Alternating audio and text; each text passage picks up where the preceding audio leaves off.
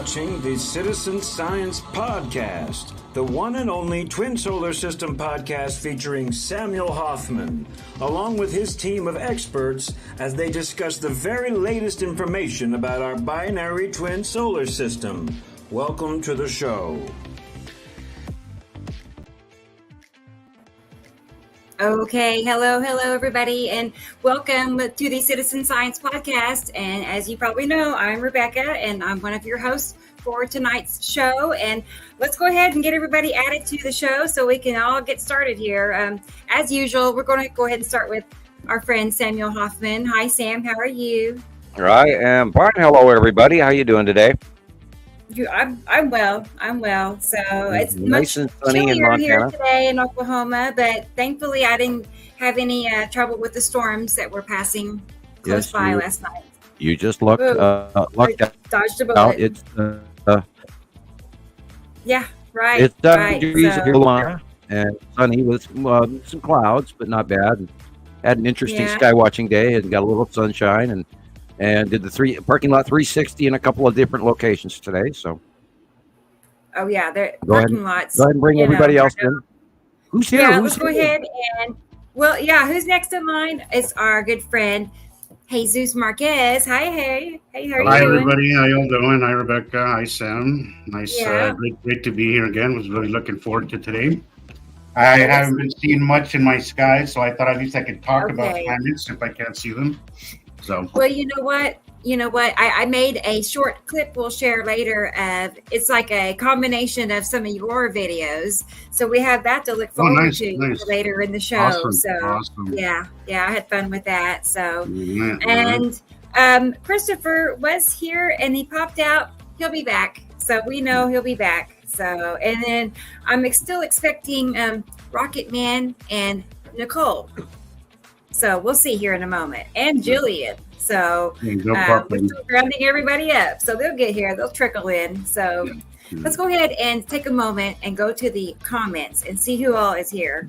It looks like, I don't know, I could have sworn the comments were in a different order earlier. It's kind of strange. But regardless, first in line I see here is Kathy. Hi, Kathy. How are you?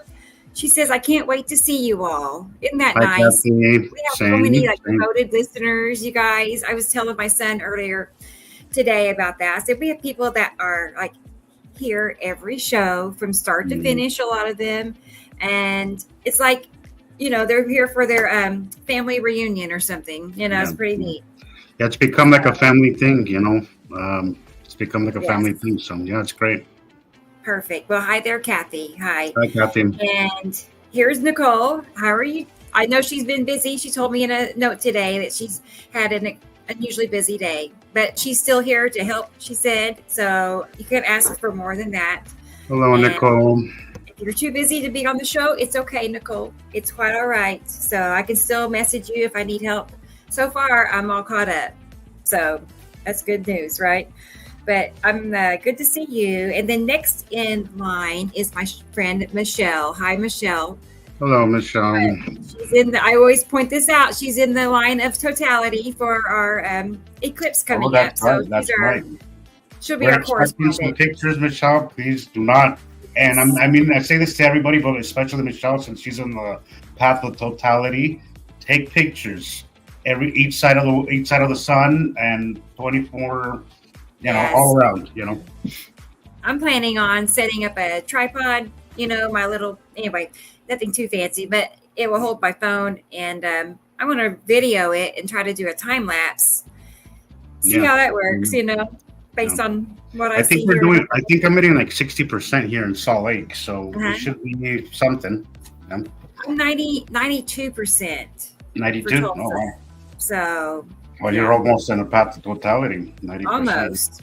Almost, yes. So, so let's keep going here. Next in line is Big Sky Girl. Big Sky Girl in Montana. Can someone share the email address? I sure can. Let me pull that up here so you can go ahead and work on sending me pictures. So here it is. It's skypics4sam@gmail.com.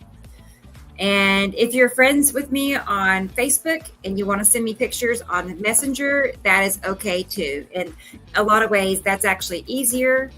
But if you are on YouTube or TikTok, you can use this email address, skypicsforsam@gmail.com. Okay, let's see. Where were we? Boy, there's so many people here. That's great, you guys. Marcus is here. Good evening to Marcus. Hello, Marcus. hello. Nice to see you.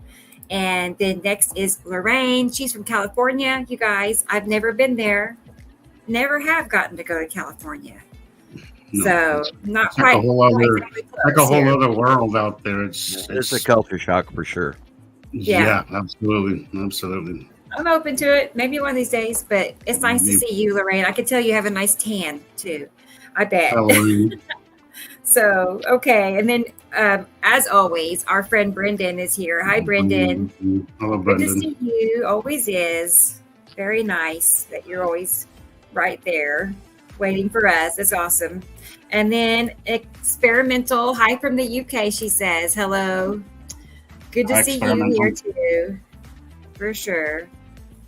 And let's see. Rodney. Of course. I should have known. This would be Rodney next. Hi, Rodney. Hi, What will Rodney. we learn today? Oh boy, where do I start? I have a list in multiple forms here. We have a lot to cover for sure. So lots of things. I was out the other night at 3:30 in the morning. I wasn't out. I stepped outside for a moment at 3:30 in the morning, and the birds were chirping like it was sunrise. And I kept thinking to myself, I got a video I'll share in a moment. But That's funny. I haven't heard the birds chirp in so long, and I recently came home from work like at 4 a.m. and I was sitting out there outside for a little bit, just kind of winding down, and I noticed some birds were going off, just singing and doing their thing. I'm like, wow, yeah, I kind of missed that, right. If you listen well enough to birds, they actually have different sounding calls for different times of day. Like the robin, especially, will do this pre-whippoorwill prior to dawn. They have a particular call that they sing in the morning, and a particular call and behavior pattern throughout the middle of the day. And then come sunset, they also have a call, and they're all different. And if you listen long enough, you can learn. And they're actually at 3 in the morning telling us that it's dawn and it's many hours away. And so I believe they're seeing some of the planet activity I and agree. illumination that we do not. I agree. In Yeah. 2018, they were doing it around 3 a.m. And In 2011 and 12, they were singing it roughly after midnight. It was midnight, 1 o'clock in the morning, and they would do it. Yeah. That's what I was seeing. That's what I saw. And that doesn't happen. I can't say it's all the time. And I do step out in the middle of the night sometimes to make sure my stray cats still have food in their bowl, or if I'm up. And anyway, I can't help it, guys. I'm obsessed with my cats too. But that normally doesn't happen where the birds were chirping like they were. So. Well, it's interesting. When I was in New Mexico, it was a small town, so I heard the birds all the time. Now I live in Salt Lake, where it's just so noisy here because it's grown so much. I rarely hear it. I do miss my little town.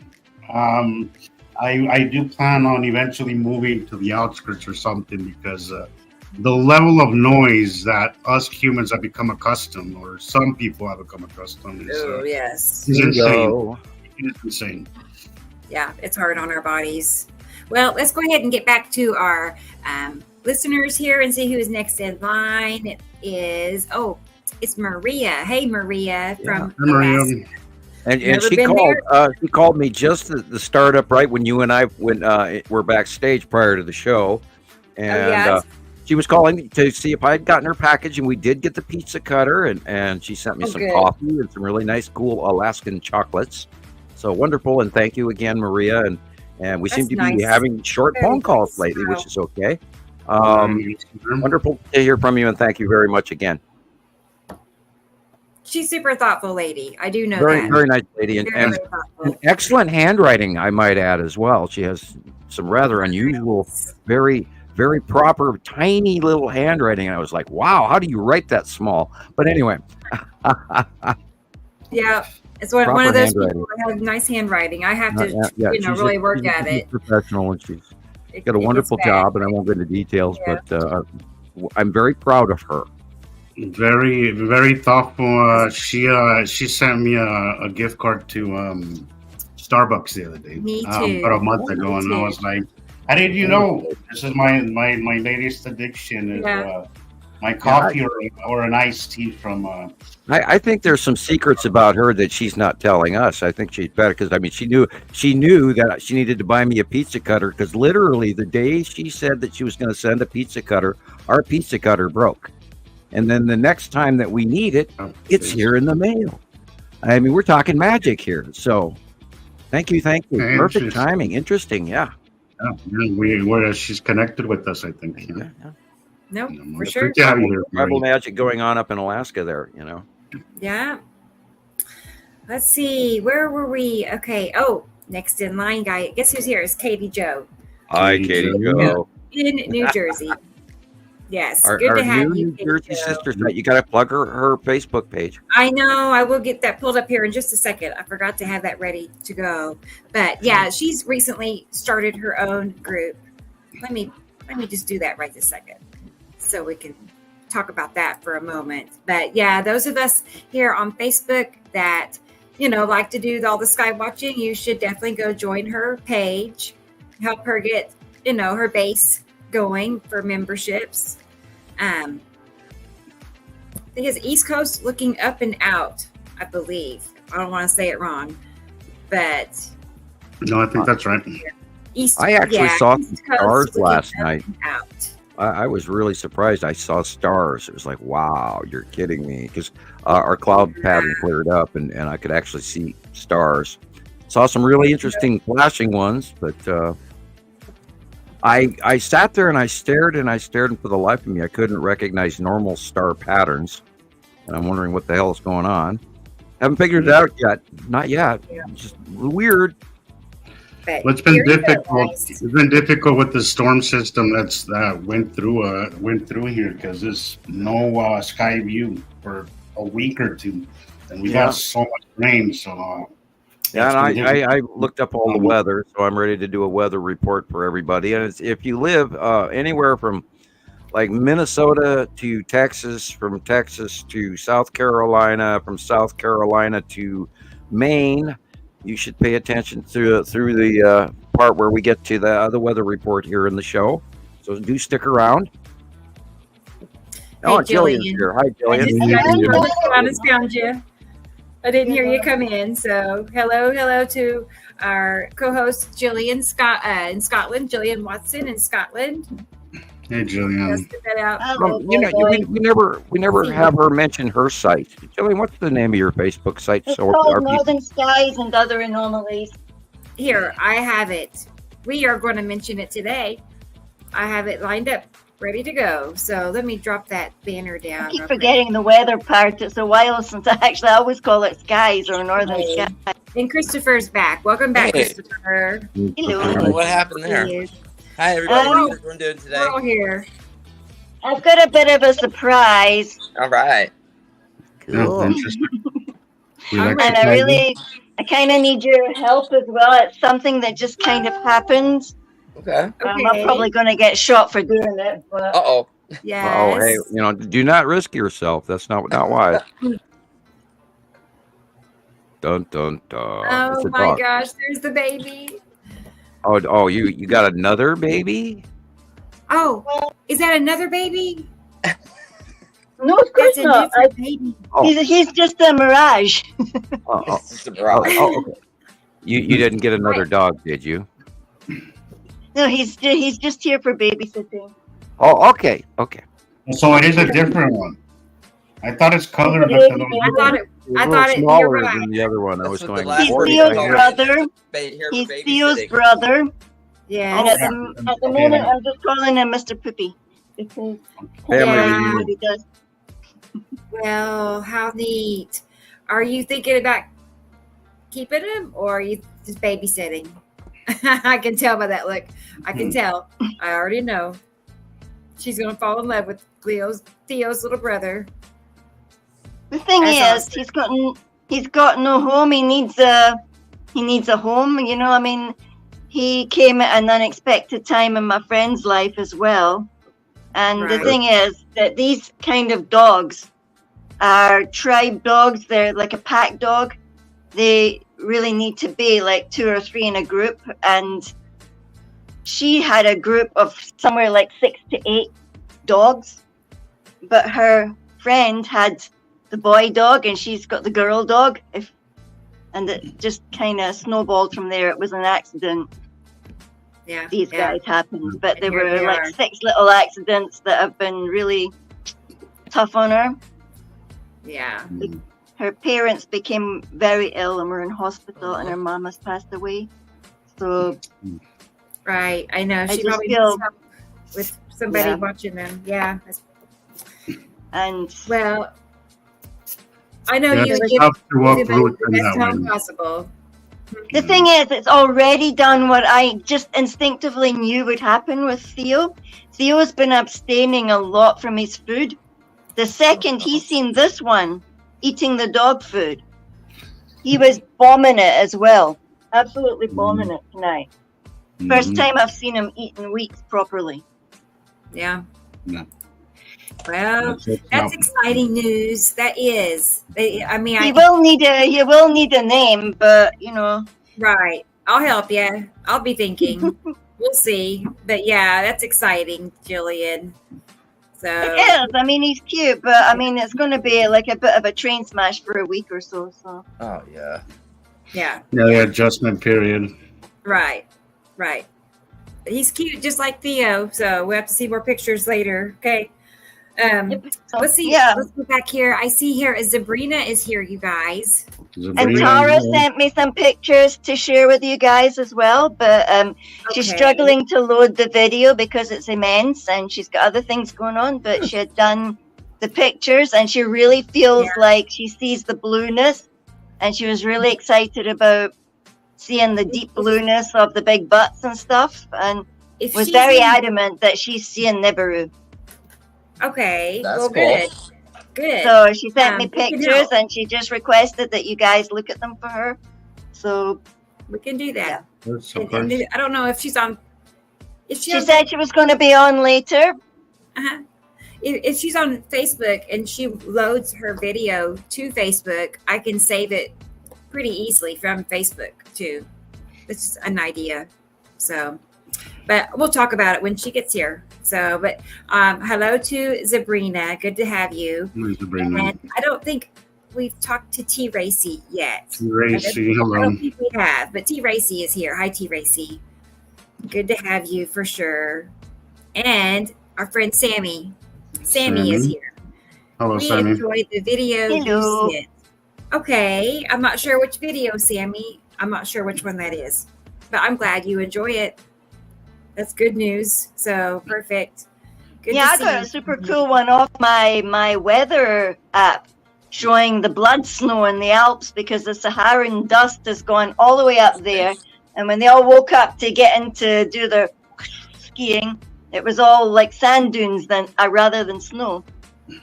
So, Well, I that'll don't be know, I think that'll be I rough sent on your ski wax. Right? they were wonder if talking they- about how bad it is for the cars as well, like when you're trying to clean it off your car. Yeah, it can be abrasive and actually scratch your finish. That's Right. what they said. Yeah, I don't know, how we do were, you clean something like that then? I could take a look at it. We were looking at that last week during the middle of our show, and I can look at it again. And I had just looked at the jet stream, but I hadn't taken that into account. Okay, that has changed. The Sahara dust is now going due east over Yemen and then over the into India. It's all southerly now in the central Tropic of Cancer, for example. So they're not going to have that problem anymore. It'll clear up and mix in on the next melt and the next snowfall, and then they won't have that problem anymore. And you, Jillian, your weather, you've got a low pattern between you and Iceland in the North Sea there. and you're getting North Atlantic straight crosswinds, so your weather will temper it out. And holler when you're ready for me to do the weather report, Rebecca. Okay. All right. I did my homework this morning again. Sure. I was trying to see who this next person is. They are on Facebook, and they love it. They love it. I'm just curious who it is, so I can address them personally. But regardless, I'm are you reading the? Okay. Alex from Germany is here also. So okay. Well, this is Margaret. Hi, okay. Margaret. Good to see you. And just so everybody knows that if you want to identify yourself and make your name show up on the system here, you would go to that site, StreamYard.com/Facebook, and it's a one-time approval, and it lets you show your identity if you want to. So either way, if you want to, you, Margaret. It's no longer a mystery. Okay. And then let's see. This person says, hi. Oh, it's Margaret again. It's good to see you, Margaret. Mm-hmm. Okay. And then let's keep on. Oh, here it is, Alex. We know this is Alex because it says. Oh, Alex. But he says it's already 2 a.m. So he won't last completely, I guess, stay on for the full show, which is understandable. Thank you for staying up to find our show today. Yes. Thank you. Thanks for being here. He really is dedicated to, the cause, to, what we're doing here. Audrey said she was going to try as well from South Africa, but it's 2 a.m. there as well. So, right. Just keep watching the light coming in through Jesus's window right there, and that'll tell your brain that it's daytime, and then you won't have that sleepy feeling. Daytime, yeah. I've got to work tomorrow, so this is all going to be very interesting. Well, you should stay for only part of the show then and actually get your rest. Yeah, we're going to send you for you. You're going to go in there. If you drop your immunities, you'll get sick, and we don't want that to happen. No, we don't want that. Because it's 12:25 right now for Jillian. Oh. So I'll let you stay on for a little while. Yes, Mom. I know, right? Well, holy cow! There's so much going on in the sky above us right now. It's absolutely insane. And I did, like I said earlier, I went out into 3 different parking lots today just to spin around and do the parking lot 360. And oh my God, and I'm absolutely in awe at the size and the placement currently of the Saturn Moon. It's actually gone farther back, and it was over the top of us at noon, 11 through noon this morning, and it was really awesome. And I saw other stuff too. Go ahead, Christopher. I was just agreeing with you that it's going. It seems to be going more to the northwest, right? Or like showing up in the northwest sky. Right, exactly. Correct, exactly. Right. It instead of it's overhead. And it's going overhead, and it's not doing the weird cut-in that we first saw. And then there's a transition, literally within the last 2 or 3 days. And it's just like, wow, that's completely different. And then I saw today, Nana Animal Saru, the moons of Nibiru. Really? Cool. What do they look like? Well, they were. I was driving out of Missoula, and I was heading south to Lolo, and I'm seeing this illuminated rainbow double weird 2 different shaped rainbow thing, but low off the horizon, pretty much south by southwest. And I thought, what is that? And I kept driving, and then I got to Lolo, and I had to stop because I had to go to 2 different stores to find my daughter's pizza, because the one store didn't have the cheese pizza that Shiloh likes. So I had to actually make a second stop. And then I got out, and lo and behold, I'm seeing a slightly larger circular object. I'm going, what the hell could that be on that side of the sun, sitting there underneath, and there's Saturn, and it's way underneath the Saturn, and oh crap, it dawned on me, and because of the size. And then I looked at the other object, and it was even smaller circle. Then I went, Nana Animal Saru. So I actually physically saw them by eye, and the last time I saw them by eye was, I think, like 2013. Wow. So, it jogged my brain, and I'm going, what the hell am I looking at? And at first I thought it was like some craft or something smaller than the cubes and everything. but it didn't, placement wise, it didn't fit. And I'm staring at it and I'm staring at it and I go, okay, I know Nibiru is right there and my hands are, in front of me. And I'm thinking with my eyes shut while I'm standing in the middle of the Walmart parking lot, etc., going, what in the hell could that possibly be? And it was only, 15 degrees off the deck, and 5 degrees for every fist size. So 15 degrees off the deck. And I'm going, what the hell could that be in the southwest? And I had a 20-mile drive until it dawned on me what I was really staring at. It was hilarious. I had to laugh at myself, duh. But I haven't seen it in 12 years. So next month this month on the 15th, I'm going to have to include Amel Saru and Nana in the drawing. Wow. Interesting. Okay. Were they quite big? You have to be on the lookout for it. Actually, they're very small compared. It's like putting a golf ball next to a Ram 3500 truck. They're small, but they're bigger than the last time I saw them, which is also partially why it threw me. But I was staring at it and staring, going, "What the hell? What is there that could be there? Wow. That could be there?" Are they basically the same size? No. Amel Saru is a little bit bigger than Nana, and Nana circles around tidal locked, meaning it's always in the same place off the side of Nibiru, except Nibiru rotates and it pretty much stays it always on the left-hand side of Nibiru every time I've ever seen it, or them. And you watch Nana orbit around Amel Saru, and Nana moves fast enough you can actually tell it is orbiting around Amel Saru. It's not something that's really slow. It's actually kind of quick for a concentric orbit, and that's how I knew it was a concentric orbit, and we talked about that before. But I had not actually visibly seen them since like 2012, 2013. So it was awesome. Are they bigger this time?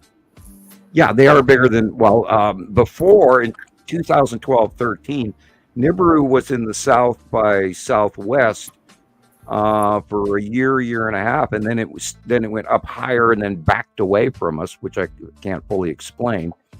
But then the other planets, Uri and Atu, came in and all of that, and so we were watching their orbitational normal spiral versus ours, which is contrary and completely different. And we have a summer and a winter orbit, and so that transitioned on our approach and how we viewed them.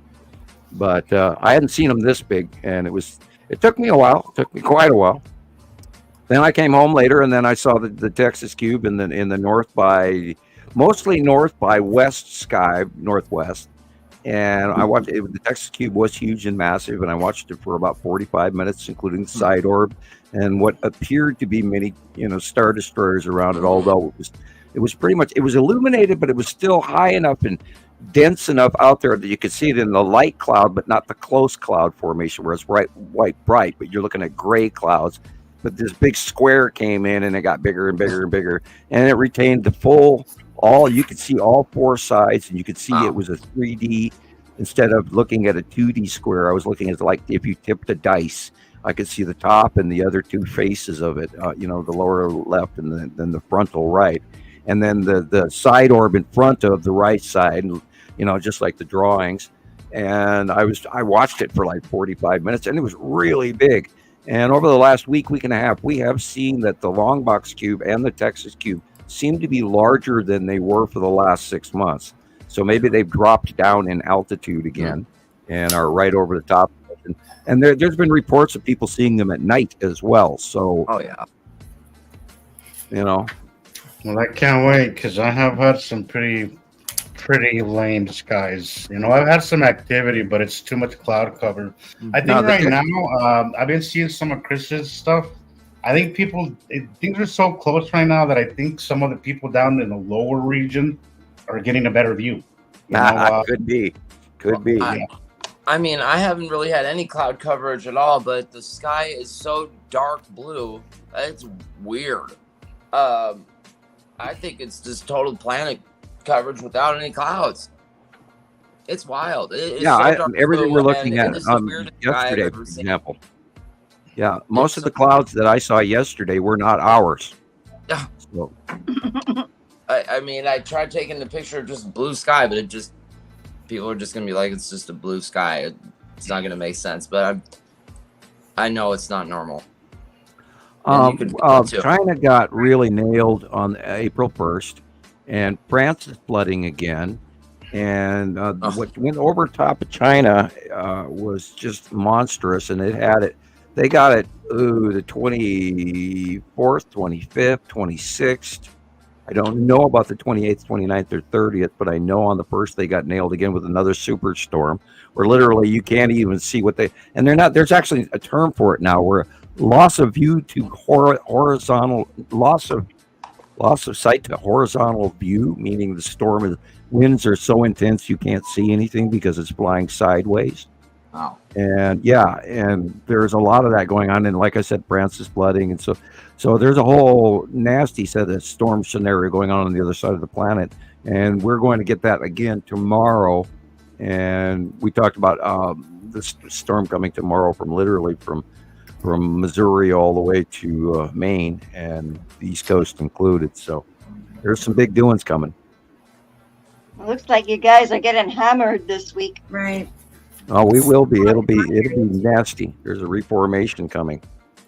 And Sabrina, that is correct. A lot of that extra light at night or at the end of after sunset, how it stays illuminated for a while.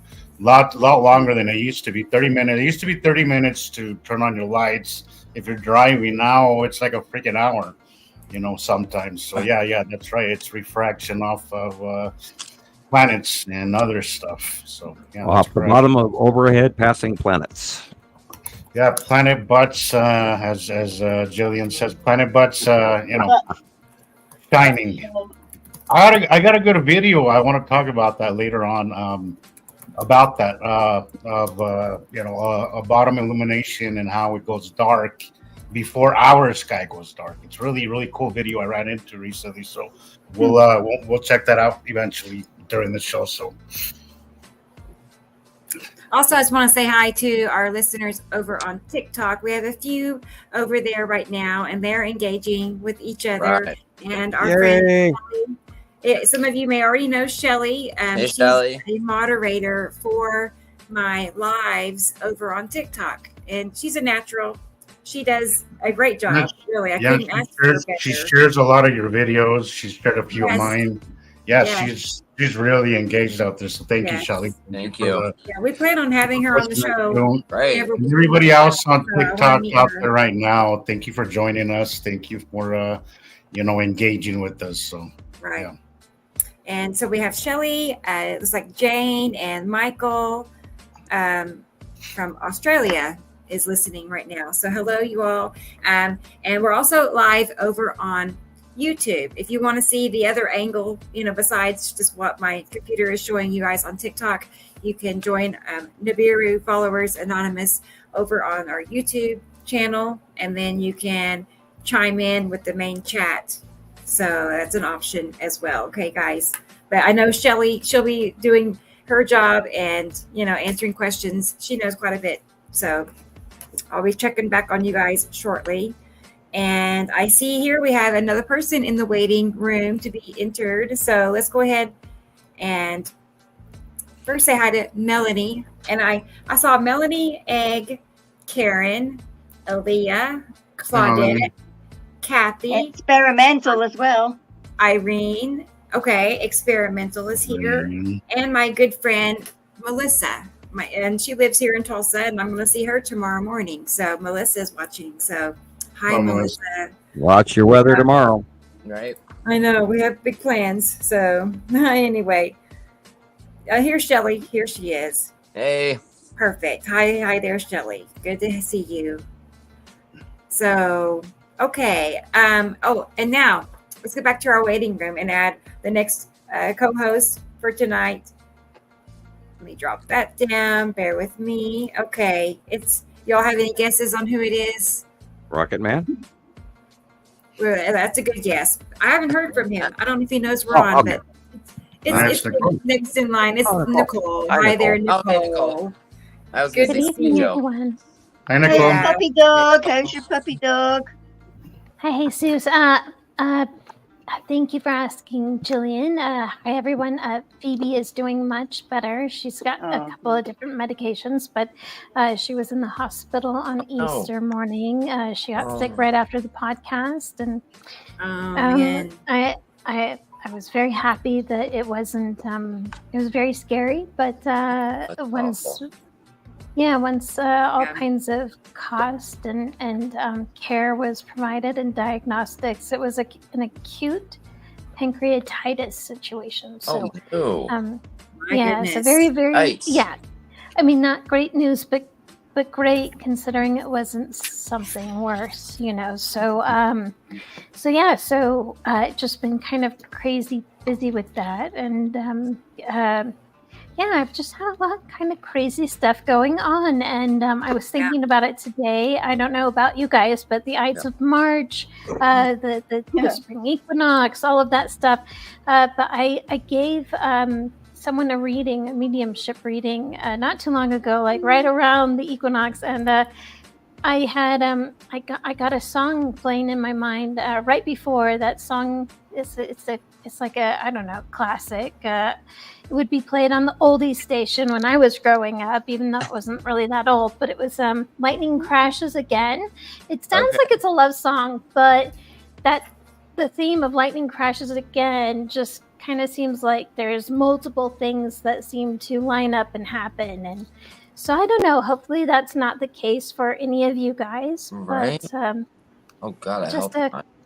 Yeah, well, we have it's 6 days now. When this happens, I have done extensive looking into even farther than I'm generally comfortable with watching religious material, because unfortunately I viewed a few serious deep wackadoos in the process. I tried to give them their space, even though that some of them are putting on rather interesting voices. I'll leave it at that. You can imagine for yourself. Wow, there are so many things stacked up, and Rebecca and I were talking about this on the phone yesterday, and the fact that we got sightings of the Skull asteroid and the B12 Devil's Comet and the New Madrid and the solar eclipse and the recent lunar eclipse and all of this stuff all panning out, and all these people around on the internet and the government putting out warnings and telling people to buy 3 weeks worth of groceries and things like this, all stacking up, and it's rather unbelievably ominous. And I have recommended, I even talked to Michelle Mountain in South Africa, and I said, take the day off. Keep your family close and everybody be ready just in case. And people ask me, do you believe something's going to happen? I believe something's going to happen, whether or not it's catastrophic at one end of the spectrum or nothing occurs on the other end of the spectrum. I do think that it's a marker and a transitionary thing that we should take note of as in a time passing marker of an event. And if it is, we found that most legends or lores or mythos that we have looked up have a level of credibility to them from a certain point of view.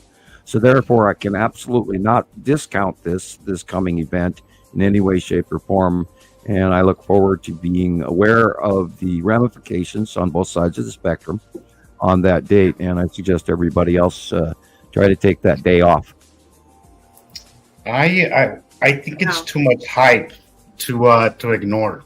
Right. And I think I don't think it's time to panic. I think panicking is never an option. I think it's why we like to stay well informed and pay attention. I think paying attention and knowing that just because they tell you, look at here, look. Yeah, they've done that too. Look all around. Look here, look there. Going on.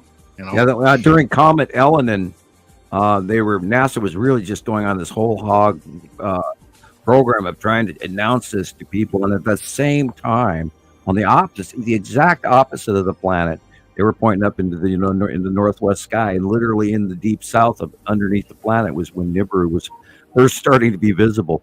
So there, it was the sleight of hand. Oh, look over here. While that way you're ignoring what's going down at New Myers That's State. kind of what I'm thinking, Sam. Is maybe maybe a close school asteroid pass, maybe something like that. Oh, So well, yeah. Well, look, to pay we saw the attention small to asteroid dipping pay into the attention to view. sorry, pay attention to the entire sky guide, not just the eclipse. So pay Yeah, attention there's to a the lot going sky, on, and it's all because there could be a lot of all illuminations. There could be something else that's happening. So try and focus not just on the eclipse, but Yeah. all around the sky. And the way I described it on the phone to Rebecca yesterday, it's just like we have this card and this card and this card and this card and this card on the table in front of us, instead of a single card or a 2-card event. This is like 5 different things all pointing to the same thing in the middle, and you're going, oh boy, we should pay attention to this, because there is so much that everybody's talking about. And even if and then in the middle of the spectrum, what if, because all these people are focusing on it, something occurs for one way or another, good or bad, or, Yes. or intent, or ill intent, or improper intent, or lack of knowledge of, and this event still occurs because of.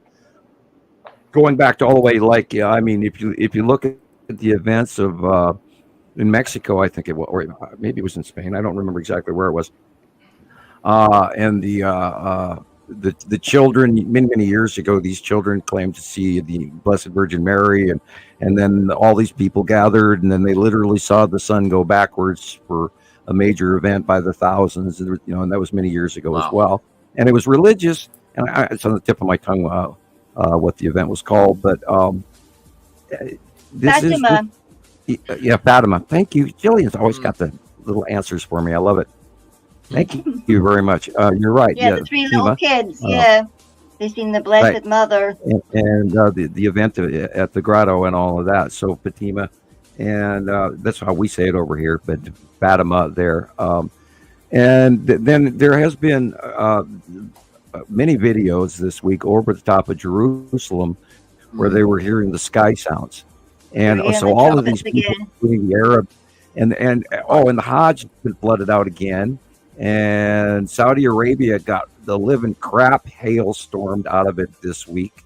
And they had literally like 2 feet of hail, 2 feet dip, and you're watching the camels get washed down, down river, and cars and people and damage in the streets and stuff like this. And there were some snow ice balls fights, of course, that hit the national news, or actually YouTube news. Of course, it wasn't reported anywhere on the normal news. But yeah, huge, unbelievable storms. That's part of that jet stream thing that's going on right now from Africa and all the way straight across Yemen and Saudi Arabia. And then you've got the upper stuff mixing in between, and this is where you get these superstorms. Plus what's going on up in space above us. And spooky. Yeah. Thank you, we Jay. we had one here in Cedar City, a 4-point earthquake in Cedar City. That's about 100 miles from me. Yeah, it's down southerly. I've been feeling throughout the night when everything is nice and still. I feel trembles. I don't know if it's the house settling or not or what, but I've been really paying attention to all that going on, because there is definitely There's a vibe going on. There is activity happening now, for sure. Yeah. I feel And you then on there's been many quakes off Pacific Ocean coast. Sorry, Christopher, go ahead, please. Oh, I was just saying I haven't been able to sleep for like the last 3 nights. About from like 3 to maybe 5, 6 o'clock in the morning. I'm like, I feel like a 5-year-old almost. Like that's how I was. That's how I've been, Chris, myself. I feel like I'm afraid of the dark. I've been like that myself. Yeah. Like, is it the house creaking, or is that someone? I had birds singing just bizarrely, just like 2 birds. It sounded like 2 of them, and they weren't really doing the normal thing, but they were doing some kind of weird, sweet kind of. I'm gonna see if my video is ready. I was trying to send it over from my cell phone, and this, of course, is the lead asteroid in front of is Saturn. Yeah, that's in Hawaii. Recent picture from Hawaii. Hey, Sam, I don't know if you guys have discussed this in any of the previous shows, but there is supposedly a new fault line. I don't know if they said it was discovered. I I think they said Seattle or something like that. Wow. Have you heard of that? I was looking into the tectonic plates and the sediment fill in between the islands there off of the east coast or excuse me, the west coast of Washington State. Yeah, I did watch some of that information, and it's a smaller vertical north-south traveling fracture underwater off the coast of Seattle and in between the islands there. Sam, and I don't, pardon my ignorance here, but do you think that's something that was just overlooked and just discovered, or is there? Oh, it was buried underneath the previous tsunami debris, and there's been like 3 tsunamis over the top that actually washed material in between there in the breakup. But the whole, including Vancouver Island up in BC, all of those are separation fractures where there used to be land in between that, and the coastline off the North American plate actually used to be about 30-40 miles off the coast of what. If you go to Coos Bay, there used to be 30 more miles of shoreline, but over the last million or so years, it's all been worn away by numerous tsunamis that go off. Roughly every 300 years, they're having a major tsunami there, including the slip fracture of the Juan de Fuca plate involved in creation of those tsunamis. But this one is overdue, and that the subduction zone is creating, they've had over, last month alone was well over 2,000 quakes off the Vancouver Island sub-oceanic area where they believe a new volcano is forming. And there's actually a separation fracture occurring there, which is why the volcano is being allowed to seep up from underneath, because there's a land change. Well, that's why I was asking, because we're seeing so much fractures and sinkholes and that kind of stuff occurring all over the place. Right. Yeah. I think the harmonics. Is it possibly that it's new as opposed to just being old and overlooked? Well, it's old and old. It's entirely possible it's new. That's a very good point. But they've got better equipment which allows them to look below all of the sedimentary deposits that they can tell are tsunami laid down deposits prior to it. The area used to be much deeper. An example of that is the opening of the Columbia River right there at Astoria, between Oregon and Washington State. And that shows you how deep that area is. And actually, there's a whole bunch of sediment that from numerous tsunamis over millennia and a million or a couple of years, that reoccurring coastline geology is constantly changing and really, really cool. I like to watch it. Very interesting. What is that? Southern Washington University has some great professors, and they teach some really good geology, and they do include stories about that as well. I've been using this thing on Messenger. They added it's Meta AI. Okay. Have you guys used that at all? You could ask it just about any question, and it'll tell you. Go back to that picture. There's something. I just asked them about the new fault line. It says geologists have proposed a new origin story for the Seattle fault line. That's crazy. Yeah. There's a theory. It's a stacked set of broken Seattle all the way out to the middle of the Juan de Fuca plate. And it's just been folding and folding and folding. There are multiple, and it's entirely possible it's a new fold that is actually fractured. What we're looking at here, I'm sorry to distract it, but I was staring at this, and I immediately, I looked at the light, and I went, wait a minute, I got to look at the dark first. Right. And this on the left-hand side with the white stripe is Uri. Okay. And Attu's moon is over the top of it. So that triangle of light is the real sky. And once your brain grabs onto that and switches, you won't see the triangle anymore. You'll see the normal sky. And the onset of the Uri pattern, which is the pink little clouds and the gray clouds. But the real sky is actually white, yellow. And the rest, everything else, are planets. Mm-hmm. So you got what, Nibiru and Uri?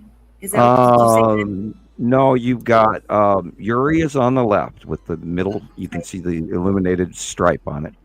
and cloud Yeah. pattern. Yeah. And that's most likely the spiral asteroid coming across there in the white.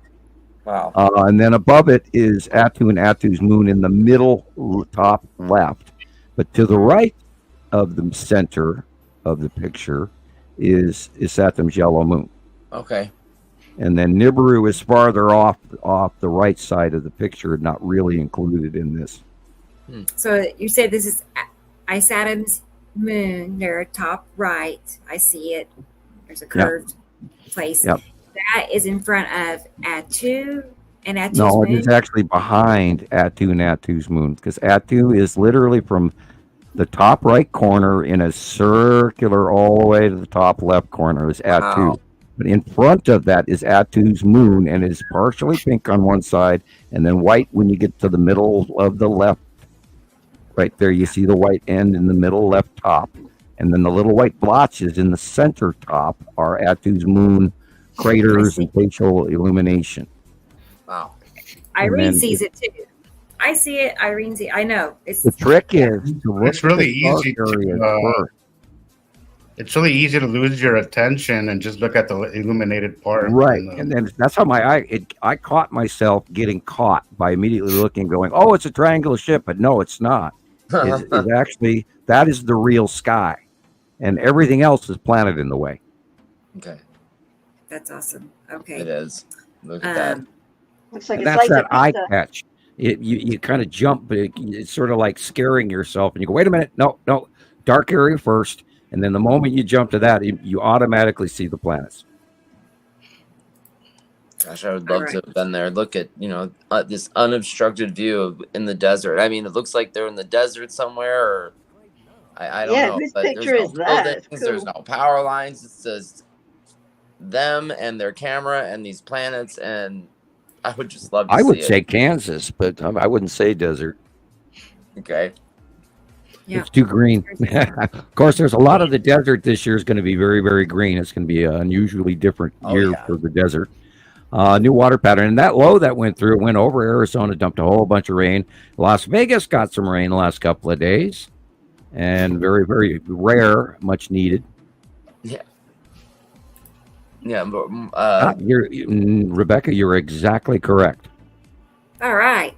cool. Good. You are Yeah. correct. No, I know that orange green combination. You can't. Yeah, and you've got the core cloud in it. And look how small the core is. Yeah. It's getting smaller. They're all getting smaller. They're rising higher today. Oh, sorry. No Skywatcher opera. Okay, I get it. Show tunes. I got sunshine today, and I went out and did the parking lot 360, and I got to see some really cool shit. And Whoa. there's another let off. This is like everything above the sun cutting underneath the planet Nepesity, and overhead We had a bunch of planet. those the other day.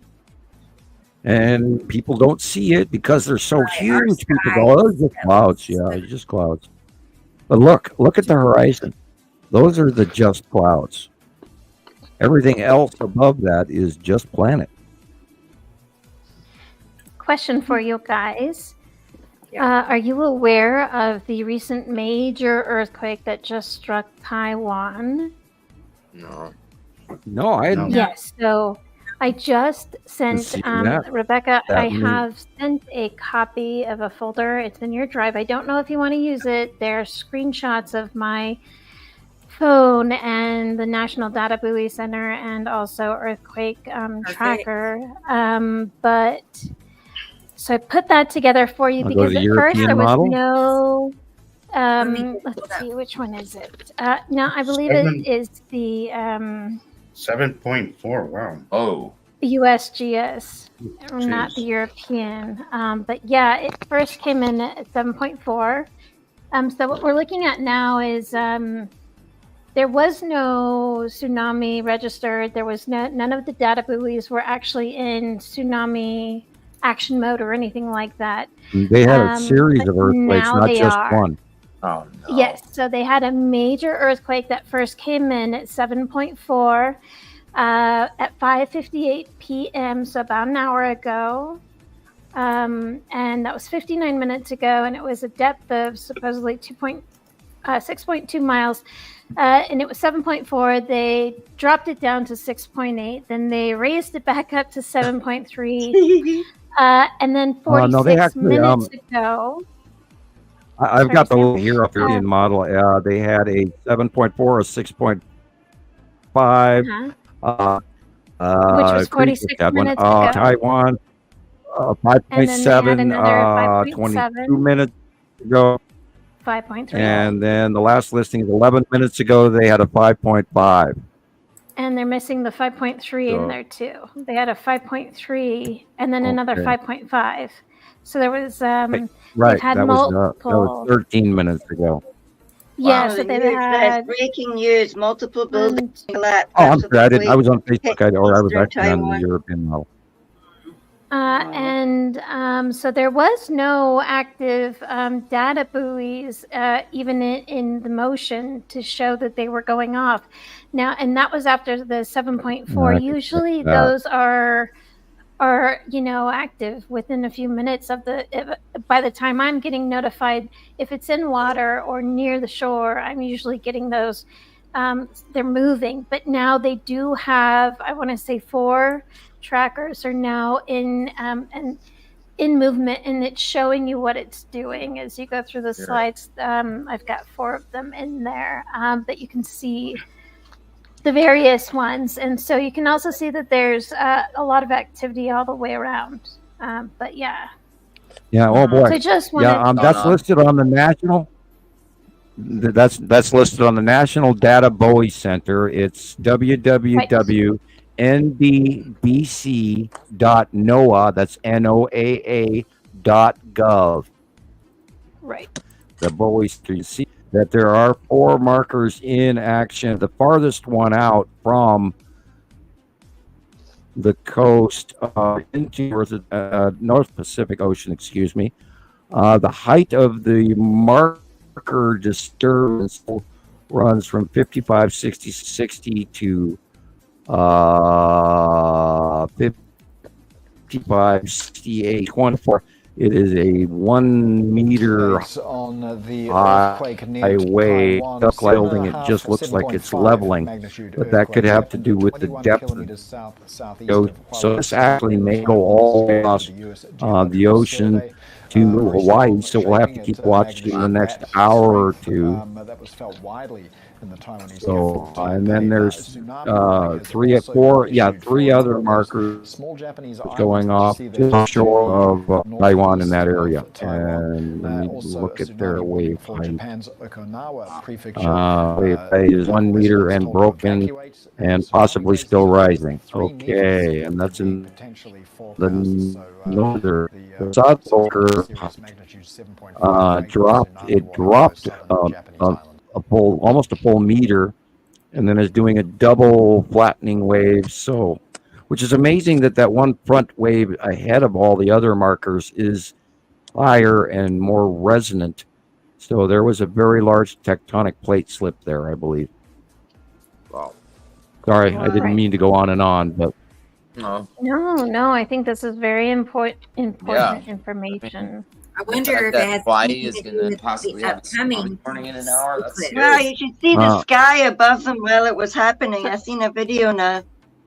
we need Sorry, to what were you watch saying, Hawaii Rebecca? in the next hour. Anyone in the Hawaiian Oh. Islands right now, if you are listening to our live show here, be prepared, move inland just in case.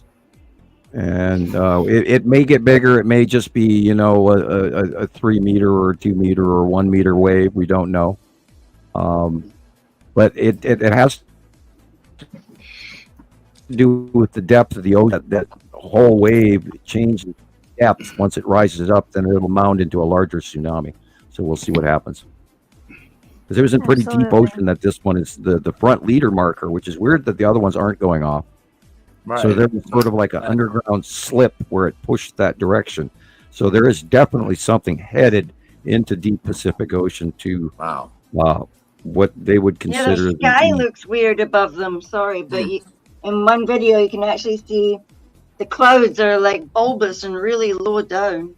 Well, I have not seen a marker displacement like that in many years, and usually it's only one marker, and usually it's only a few inches that most of the waves due to a tectonic slip even. Okay, I've got to cut pizza apparently, so I'll be right back. Okay, use your new cutter, Sam. Tell us all Right. about it. Yeah. So, well, I feel bad for the folks in Taiwan now. Right. You know, Yes, be yes, thinking about absolutely. what they're going through. That's Yeah, scary.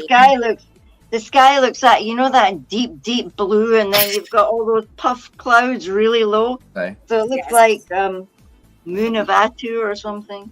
Huh.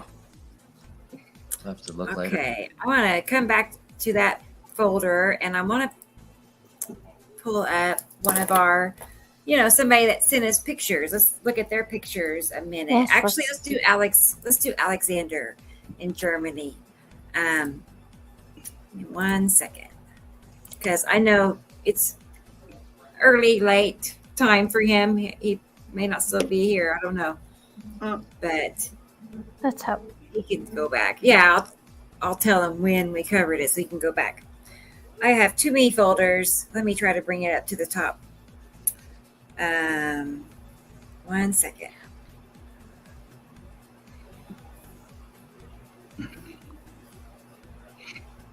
Okay. He has some interesting pictures of the moon where it's tiny. He didn't understand it. I sure don't understand it. But we're guys, it's not. Oh, here it is. Maybe it's going to be here.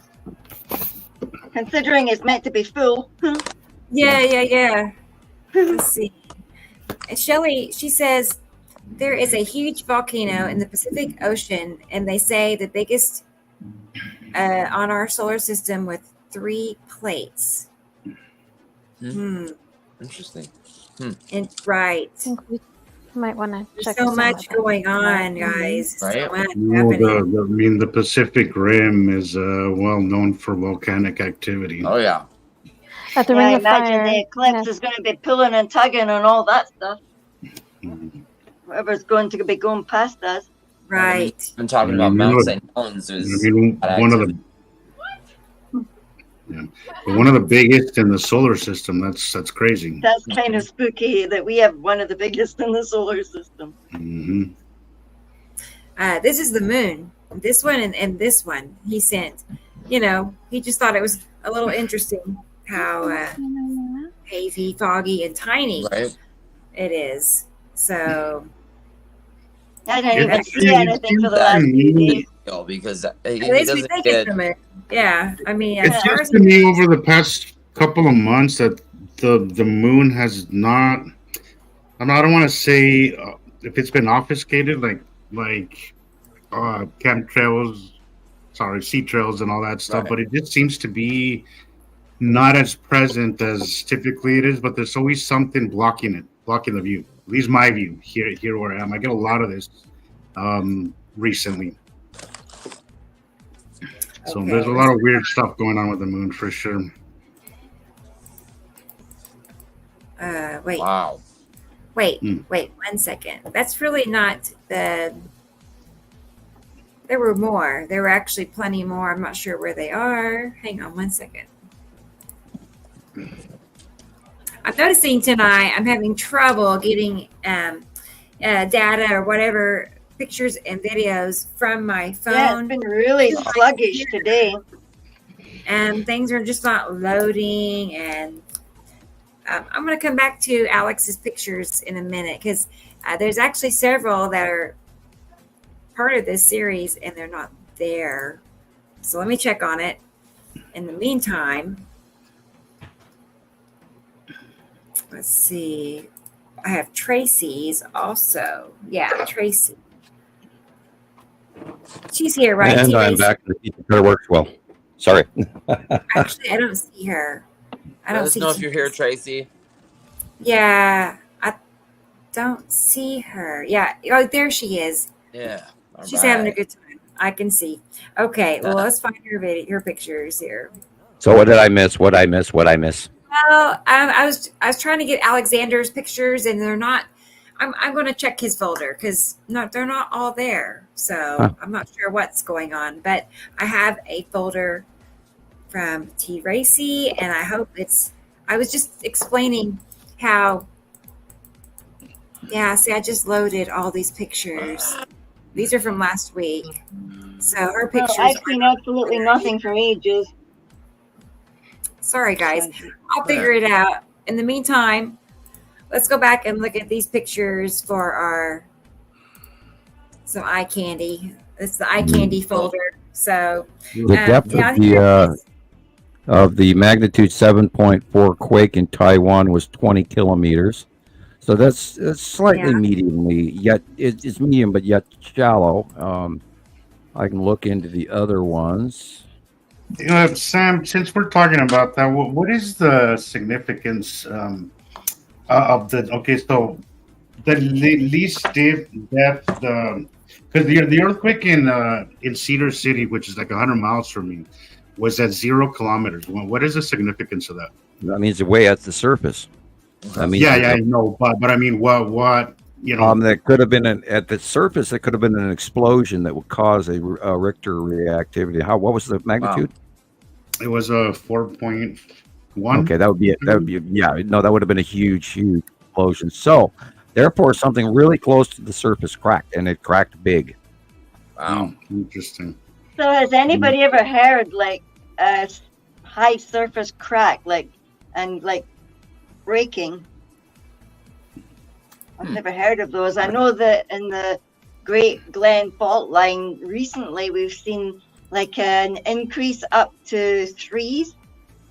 The quakes are now in 3s where they used to be 1s or 2s, like really low 2s, like 2.1. That 6.1 in Stanley, Idaho, a couple years ago. We felt it up here pretty predominantly, and it shook the whole house, including the kids as well, for quite a long time. Compared to the previous ones that I felt up here in Montana, we have regularly sometimes. Not really in Lola, but they go around us from Yellowstone and then up the Rockies because the Rockies are moving because they're going up. But before it happened, we heard this roar, like somebody was sliding a table across a wooden floor, where you hear that thrum, and then the legs then stuttered and then slide.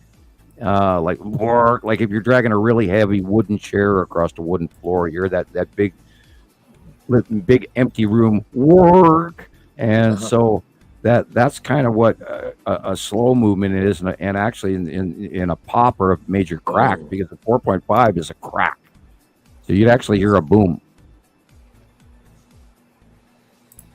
Yeah, that if that's all that happened to them during a 7-pointer, they're very lucky. And it's probably a tectonic plate slip at the Ring of Fire. So far, that's what I'm finding on here. There's been lots of displacement along the Congo area. There's been lots of activity at the bottom of the Ring of Fire on the subduction zone plate of New Zealand, and even the smaller islands to the north of them. And there's been a lot of activity for a couple of months. So this is probably a direct relationship to the Ring of Fire plate movement. And that's a big thing. And, that can also register a quake directly straight across it all the way here on the North American plate as well, because the Ring of Fire does sometimes, when you have one area go off, all straight across on the other side also does something later. So that could be a nudge for San Andreas. It could be a nudge for the Juan de Fuco. It could be a nudge for Alaska, a nudge for Hawaii, a nudge for South America, or anything along their plate, as edge of the plate as well. The western edge of South America is very subduction-y.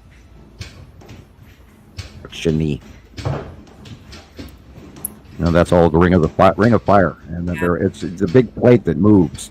Where sometimes it moves on one edge, it'll move all the way on the other side edge as well. Like you're putting your hand under a plate, and then over a plate on the other side is your other hand pushing down and lifting up, and pushing down and lifting up on both sides of the plate, and that's how that moves.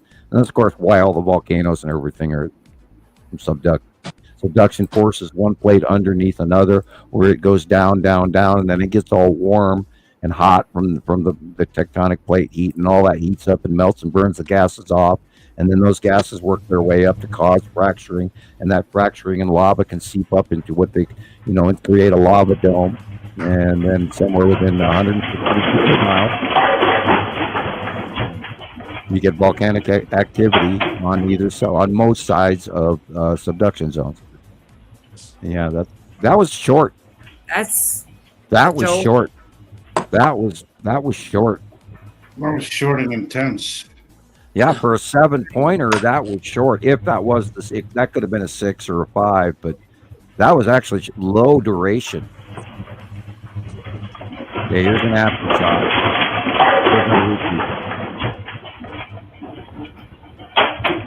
And they were coming 12 and 20 minutes apart.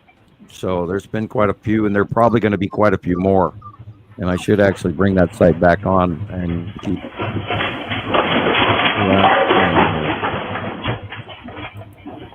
Goodness sakes. I'll never forget that night. Not too long ago, a month or two ago, I was sitting here about 11:30 at night, and we had a earthquake here in Oklahoma, like 5.3, and I mean, all the windows were rattling, and Taylor, he thought it was maybe a tornado. It was just, really bizarre out of nowhere, but the whole house was shifting, he could sit here and just feel it. It didn't last very long. It's scary. My first day when I moved to Salt Lake, we had one here, and it was a 4.6, and it's scary. I never felt anything like that. It's I know. Really make you feel very small and insignificant, and really put things into perspective of how tiny we really are. I want to say hi to Tara. I'm not sure if it's Tara or Tara. Tara? Anyway, glad you're here. And make sure, I know you sent me a friend request, and I want to make sure I answered it. It seems like I couldn't find you. I'll double check, though. I'm going to make a note just so I know to go back. I did look. I have so many friend requests, I could not find her. Yeah, it seems like I had trouble, but now I don't remember. I went through well over 100, and I did not. And I have so many that I don't know these people, and so I don't just add people because you gotta be careful. You can't just add. Yeah, we've had our friends with a friend. No, I gotta know. We've had too many sneak-in trolls over the years, and it's just not. It's not. That's fun. It's not been a thing. I'd like to add everybody. I really would, but unfortunately, letting that one nasty one back in. Oh, and our favorite one showed up again that I remember we just talked about and blocked here a couple of days ago. Seriously? Rebecca, with one first name begins with a K, and lo and behold, I got another message from her. It's like, you've got to be kidding me. These people just love you. Obsessed. I don't get it. Personally, I don't get it. And this is like the 5th time I've blocked this person, and they're back. And it's like, okay, they're not a bad person. They're just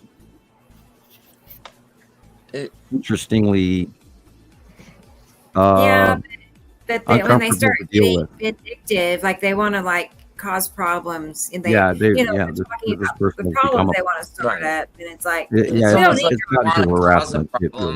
Just to show that there is a problem, they can post on their video, and they're trying to create problems.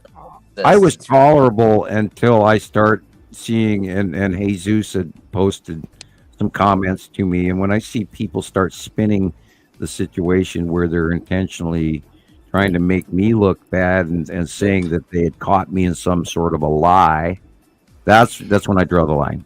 And so it's not okay. Right. Like I said, we don't do that. Yeah, and as I have said, they were on your friends list, and I'm like, Jesus Christ, come on, man. If you're gonna do something like that, at least do it to his face and maybe confront him. Have the backbone to at least confront the person you're accusing of this stuff. So, right.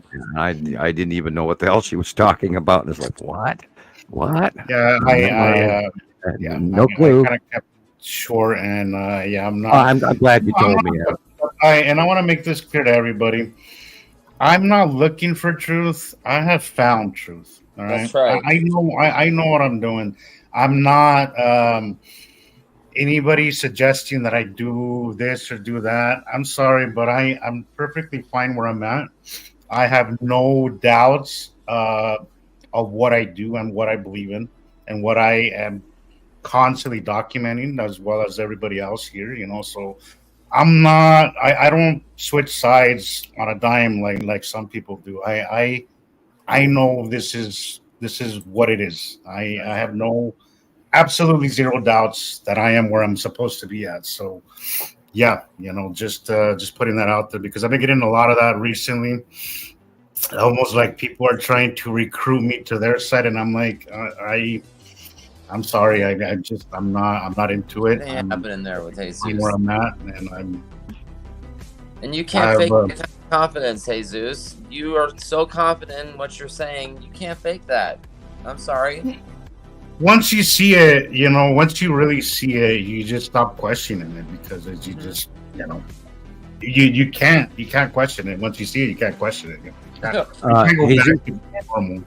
Your famous fingertip, your index finger has even seen the planet. I did one of those fingertip ones this week, just out of curiosity. It was so cool. Thank you. And that's the best video ever. Is one of the best video ever. Is that he sees them. He knows what he's talking about. You can't miss it once you see the round, or in this case, 2 rounds. Wow. Look at the little upward cloud. I love that, how well that fits. That. Yes, and I see this in my mind, and so this is why I draw the drawing. Yeah. And we've watched them for so many years now, and I can't discount that. That of course is this, and the illumination in the white moon and the asteroids coming underneath, and we've seen this repetitive pattern year after year after year, and they've gotten bigger and bigger and bigger, and this is where all the drawings come from. Look at the science, guys. Look at the mountain ranges, and then look at the sky. It's why people miss it, because we just don't perceive something so big. Well, we've forgotten the normal height of what weather used to be like. The upper half of the sky used to be empty, with the exception of the close passing cloud. Okay. Or completely clouded over and rainy. But you don't see, there's that famous index finger. You don't see the side of the planet that high up in the sky normally, ever, a decade ago, 2 decades ago. Nope, not at all. And we have taken the time to document this all for all you new folks out there. We've been trying to get the word out. We were years ahead of even NASA admitting stuff after we caught them in lie after lie. Now, we're not going after NASA, but I have drastically stopped paying attention to what they're putting out. I look at it, I listen to it, but I don't believe them per se. I take what the information they give, but I also think that there's more than what they're telling us. No, there always is. There always is. And you cannot deny the accuracy of the drawings. And once you start using the drawings and realize that it is a pattern that we do call month after month, year after year. And look at this rotation. Look at it. When was the last time you ever saw a rotating passing planet? Well, you're looking at one now. And it is happening, and it's real. And we've documented it. Just rotate. Come on, yeah. Day one. I had a little discussion with somebody who said this was just clouds, and I'm like, there's clouds, but they're not our clouds. This is an awesome, unbelievable capture. I'm drooling here looking at this. I love it too. Oh my God! Look at that side angle. And that side angle. Asteroids coming from the left. As we always see. Constantly. Is that a newer or older capture of yours? The rotational one, Yeah. that's old. That's probably 2018. Okay. You missed a good one, Chris. Yeah. 2018 was something else, man. Yeah. Look at the rounding and the shadowing at the bottom horizon. This one is within the last year, right here. Wow. Those are land masses. Parking lot footage as we talk about. That was a Saturn and a Saturn Jello Moon rolling forward towards us.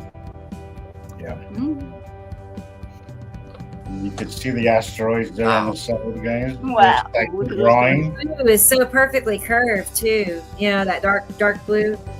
And all You the- see the corner on the right, guys? That's our sky. The little corner up there by the mountain range. You can see the light blue and then the dark blue over here. That's our sky at the bottom right. Wow. Yeah, The red asteroid, and the spiral asteroid, and the little sister, and Lorraine, and I have to get the new name again. I lost the Leander's moon. She has a name for it, and I gotta write it down again because I lost the sheet of paper. I haven't found it back yet. And I still have a You weather gotta find thing. one for me too. There we go. Dead center, Atu's moon. In front of spiraling axis tipped. Of course, it depends on the view here. That's Atu's moon. Wow. And you know, the cool thing about it is they are getting smaller again. So we're going back to some of the older views, and we get to use the older drawings because I don't have to draw new ones again because Yes, we're you going do. back like we were a few years ago. And it's really, and these sightings are just unbelievable. Look at that rotation.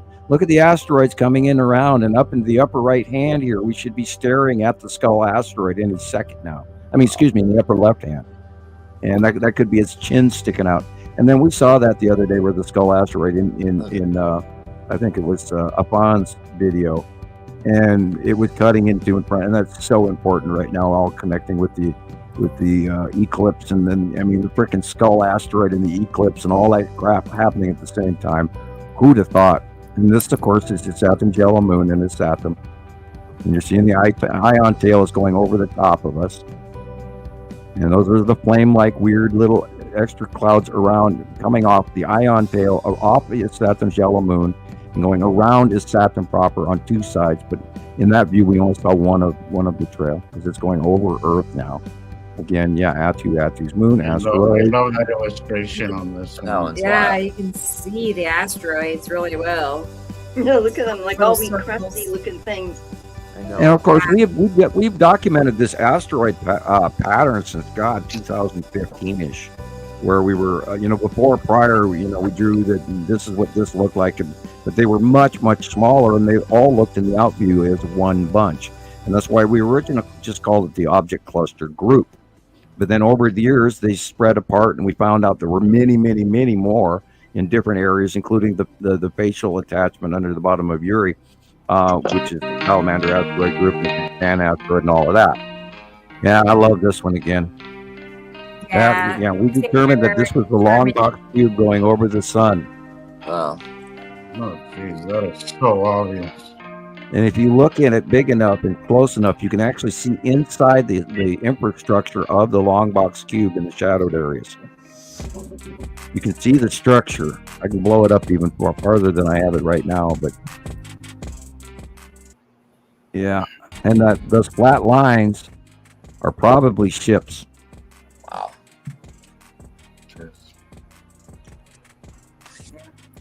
And Definitely. a lot of activity. And I believe they've dropped in altitude and are much bigger than we've been seeing. I don't know why they would ever, or what's going on. But guys, we have extraterrestrials parked right over the top of our heads, and they've been parked where they're parked since 2019. And I strongly suggest everyone go outside at some point and find these things, prove themselves. Because we are not alone. Look at that right there. Can you Wow. pause it? I sure can. Yep. Hurry. There. Wow. Look at that. How the sunlight's being cut on both sides. See that square?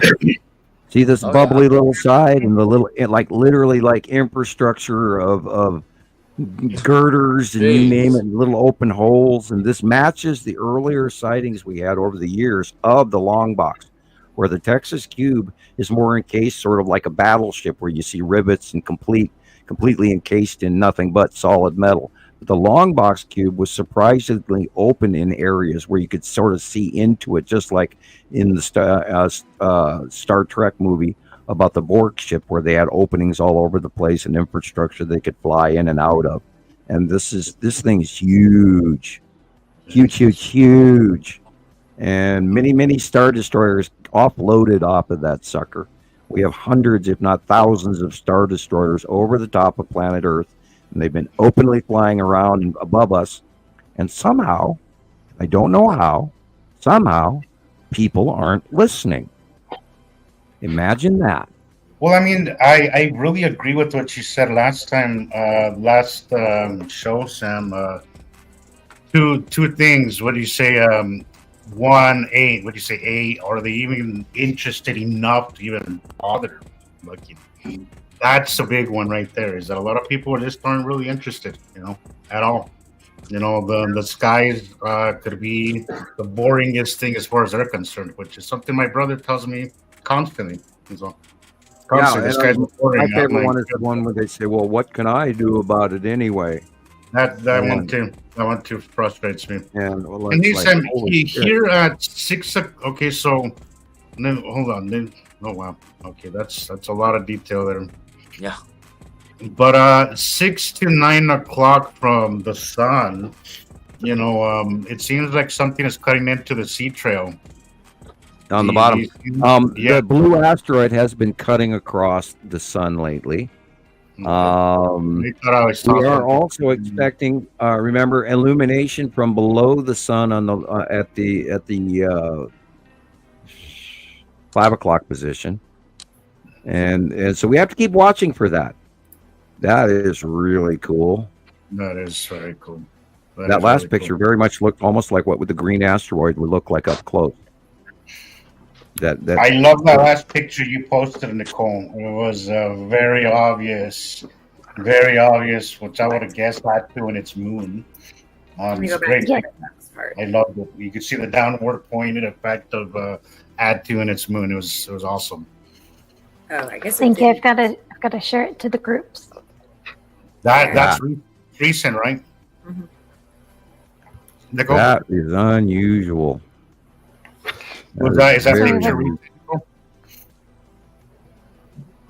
What's that? Yeah, I am. I'm going to stick by what I first saw. See the dot, and then see the little hairs that are sticking out of this, sort of like it's like, a spike, a sandburr. I bet you money that this is the green asteroid. Looking north. The little black dots and the little finger spikes. And the green asteroid has got this really weird exterior little illuminated orbs around it. And it does look like a sea virus. It looks like a virus with little nodes. I'll be right back. Okay. Yeah, that happened to me right before the show. It was Maria. Anyway. Yeah, I would bet money this is the green asteroid. My 50 cents on the dollar, because I don't bet. I'm not a bettor. I'm not a money better. Can't bet what you don't have. Anyway. Right. And look at the cut in of the sunlight, and it looks like the long box cube is in front of a corner of the sun, but this is like the green asteroid going in front of it. And the only other thing it could be would be the side orb, but I don't think so because of the dots. Those dots totally remind me on my. I only saw it for a flash brief second, and I immediately thought of the green asteroid. So, I'm going to run with what my first inclination was. Are you saying the entire area that looks like it's got spokes all around it? That big. It looks like a sandburr. Have you ever gotten a burr out of the sandburr in your sock, and it's got all these spikes around it? And then you see the little dots along with it, and nothing else has all of those little dots around it except the green asteroid. That's wild. So it has to be the green asteroid. Okay. And it should be very big right about now. Along with, we know the red asteroid is big. We know that the spiral asteroid is putting off a cameo more center, and even going across the horizontal sky in a lot of pictures last week alone, and the week before, and the week before. And I know I've got it drawn here, but it actually might be lower down on the horizon now, just depending on the rotation.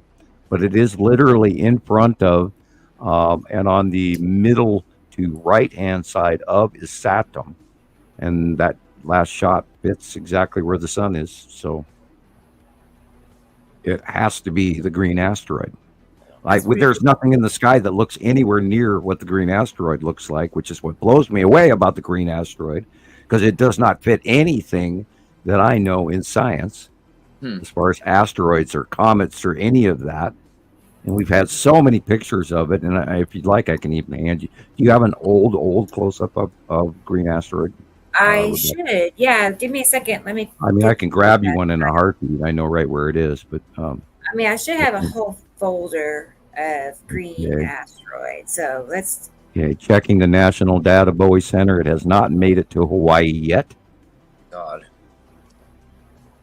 Which is quite a distance across the Pacific Ocean to the east of it, where it started. Okay.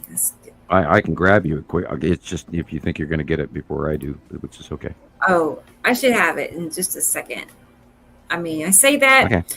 I'm having trouble with looking. While you're looking, I'll just grab a copy of it, and then we'll both look at the same time. Because I have it. I have a whole folder, but again, I don't know.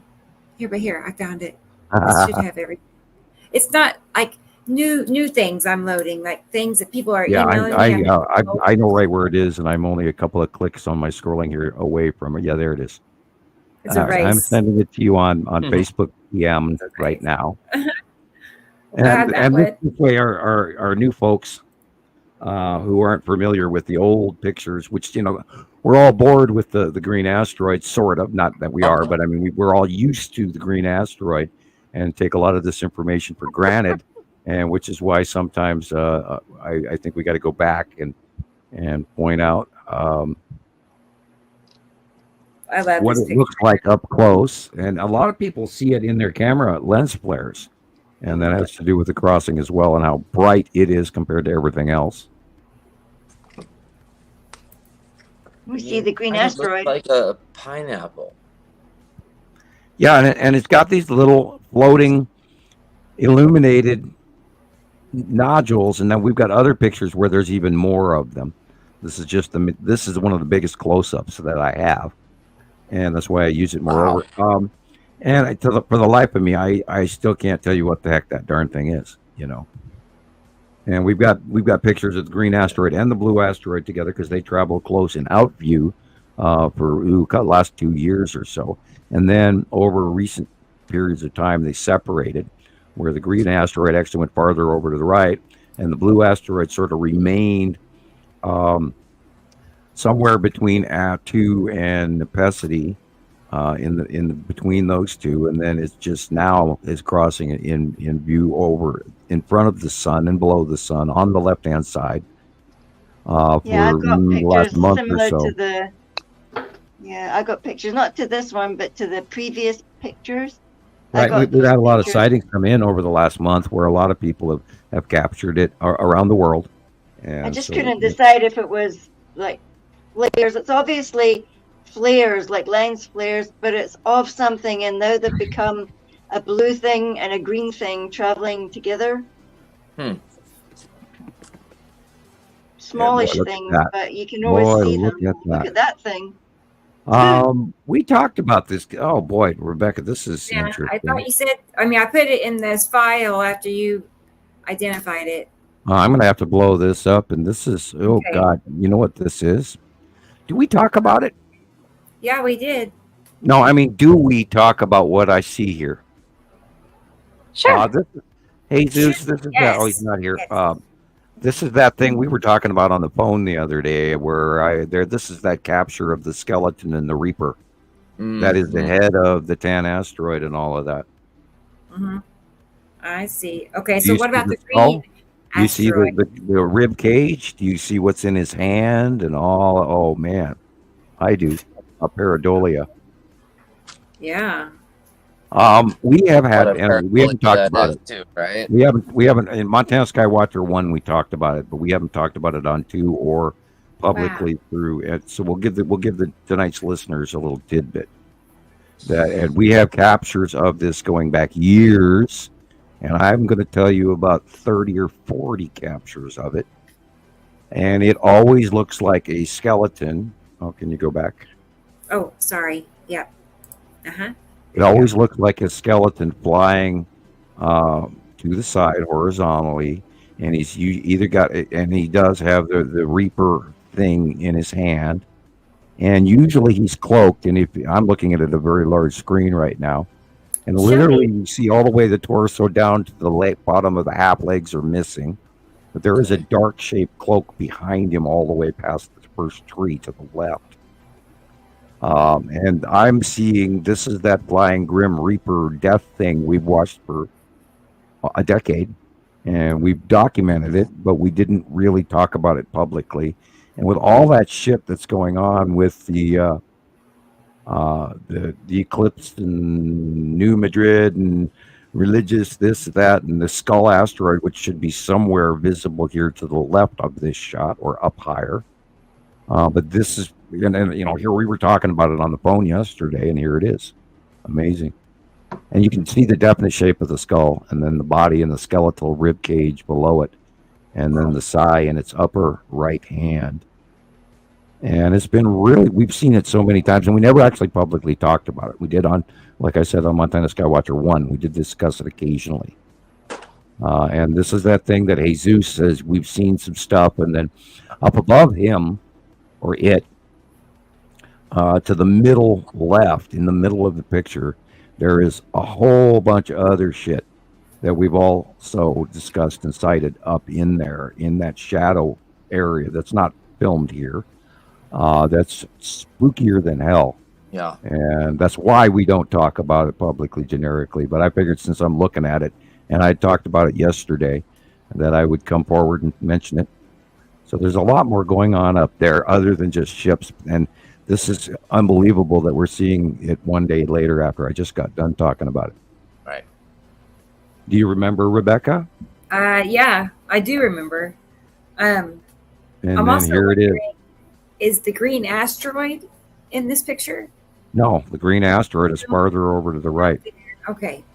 This is the beginning area of literally. Okay, if you go to the left-hand side of the picture and you see that patch of trees, Okay. green on the left bottom, and you go straight up, that is the Tan asteroid Okay. in the middle, dead center, very large. And this is the smaller debris asteroids ahead of, popping out of the bottom of Uri. Okay. And it is always this shape, and it's really weird. I have seen so many of them where it freaking looks like the Grim Reaper in so many ways, including the skeletal and everything, over and over and over again, that I couldn't deny it. And that's partially why I didn't mention it a lot of the time. Got Because I enormous wanted- eye sockets. Oh my god. And well, there is so much more else cited along with this, Yeah. that it's almost biblically freaky. Really? Wow. And if you were to talk about Apophis, where you know the great Ra rides upon his ship in that lore, and he tries to stop Apophis, this death creature that wants to consume his people off of planet Earth and retain their souls. You know, maybe this is a thing that does actually rip. And I've often believed. Now I'm reaching into a theory rather than a fact here. A belief.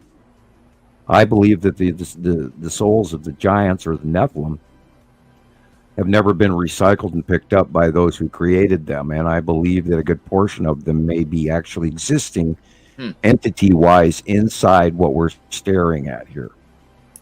And that's the only way I could account for the size of some of what we've witnessed versus the size of some other stuff that we've witnessed that is going on in the upper cloud above this shot. It'd be, you know, another couple of hand reaches above where this photo cuts off.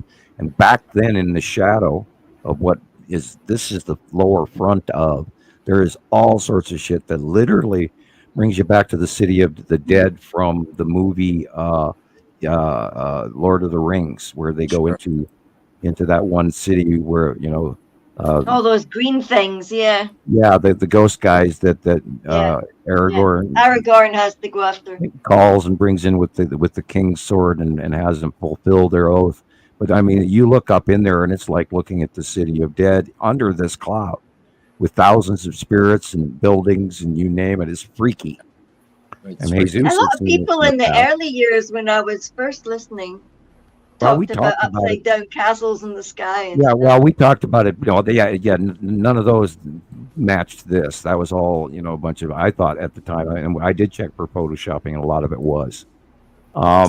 This is not photoshopped, and we've seen it, and I've cited it personally myself by eye in the sky. And it's not something I mentioned, but I mean, we are sitting here staring at the Reaper flying through the sky ahead of the Tan asteroid right now again. And here's another sighting of it, and it's freaky as shit. And So, that's like- why I don't mention it a lot. And it is time for cop drop number 1. Okay.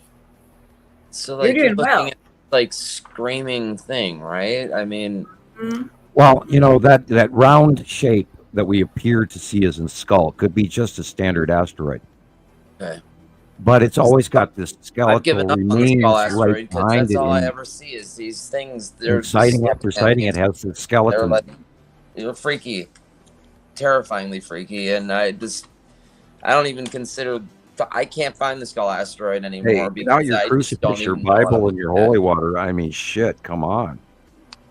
Oh, and don't forget your Star of David, and then your symbols of Sure. Allah, and all of that, and your rabbit's foot, and your lucky underwear. Right? Yeah, wow. Yeah, and this is also part of why I'm hollering to everybody. This solar eclipse may not have a major earthly event, but it sure has a biblical marker transitioning. And if we're seeing sightings like this and what we saw last week, and we know what we know, and all the other shit that's happening right in front of us, and if you want to cross-reference Jesus' return, well, thy kingdom come. Well, the kingdom of heaven from the Creator is parked right next to Earth every day, and that too is point of view. So, if you break the Bible down and you add the binary solar system, you might be a little bit more inclined to believe that there's a lot going on here that is documented, even included in astrological eclipse accounting and a future reference through mathematics that could have been handed down and then just written in the texts of the Bible, which comes from the early Abrahamic Bible, where most the 3 major religions on this planet stem from Abrahamic teachings from Abraham, who was a released slave back unto Jerusalem or Palestine at the time. Excuse me, his name's something else. I think they were the Hittites at the time. I could be wrong. But anyway, the Sumerians released the slaves back to Palestine, modern day Palestine. That covers my butt on that one. And then they chose themselves to be the Jews. And then the stories of the Sumerians and the Egyptians were all just the names were changed. And that's the basis of Abrahamic religion, where the Old Testament comes from those old stories. So you have to also remember when it was written. And then an example is when Rome in a few hundred AD, like 400 something AD, 500 AD, made Jesus the Nazarene, what was the assumed Nazarene, into the Christ. They removed the Book of Enoch, and the Book of Enoch talks about a great deal of the giants and all of this information. And if you cross-reference the Book of Enoch, it also includes discussions of the planetary bodies above, and all of that is connected. So you have to take a spoonful of every cup and say, well, this is fact, and the rest is is sipping whiskey or whatever. But there's a lot. Once you take into account a lot of these texts around the world with the binary system, it makes so much more sense.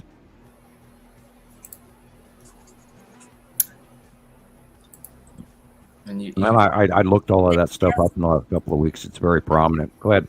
Yeah. Please, No, please. it's because I've been Please watching talk. for a few years now. I've been watching, all of the how it connects with the religious side of things. You know, I mean, I have a long history in religion studies, so yeah, I see it too. You know, I mean, but there has been times where everything lined up so perfectly, and people would say like it's going to be a rapture that day. You know, Wow. and nothing would ever happen. You know, Yeah. it's I happened. always had a question over it, and I'm not trying to belittle anyone that believes in the rapture. I'm not a strong believer in the rapture. But don't you got to die to do that? Well, I'm asking the question. I'm not making the assumption, but you're taking. I know that. I mean, who wants to be removed from everything and placed someplace else by someone else's choosing? Huh. I have a problem with that. Excuse me. No, thank you. And I crossed my mind again the other day that I hadn't mentioned the number one Pleiadian message that I got years ago when talking to the Pleiadian. And he was very, sort of like waving goodbye and going, don't go to the camps. Never go to the camps. And this was 25 years before the camps were ever even invented. And I'm not going to mention what government camps by name to flag me, but don't get on the bus. If shit happens on the 8th, do not get on that bus. Jeez. Take care of your own ass. Cover your family, think ahead. Do not get on any bus to go anywhere that you're not in control of. At least, I'd rather make decisions and die on my own than let somebody decide for me, and then I don't have any control over it. So I'd rather make a mistake than be a sheep. Yep. And so it reminded me that I do need to say, do not get on any camp bus, or we're going to take you to safety. We're evacuating you now.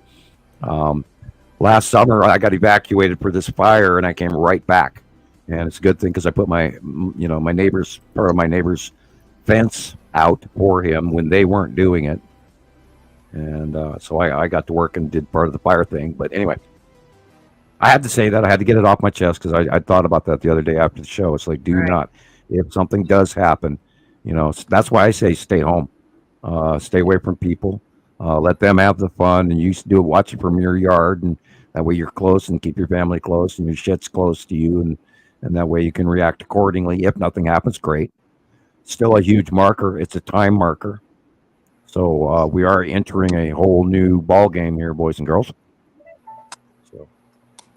As in what does that mean exactly? Like, because we're watching the planets as we are they're going to try this summer. We're going to see. Oh. Now, if we talk about what Nostradamus said alone, that will happen in this year. His direct quote was, "The cost of honey will outweigh that of candle wax," and in his age, candle wax was very expensive. And not only that, that's where they also got the candle wax as well. But the cost of bread will be unbelievable because we're going to have failed wheat crop this year. It's going to be too hot, too stormy. If you look at what happened in China this year, right at the middle of their planting season, they've been wiped out by numerous mega storms. France is flooding right now, and that is going to affect the wine crop alone. I could go on and on and on. Those and pictures, our weather, and this might be a good time. This actually might be a good time to talk about what is going to happen tomorrow. Tomorrow over the middle of Ohio, the low pressure system is going to reform an on-land hurricane. And it will probably be doing that overnight, possibly. But the reformation of that low pressure system is about to start spinning. And it's going to drag up air all the way literally from Alabama all the way up through South Carolina, North Carolina, 70 mile an hour plus lightning storms, winds, etc., from the moisture bearing area. And then from the north, coming out of Montana and Minnesota, it's going to get a hook pattern wind. And there's going to be a major snowstorm from Wisconsin to Maine in the northern latitudes above the Great Lakes, including high winds and extreme conditions on the Great Lakes. Do not go out on the Great Lakes tomorrow, period. the Ohio Valley, Indiana, Illinois, everything else like that is going to get extremely buffeted by a possibility of snow, heavy rainstorms, but that's the area of connective vortex where the winds from the north and the winds from the south and the south west are going to join and create the rotation and reformation of that on-land hurricane from the northern hemisphere that hit the southern California coast and Arizona 3 or 4 days ago, and is now going to reform into a new threat that is literally going to go off the coast, and it's going to create great storms, snowstorms through Vermont and New Hampshire and Maine and all of that, and then it's going to go out to sea, and we'll see what happens. But it is reforming to where it'll actually have a core and everything, and high excruciating winds and cyclonic and tornadoes and hail, and that's going to happen tonight and tomorrow for everybody from literally from Indiana all the way to DC, and from at mid Alabama all the way up to DC, and then after that it's going to run along the East Coast in a weather pattern that will literally affect Florida and everything, North Carolina, South Carolina, Virginia, all of that, all the way up the coast, and then as it leaves, it'll cause a extreme weather pattern. So everybody be ready for that. Okay, yeah, I already talked about France flooding, Burgundy flooding, and more storms in China. Okay, that's my list. All right. That's a lot going on. My gosh. Oh, it's gonna be a spooky day for the middle of the country tomorrow, and they've been Reed Timmer and all those guys. They've been storm watching it for the last 2 days, but it's been building and building and centrifuging in, and now that it's going to get a new northern cold front, they're going to smack together right over the top of Ohio tomorrow. Then that rotation is going to reform. It will be a big storm, yeah, and not good. But again, I have to reiterate, an on-land tropical storm or higher hurricane status, 75, 74 miles an hour is a hurricane. And they're expecting 70 miles an hour winds all the way up through Kentucky and Tennessee and all of that to form mid-afternoon. And so we'll see what happens. And they could have and they're calling for long drawn out tornadoes, not just quick ones, drawn out long, many miles, which is very destructive. So everybody should be ready for that if you're living in those areas. It's going to be a whopper. I'm going to go ahead, and I think I have a video from Audrey. I went to her post on Facebook and downloaded it because she said it was too large to send. So I went and got it a different way. But I am having trouble with our pictures on YouTube, getting them added. They're not transferring over. I'm adding them. I'm going to keep working on it, though. I've been rebooting my phone and everything, too.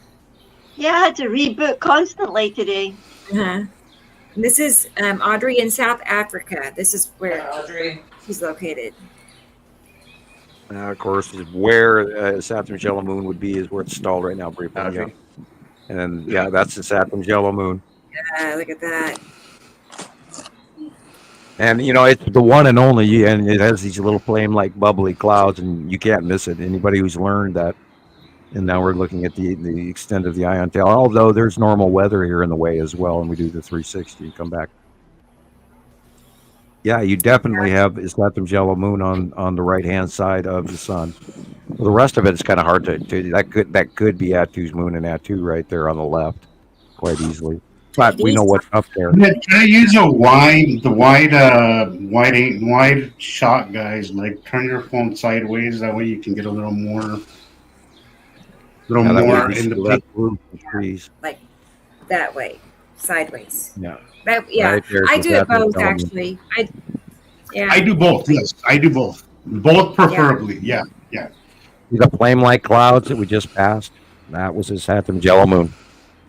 And I saw Andy say he got a new your phone be in the right to stay. I don't like sometimes how it changes. You feel like you can't see all of it up like that, but yes, that's why it's good to use. That you're going across the middle like a panorama. What I do is I do this. I go like this, all around, and then as I come back, I'll go sideways, and then kind of go back and forth. That way you can get a whole Try way and to get range. everything. Yeah. Oh, you boners. Yeah, I know. That's all I've ever had was a cell phone camera. I don't even have a camera. Oh yeah, I got to mention this too. If you people out there, you wonderful folks out there in YouTube land and TikTok, can't forget them. Yes, we're here. If you guys are running all of this off of your phone, and you're thinking maybe you'd like to become a very serious skywatcher, I recommend you either get a laptop or an actual computer, where you can have a much larger. Hey JD. Where you can have a much larger shot, and you'd be amazed what you're missing by staring at your tiny little phone. And it'll help, I promise you. But if you have the liquid assets to drop a couple $100 for a good computer and a halfway decent sized screen, you will be amazed what you will learn. It's unbelievably. And I'm running up a 43-inch screen. So, how are you, JD? 95. I do kind of agree with you, Sam. Though on Yeah, he's in Kansas. That currently, JD? Are you saying like at the moment there's 90-mile-an-hour winds, or what's going on? Because that's not too far from me, and that's very destructive. 90-mile-an-hour winds. There'll be no time. It'll be right there with you, going at that speed. And Audrey is there asking will be, if that storm is reforming and re-rotating, it'll suck winds off straight line off of Colorado and Kansas and your area, and your winds will increase too. And because you got two weather systems coming jamming together, that one that crawled in along all the way from Alaska along the Washington State, Oregon, and then offshore off of California, and then hooked into Southern California, and went over Arizona, over Texas, over and then started heading up to the northeast, and then it sort of died down and it was very lightning-y, and there were a few tornadoes, 3 or 4 or 5. There was like 150 reports. I saw the reports this morning. I don't know if they were multiple reports on 2 or 3 or 4 small tornadoes, but tomorrow, when these two systems start rotating and jam together, the cold front that's now coming in and the very wet front that is also coming in from California and all of that. When those two jam together, it's going to be a nightmare. And they are going to be empty vortexual areas, clear skies, where the winds are going to be sucking or blowing, because winds don't actually blow. They suck to the low pressure system. The air actually rushes to that low, and that low is going to reform into a hurricane strength force. So anything above 74 miles an hour is hurricane strength force winds, which is why I'm warning about it. It is going to be a nasty tomorrow for the middle of the country and for Ohio, dead center. And then everything around it for 3 states is going to be affected one way or another. It's going to be nasty. Right. That's kind of pay attention, people. What's going on around you? And it's way early for this time of year, for this kind of volatility. And we never saw on land northern hemisphere hurricanes before, and they're tiptoeing around it, and they're going, oh, hurricane strength winds, but they're not saying, oh, well, this is a freaking hurricane on land, forming on land. Pay attention to that, guys. This shit that's not making the news that Montana Skywatcher has proven. And there aren't too many people out there willing to tell you the truth, because we've proven it. Year after year after year, we've watched all this stuff happen. And our level of science, because we are a coalition of people turning information into each other and sharing things from around the world, we have a better formulation of what's really happening in the weather than almost any news service, where the people are, sitting at a desk in someplace at the Washington Post or the New York Times or anything like that, and they're just reporters looking crap up on a computer. But we got people from around the world sending in material to Nibiru Followers Anonymous and Montana Skywatcher 1 and 2, and Nibiru System is already here, and Jillian's wonderful site, and all these people are, and Nibiru Watch Africa, and all these other sister sites that we have. We have bunches of them, and the science is piled up so well that current media can't even touch us, and I'm amazed that we haven't gone beyond the 500 views per show, unfortunately, that we're currently getting on YouTube.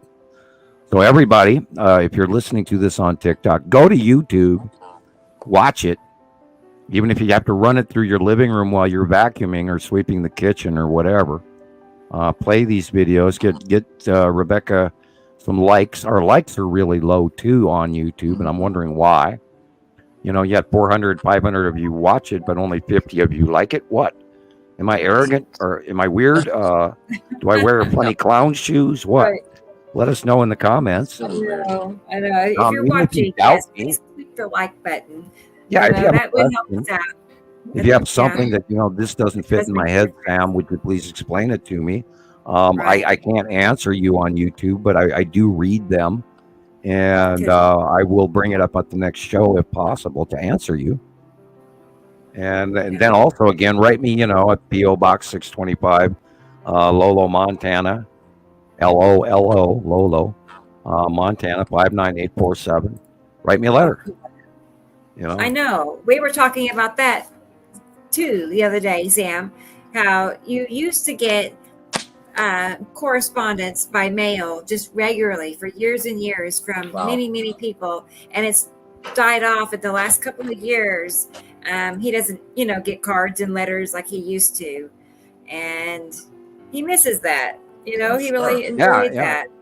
Even if you don't, you know, send $5 or $10 or buy me a cup of coffee or hand me whatever. It all adds up. Don't send You me know how it through makes me email, feel. please. I can't accept stuff that from people I don't really know that I could consume. Unfortunately, we've had some bad eggs in the batch or bad apples in the barrel, whatever you want to call it, that has mailed some bad things. So I'm careful about what I open. But if you know, there you go.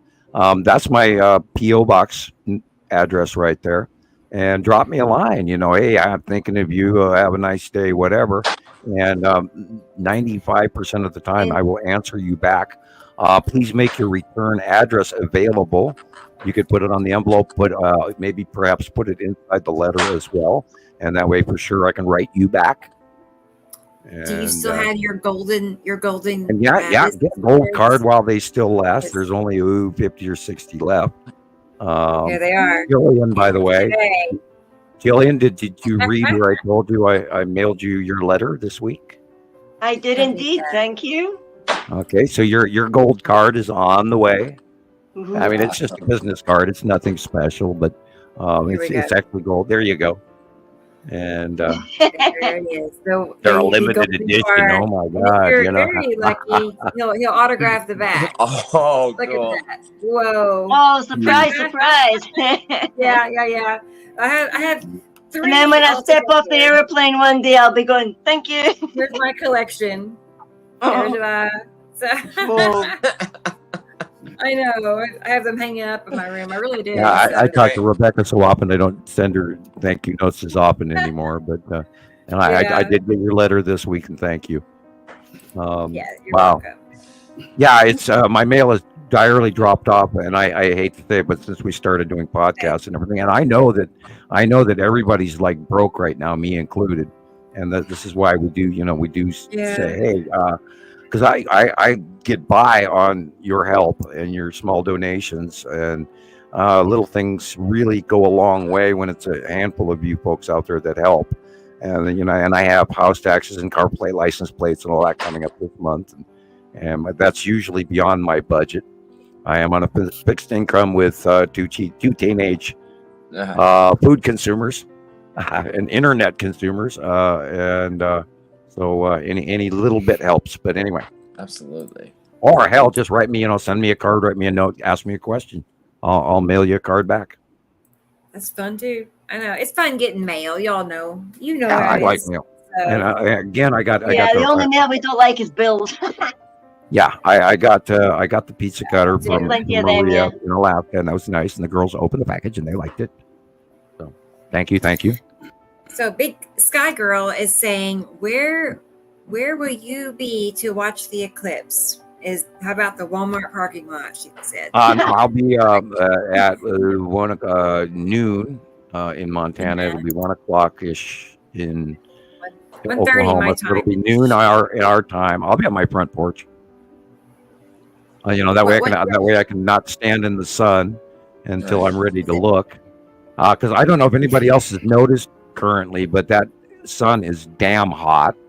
Oh, And I was out in the parking lot today, and I came in the house hours later, and I feel like I got a suntan. And I wasn't out that long. So I don't recommend people hanging out in the sun right now if you do wear a hat.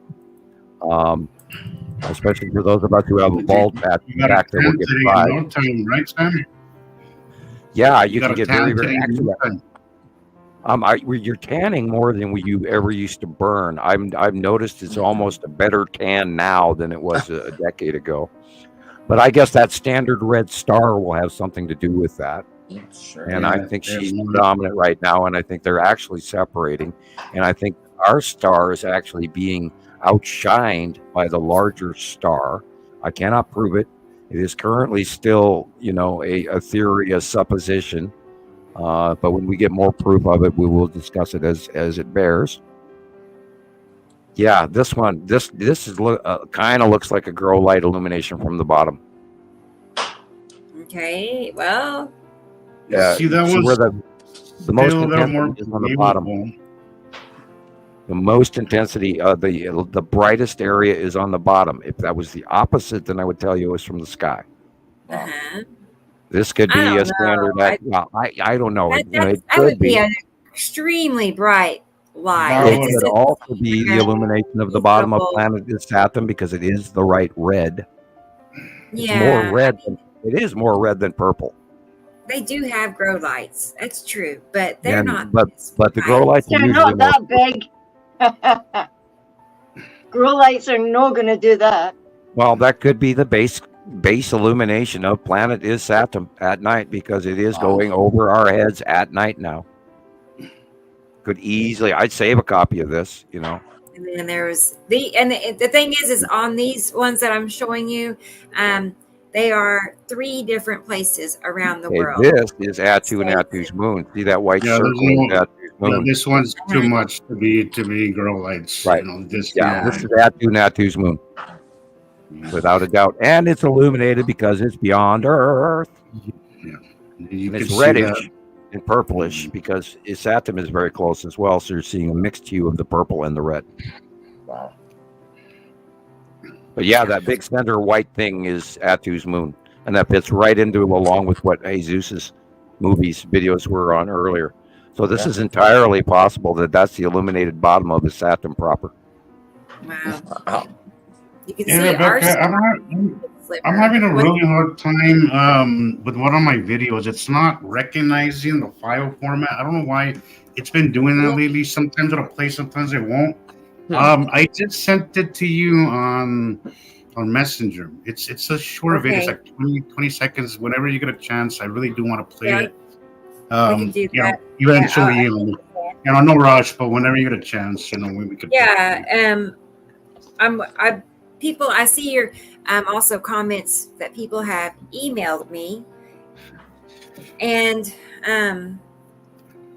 I do have it from Melanie, Big Sky Girl, and Tara, and I have Sabrina saying. So I do excuse have me. them. Please I am pin- having trouble getting them to appear on here. Yeah, I think you said that earlier.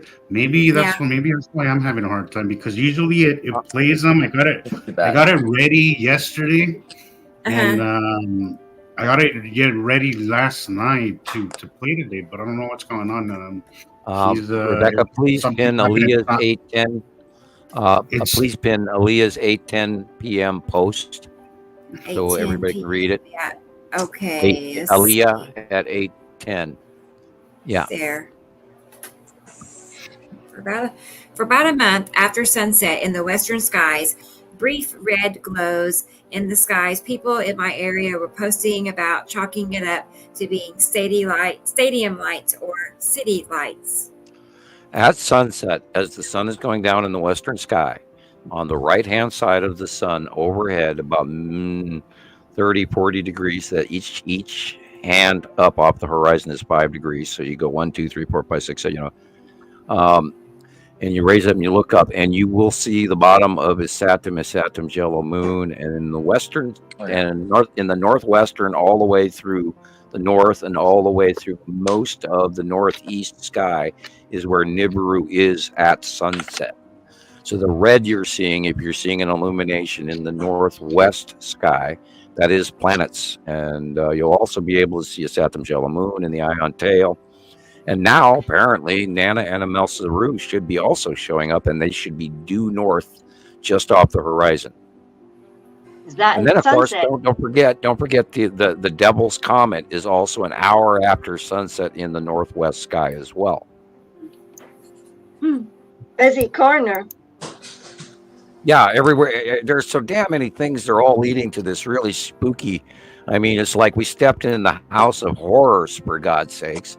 What's going on with this eclipse and all of this crap, and I'm in awe. My jaw's dropping because I mean I did do a deep religion dive, and I think maybe some of that's still on my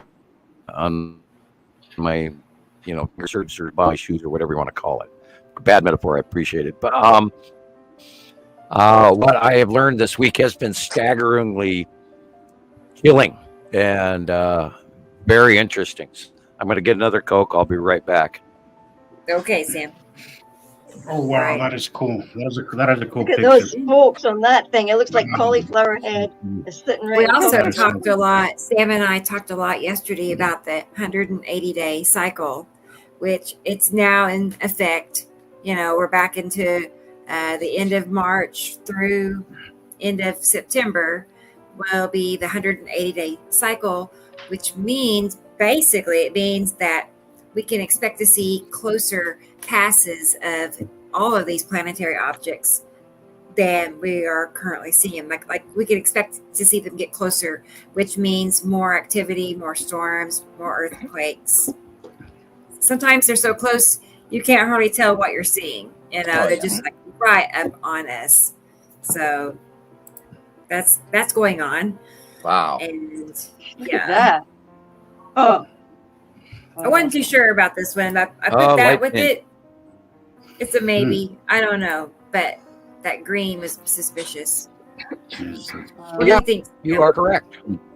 Wow. Well, right This on. is a light cutoff between the dam.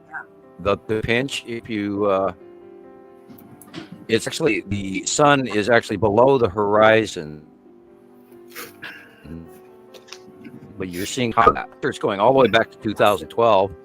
And I will go to Facebook and grab you that one, Rebecca, because it is a very prominent picture way, way back in 2012 that I don't think we share enough of.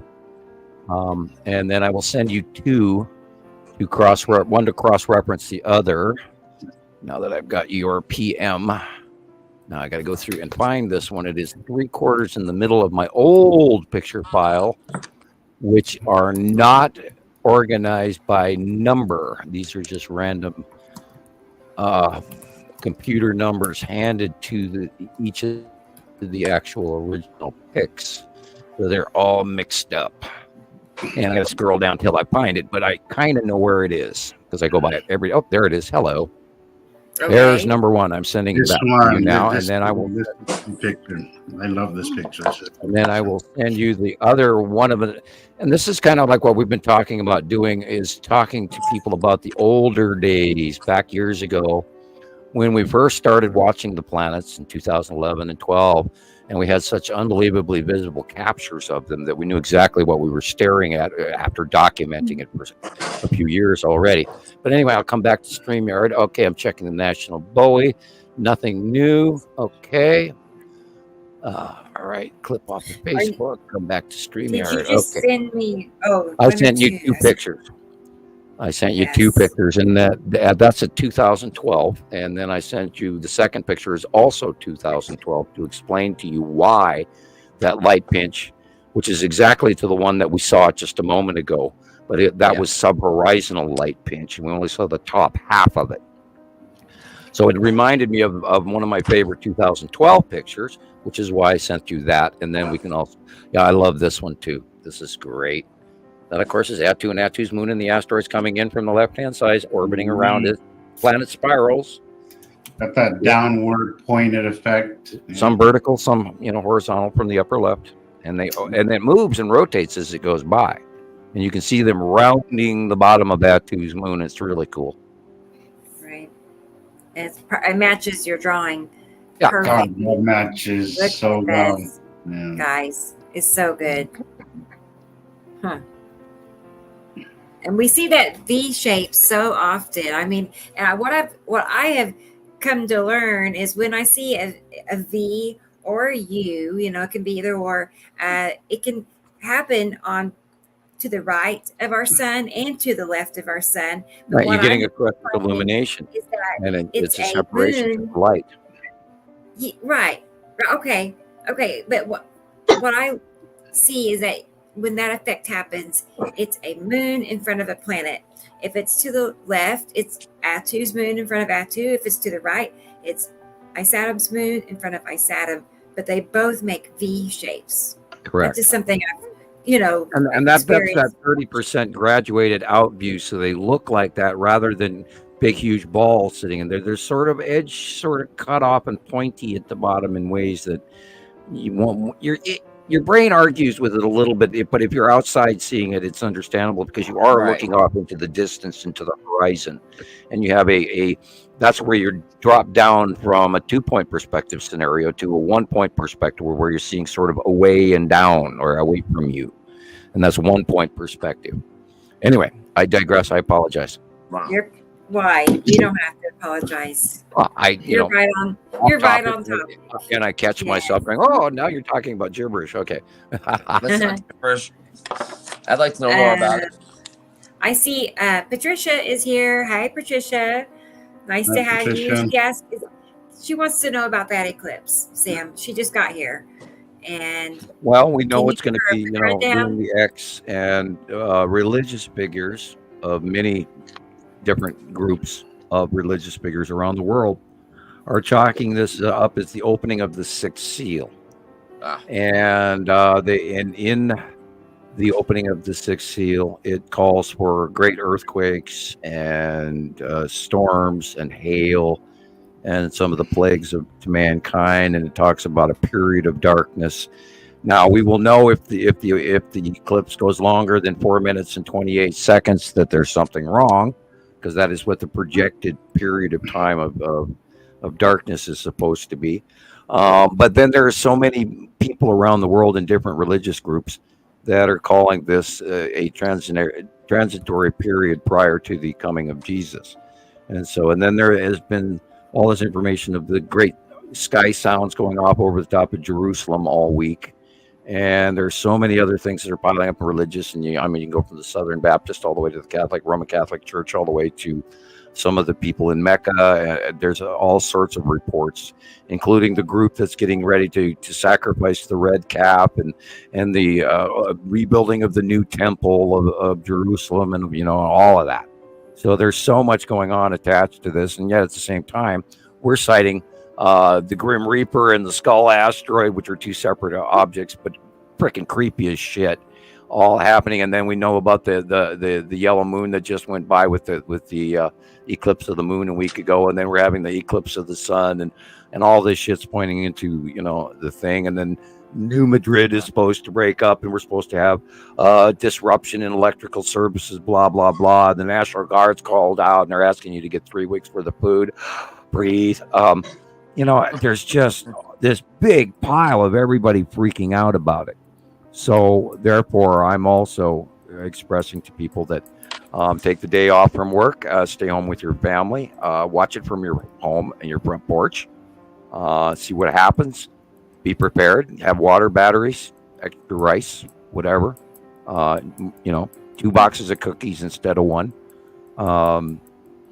We got a show coming here, and let's hope for the best and plan for the worst. And so. okay. So I'm definitely having trouble getting those pictures you sent to me, Sam, but I do have an older file, and one of those pictures I have. I might have the other one, but here's the one you sent me. I love this picture. Guys, I think I better go to bed. I've got to organize things for Yes. tomorrow. All right. Good night, Julian. Close this down a second. We'll come back. Yes, Jillian, Get you some should good go to rest bed. in. You don't want to be tired tomorrow for work. So Well, in a while, you mean? I know. Yeah, power nap. Get some rest Power nap. while you can. Power winks. Yep. Yeah, the little Right. fuzzies Well, are thanks sleeping, for- so yeah. Don't do Thanks it. for being Go to here bed. with us.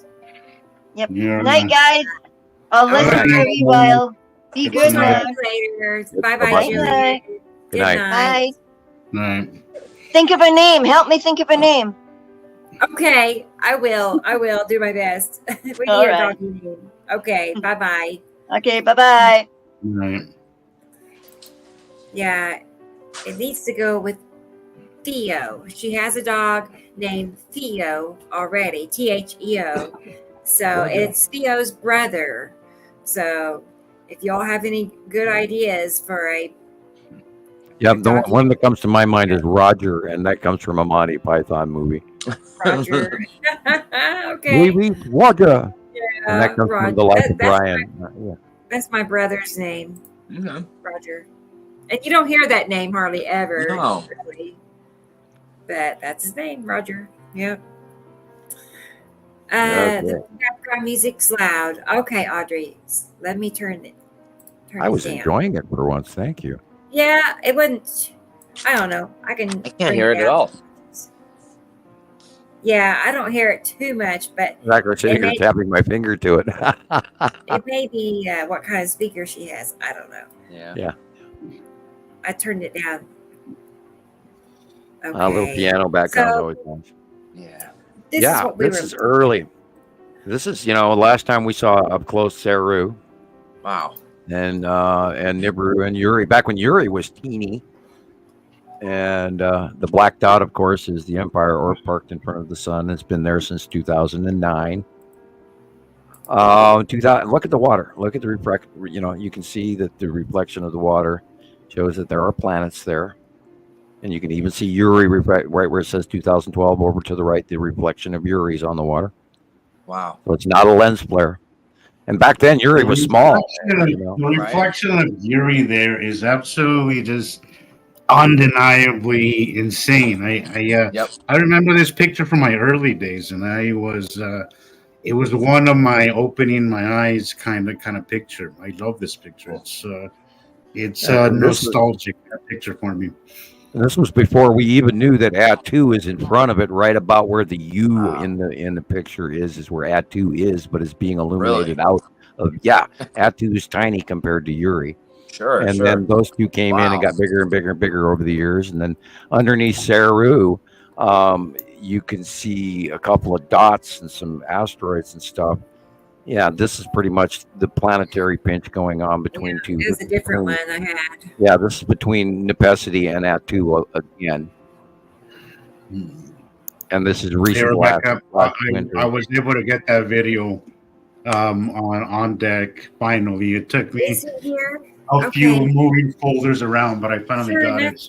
You did good. Okay, good. Yeah. Yes. I don't know why I'm having the issues I'm having. It's driving me nuts, but it kept telling me it's not a recognized file. So what I do is I uploaded it to Facebook, downloaded it, and then it seemed to work. So. Sweet. Well, let's pull it up. And there's another light pinch. These are planetary bodies pinching the light. You don't worry about the central halo. And as you can see, the halo does not seriously come below the horizon line, so it's not a sundog. It's an actual. See that halo always threw me off, Sam, with these pictures. That halo was always the one that confused me because. Ignore the halo. Pay attention to the top. Yeah, I know that now. But then, in my early days, this picture, I think I spent hours staring at this particular picture. Wow. Just in complete confusion about what was happening. It's a cutoff halo. It creates a rounded beam of light, a central focal flare, as the light breaks out in between the planets as it comes at. That's what causes the halo. But the overall, is the object on the left and the object on the right. Yeah, that's what I know now, that they could create this halo, perfectly round. But when I first saw this, it looked to me like three planets but I was like, how could the sun be in the front of one of them? Yeah. So it just really messed with my mind for the longest time. Oh, you And know how then many times? and that's the reason. That's why it's good, guys, to get familiar with the skies and take pictures and do your own research, because regardless of what they tell you it is, once you start seeing things for yourself, you start to recognize things, you start to see the patterns, and then you know what light does and what kind of effects it has. And because I've seen this effect many times since. If this was ice crystals, if this was ice crystals in the sky, if this was an atmospheric sundog per se, the halo would also come around all the way down to the photographer in front of the road, over the trees, over the snow, and you would see the light formation all the way in a full circle. That's a real sundog. But if you see a halo and it stops at the horizon, it's an atmospheric condition way above Earth. And these are two planets cutting into the light, and the light is shining in between them. And they're there. We know they're there. We've watched them for over a decade. Yeah. Got lots and lots and lots of pictures that show tons us. and tons and tons and tons. Yeah. Right. Well, let's get that video from Jesus that he sent. Yay. Yeah, I thought we would. This is a good learning tool. I wanted to show some of you. Look at the green. Look at the sky. Okay, so look at the middle of the sky. This is at sunset, guys. As the sun goes down, so it's look how the top goes dark, but our sky in the middle. You see that? You see how the planet goes into night, right? As an angle of light, as the sun goes below the horizon. So right here, what you're seeing is the sun shining through the bottom of it, right? As the sun goes down below our horizon, it loses the angle of light, and the planet goes dark. You know. Now the white area at the bottom is the bottom of the planet. Yeah. And then you're looking at a cloud base in the middle, and then the green rounding. You can see the rounding shape of the fingering coming down from the right and the left of the round shadowing. And of course, the pink area to the green to the blue, as I'm seeing it. You guys may not see the same colors I do. Well, no, this was smoke. This was smoke, Sam. There was a fire. Oh, okay. This was a fire. So everything that you're seeing on the bottom of the planet is smoke. Some of it is smoke. It's clouds, I'd imagine. You know, I'm sure you could see that bright illuminated area, white area, is actually the bottom of the overhead passing planet, and it goes all the way past the horizon. And it blows your mind away to see that, because you think, oh, how close it is, but it's really out in space, but we can't perceive the distance because we can see way out there, and yet we don't see well enough even up close. And it argues with your brain, but that is what's going on. But you always got to think about night and day, guys. Okay, so the sun is behind this planet, so it's illuminating the other side of it, right? What we're seeing facing us is the dark side, the night side, you know. So it's part of the reason why it goes dark. You see half of it goes dark. This is why we have night and day, guys, you know. Until they pass Earth, and then we're seeing them at night where they're illuminated. Look at how perfectly dark it goes, guys. That's crazy. That is crazy. I thought it was a good example to show you guys what the light does and what to pay attention to, because this is clearly not just empty sky. You know, it's rotating. Is that Nipissity? Yep. Yeah. Yeah, it's green. Yes. It's green. Right.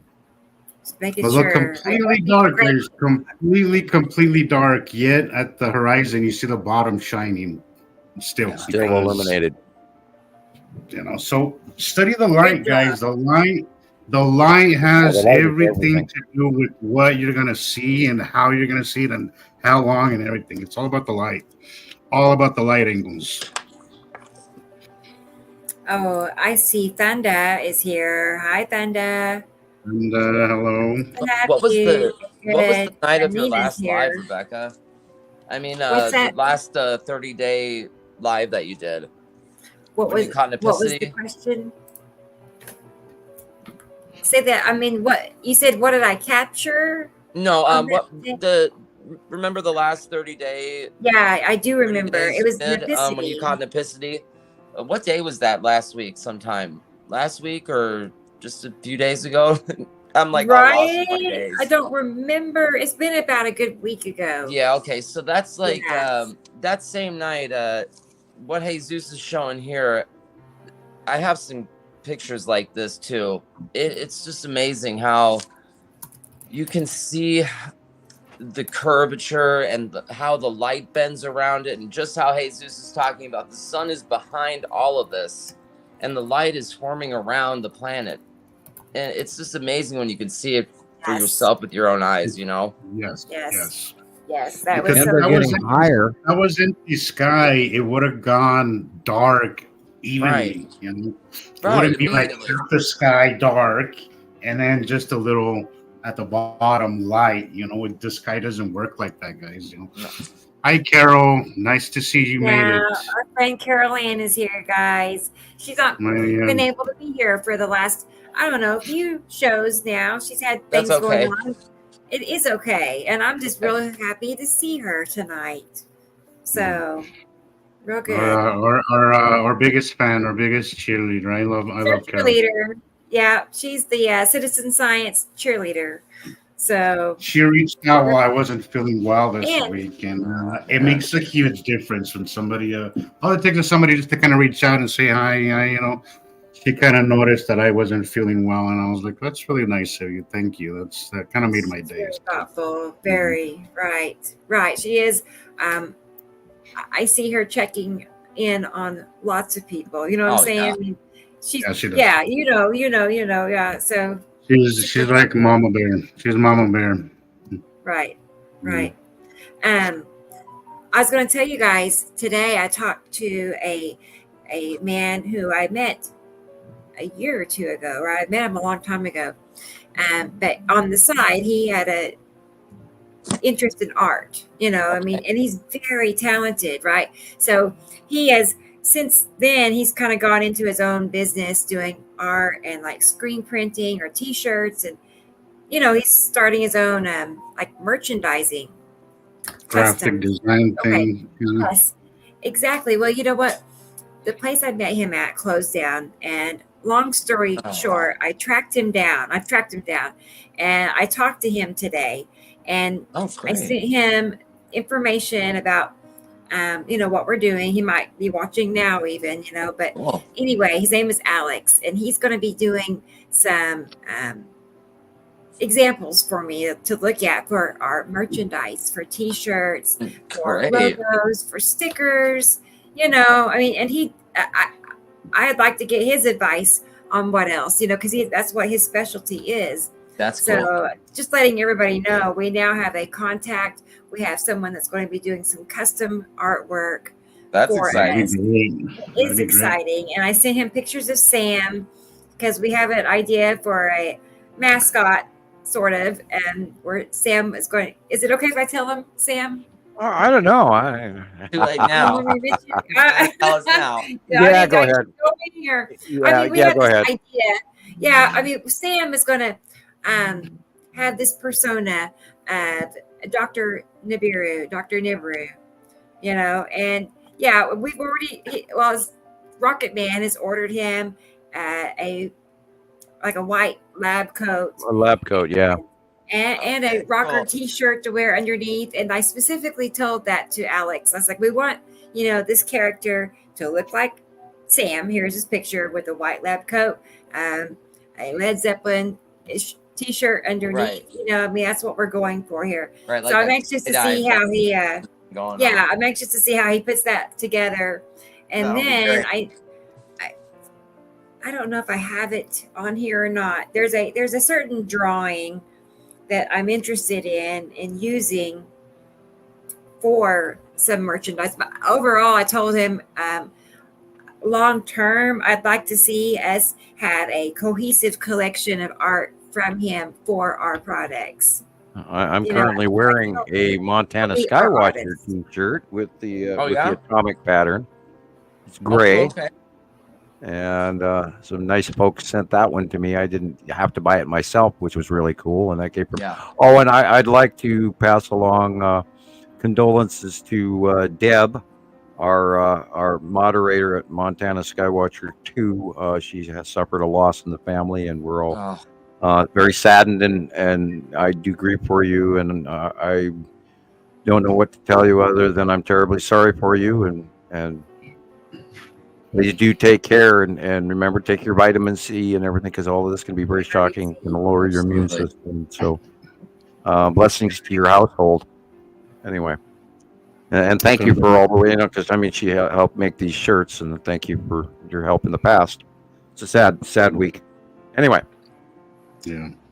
And also, while we're on this topic, I have a friend that's been disappeared for a couple of weeks. I just want to say, if you're out there, William, please reach out to us. I see there's a few of us that have been worried about you.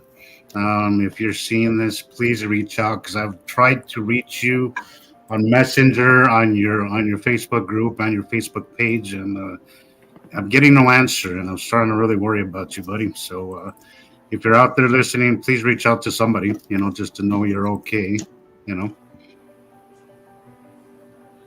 Right. That's awful. Unsettling. If anybody has heard, I'm sure you guys have seen William Laffey. He's a Skywatcher, pops in and out, but if anybody hears from him, please let me know, because he's a longtime friend, and I do worry about the guy. I know he was going through some stuff, so yeah, I'm kind of worried about the guy. So if anybody hears from him, yeah, please check in, buddy. Where does he live? He's in New Hampshire. Okay. He's in New Hampshire, and he has a couple of Facebook groups, but he's just been disappeared for like 2 weeks. And last time I talked to him, he told me he was going through some stuff with, life stuff. I don't want to get into details. I know. But I do know he's going through some stuff, and I know what that's like, because I had a pretty rough week. I wanted to mention. You want to talk about that now? Because we were how this stuff can really kick your butt sometimes, guys. I just spent my last week in a horrible and you were talking about this last week, Sam, how it just you have this overwhelming depression, and that just kind of comes over you. Out of this past week where I just couldn't even I spent about 4 days in my room, I couldn't even go out. Spent 2 days with no food, no water, no nothing, just because I don't know, just something that just came completely over me, and just as fast as it comes, it goes. Yeah. And then you wake up one day and it's like, okay, wow, now I feel great. So understand, guys, that this stuff is affecting all of us in very similar but individually in different ways at different times. I see people sometimes when I'm worried about William, because I know that this stuff is gradually getting worse sometimes as the planets come closer and over us. The energies could get a little difficult to deal with, but remember that it's not you. It's not internal, it's external. So please try to remember. There's 2 major moons over the top of us. Atu's moon and Saturn's yellow moon. And that's a lunar effect. It's a tidal effect. It affects the moisture. I'm not a really happy guy. Right. I'm a very happy guy for the most part. If you've never experienced depression before, it can be an overwhelming experience the first time. Absolutely. Mm-hmm. So guys, it's nice to kind of keep checking on each other. Carol, you did so this last week. I appreciate that. You have no idea how significant that was to me at the time. Right. But it is important to check on each other and kind of, when people kind of disappear, just kind of check in, and then kind of make sure we're not alone in this, because we all built a community, a family here, and we're all struggling with this together, guys. So that's right. Mercury in retrograde on top of it. That's a very strong one. I'm talking about that one. I got to look more into what that means, but she's been talking about Mercury in retrograde. I don't know. Well, it is when Mercury goes into retrograde, that has to do with waxing and waning. Mercury goes into retrograde. It is mood. It it's sort of like the bad side of the two-sided coin. It's the negative where you go in moody and it affects us. And, anybody who's out there who's a Cancerian especially knows this process because we go through it lunarly every month. We are completely affected by the moon. So I'm early a Gemini, right? I'm right at the end of the transition from Gemini to Cancer. So, and right, and you're affected by the end of the month passage where you have, and I'm not going to say it's very similar to what women go through, but we all have a tidal clock inside of each of us, and some different astrological signs bear differently, and they also have rotating cyclic passings events that of learning process. Each individual astrological sign has its own course and its own destiny. That it's a part of the many steps of reincarnation as well. So we all go through our cyclic phases, and this is what we were talking last week with Nicole about Linda Goodman's Love Signs. It's a really excellent book, and it describes these traits of each of the astrological signs and their behavior patterns as well, and how many cycles you go through. And the thing with Cancers is they go through a cycle every month, where with some other signs it could be every 4 years or every 2 years or every 6 months.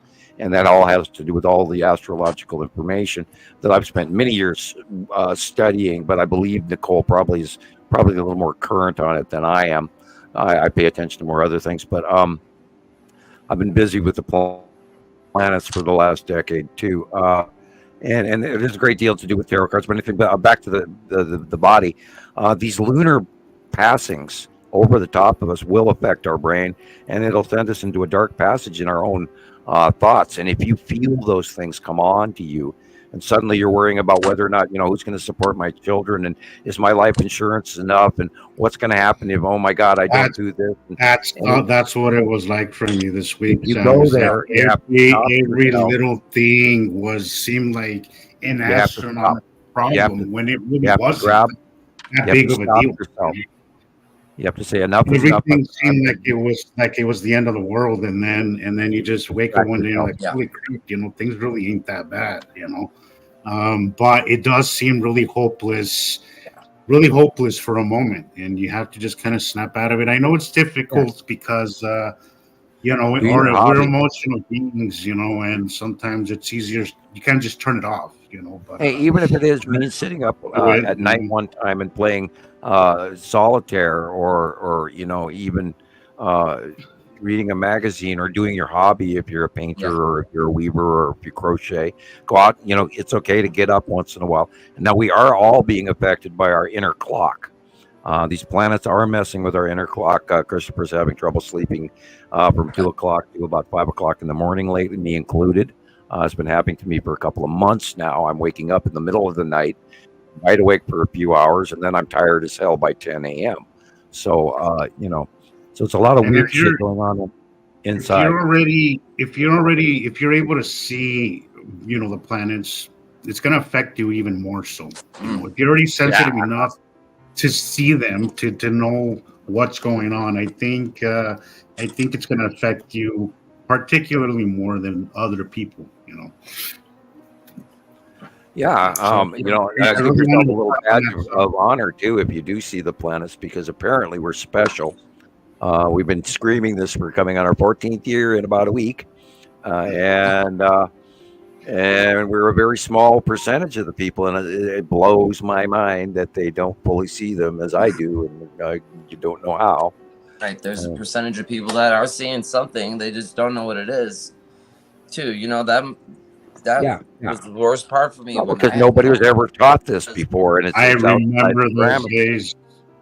remember those days. It was difficult, and when I came through SAM, my even though you trade one thing for another, I felt the sense of peace just knowing what was happening. Rebecca, you know exactly what I'm talking about. I'm sure Chris now. I know now. Not knowing what is happening, but you just know something. I'm like going through my old pictures just from a couple of years ago, and I've got videos where I'm like going through a lightning storm, and me and my wife are commenting in the video. No clue what's going on. I know what's going on now, but it's just kind of almost funny to look at. But you can hear it in my voice. It's like, what is going on? Yeah. Weird blizzard video I got. It's just a lot of strange stuff. Yeah. So yeah, guys, I thought it was important to touch on that subject today. You know, that we're not alone. We're here together in this, and we have to reach out to each other. You know, and keep in contact with each other. You know, it's I'm always here for anybody. If I mean, if you're feeling really uncomfortable, just remember it's not you, it's exterior. A lot of the times, if you get weird tingling in your hands and feet and the top of your head or whatever, you get nauseous, seasick, your ears are ringing, it sounds really weird outside, you don't want the hell, you something's wrong, it is. Go outside and look straight up. Yeah. Just go outside, cover your hand in front of the sun so you don't burn your eyeballs, but look straight up and see what's over the top of you, and then you may have your answer. Yeah. This is exterior. It's not us. We're seeing groups, many people saying the same thing over and over again around the world, because this is the people that we talk to every day, and that's what we do. So, and we're seeing a lot of people doing and saying the same thing, that they're uncomfortable. This is happening. They got pain. Unfortunately, a lot of people are losing loved ones as well, and some crazy stuff is going on. Yeah, it's a good time to stick together, guys. Yep.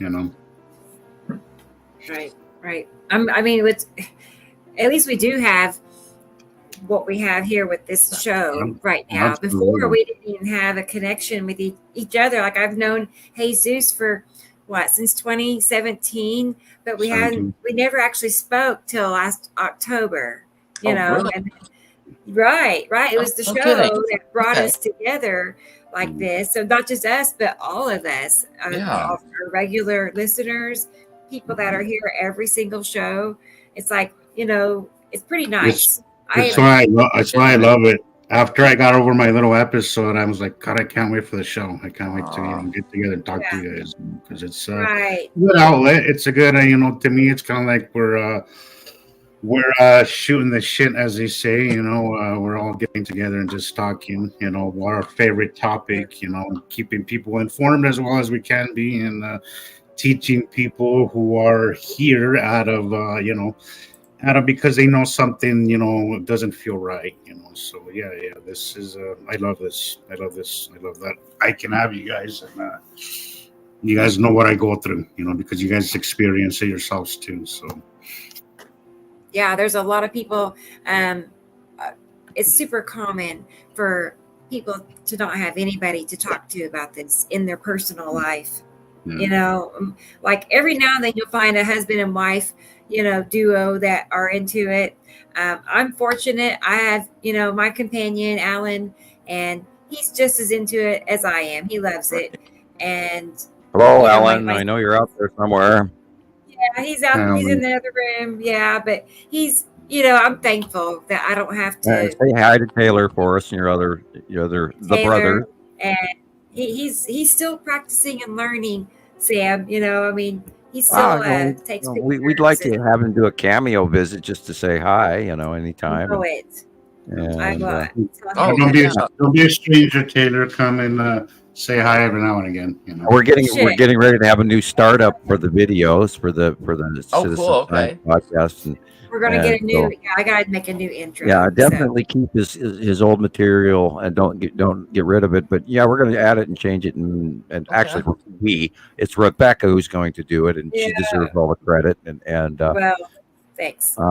You do a wonderful job, and you make my job a million times easier, and have so for many years. Because I was able to use the stuff that you put together, and then I could answer other people far easier than having to look for individual pictures and then adding a comparative to it. And then me, I do the picture bomb on people and dump 18 pictures on them, do comparisons. And other times I would just comment and not answer them. I went through many phases, back and forth. 14 years, you ebb and flow. Another thing about people's moods, Now, if somebody bites your head off, let's all remember that perhaps some of that uncomfortable thing that's going on above us is also making those people uncomfortable or moody, and they don't know it. And so they're snapping at the people that they love the most because those are the people you trust. So their behavior comes out a little easier than it normally would. And if you have a discomfort scenario going, try to give other people credit and a little bit of room because they too may be uncomfortable as well. And all of us we are suffering from these planets. We all feel them. Currently, my ears are ringing so loud I can't believe it. And it's not tinnitus, or anything like that. I mean, because it's transitional. Usually, it's going wah wah wah, but right now it's just high pitched screaming. Well, for me, it's the weirdest thing, and that's why I know it's external, because during that week that I was feeling like this, it was overcast. Yeah. And the minute I woke up the next day and everything was gone, when I felt great and I woke up and I bounced out of bed, I looked outside and it was finally some sunshine. Skies were clear, everything was just beautiful, and I was like, okay, thank God they're gone today.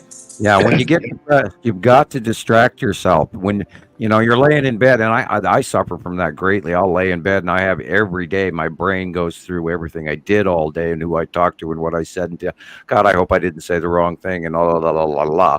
And I try not to go there, and I try to distract myself from that so I can actually slow down. Now, white noise is really good, a fan, whatever.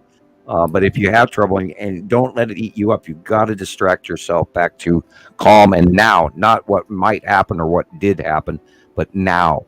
Think about now. And then even if you're like having an anxiety attack, and that's brought on by a series of things that you can't do anything about that are haunting you that are yet to come, or behavior or actions that you've done in the past. So you have to break that cycle of that thought process. So you have to say, okay, what am I looking at now? Oh, look, there sits the napkin on the table, and there's this, and there's that in front of me, and there's my TV and my chair. And if you just get the now, then you'll drop that personal haunting. And all of us go through that, but I think currently it's happened to me even recently a few times as well, where I'm just direly like, I know something's wrong and everything's wrong and I don't know why it's wrong, but it's wrong. And when you get that, you got to distract yourself. Yeah. And I've had some serious days where it's just like, oh my God, you've got to be kidding me. What the hell? Yeah, this last week was really rough for me. It was bad. It was a strong sense of I'm terribly sorry. Started as depression, and then it just went into just this overwhelming fear let us know of everything just kind of falling down around you, like your whole world is crumbling. But I'll bomb you with a whole bunch of music. Everything is all said and done. You were like, holy crap, nothing. The world is still here. The sun is still shining. Right. And then you realize, it's not me, it's external. So you have to really I have a song in mind I should send you right now, Did you ever listen to Chicago? Yeah. Oh yeah, sure. Yeah. Yeah, like Good Day Sunshine or I Believe in You or any of those things that Chicago put out way back in the 70s and 80s. If next time you're bummed out, let me know, man. I'll talk to you. We can talk on the phone anytime you want. I'm here. I'm always here, with the exception of every once in a while I'll call, and that's immediately the moment I left the house to go to the store. But next time you're feeling sad, give me a call, or even write me a note, and I'll send you some music. Christopher, did you like the Tubular Bells? I love the Tubular Bells. Had you heard of Mike Oldfield prior to that? I had not. But do you know what that theme song is? The first song off that album comes from? I'm gonna have to listen to it again a little bit more. But no, I don't know what it is. It comes from the movie The Exorcist. That's what I thought. Okay, that was it's scary and spooky, and that goes along with the premise of Rebecca. Can you pull that picture? Jesus did not see it. He was absent when we were talking about this picture tonight. I don't know if you guys saw it. I let you guys know that I had to go rescue my my roommate. Battery died. So I had to go. You got to, Jesus, you got to see this picture. We talked about this, and I want to get your, because actually I sort of talked about it publicly, which we didn't do. So can you bring that picture back? Do you know which one? Which one, Sam? I'm The talking to one of Karen. the skeleton I wanted with the small head Karen and to know we appreciate her Oh, donation. thank you, So Karen. Thank you, Yes. Karen. Thank you very thank much. you very much. Very Really, thoughtful. thank you. Because Yeah, we need it to costs keep building money this. to do our show. It takes money, and we're just Yeah. paying for it out of our pockets. and So then you go ahead and pay your bills with that. That's good. yeah. That's good. So Yeah. Do you remember the picture? which one? Tell me which one. The one of Sorry. the skeleton head and the Reaper flying through the sky One in we were front of the Okay. in front of yes. the Pan asteroid. You got to see this, Jesus, because we've talked about this, you and I, in the past many times. And all the way back to Montana Skywatcher 1, where it was occasionally brought up, but I didn't want to scare the crap out of little old ladies out in the Carolinas or anything like that. So You guys really talked about it for the first time a few weeks back. And I had to leave. My wife, I had to take her to the doctor that day, and then I think it was a Saturday podcast, and her doctor called us and said that she could come in and see him. And you guys had just started touching on the subject, so we've hinted around it from what we've seen. We've seen it so many times. And then Rebecca and I were talking about it yesterday, and then bang! Okay, right there. Oof, jeez. Can you see the skeleton head and the rib cage? And his upper right hand, he's got the Sai, the Grim Reaper, and then in this one you don't see his cloak very well. I've got it on a big screen, and there is an actual shadowing behind it, as if it's got a really dark cloak behind him, and his legs are missing. Okay, yes, it's sideways. Wow. Yeah. Jesus. And those were all those other sightings. Remember, I've got at least 20 captures of it in my files. That's creepy enough to blame Yuri. Yeah, and you're exactly right. This is off the bottom face of Yuri, and to the left there, in a big circle above the green tree on the left. What is the deal? I swear, Yuri gives me the creeps. Everything that comes underneath Yuri is just so creepy. Yeah, and then if you go upper left of this is where we see all those thousands of spirits in the cities and all of that shit. Remember those shots? Yeah. Yeah. Then this is what we've been. I took a lot of those during 2018, 2019, where I wasn't sure if it was a camera thing or what it was, and I kind of just dismissed it at that because I didn't really know any better at that time. Oh, but and I'd seen so many sightings, and I saw it by eye as well myself, and I mean it chilled me to the bone. Like it, I earlier we were talking about it was like going to the Ghost City in Lord of the Rings. And I mean, there are thousands of micro, tiny skeletons standing in front of all of these cities. I mean, thousands of them up in this pocket underneath Yuri. And I'm just going, oh my God, look at that. And we also know that the Skull asteroid is, attached to this, but in this shot, it'll be up to the right a little bit of it. But this is that Reaper that we have hinted around. We've talked about this guy or this cloud formation, and we should actually draw it in. I should actually draw in the Reaper on the next month. I would love to see your rendition. Maybe I'll do an independent drawing of that. That'll give me something to do later. Rebecca, can you send this picture to me on PM? So I know I won't copy it. I won't copy it, but I do want to review it again and then do it. Wow, there's another one there. There's another skeleton there. A whole day of them. There's Sam, I two of them. know that sometimes you hold back, which is understandable, and I've learned to be okay with it. As much as my curiosity heals me, sometimes I've learned to be okay with it because there's some things that I think should take its time. You shouldn't just kind of throw something on somebody. But what can you tell us when it comes to this? What can you tell us? What can you? Well, I mentioned it earlier. I do believe there is, it's a theory. This is something I kind of had crossed my mind over the years. We know that the Nephilim, the giants, were here, And we know that they were cast down and smited greatly by the gods, the demigods.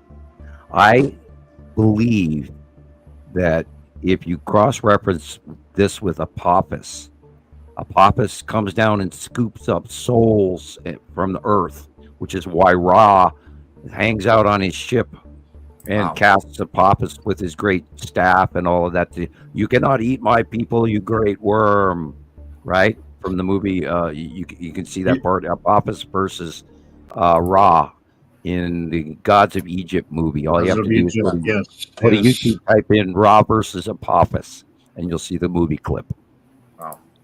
And I believe my thought is, it's not proven, but we've seen so much evidence of this, is that the wormwood, the object cluster group, the salamander asteroid group, and all that shit that you and I have both over the years seen that is underneath Uri.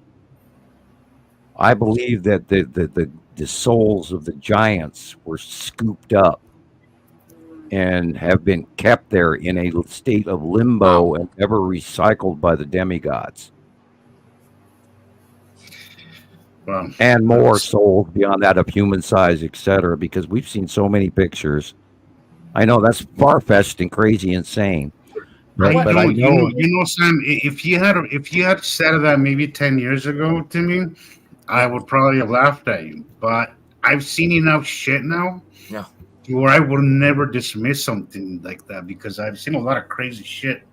And some of it makes absolutely no sense unless you're willing to cross that line into this kind of topic, you know. Part of your early submission years ago, I saw some of that in your pictures too, and that's why we were talking about it years ago as well.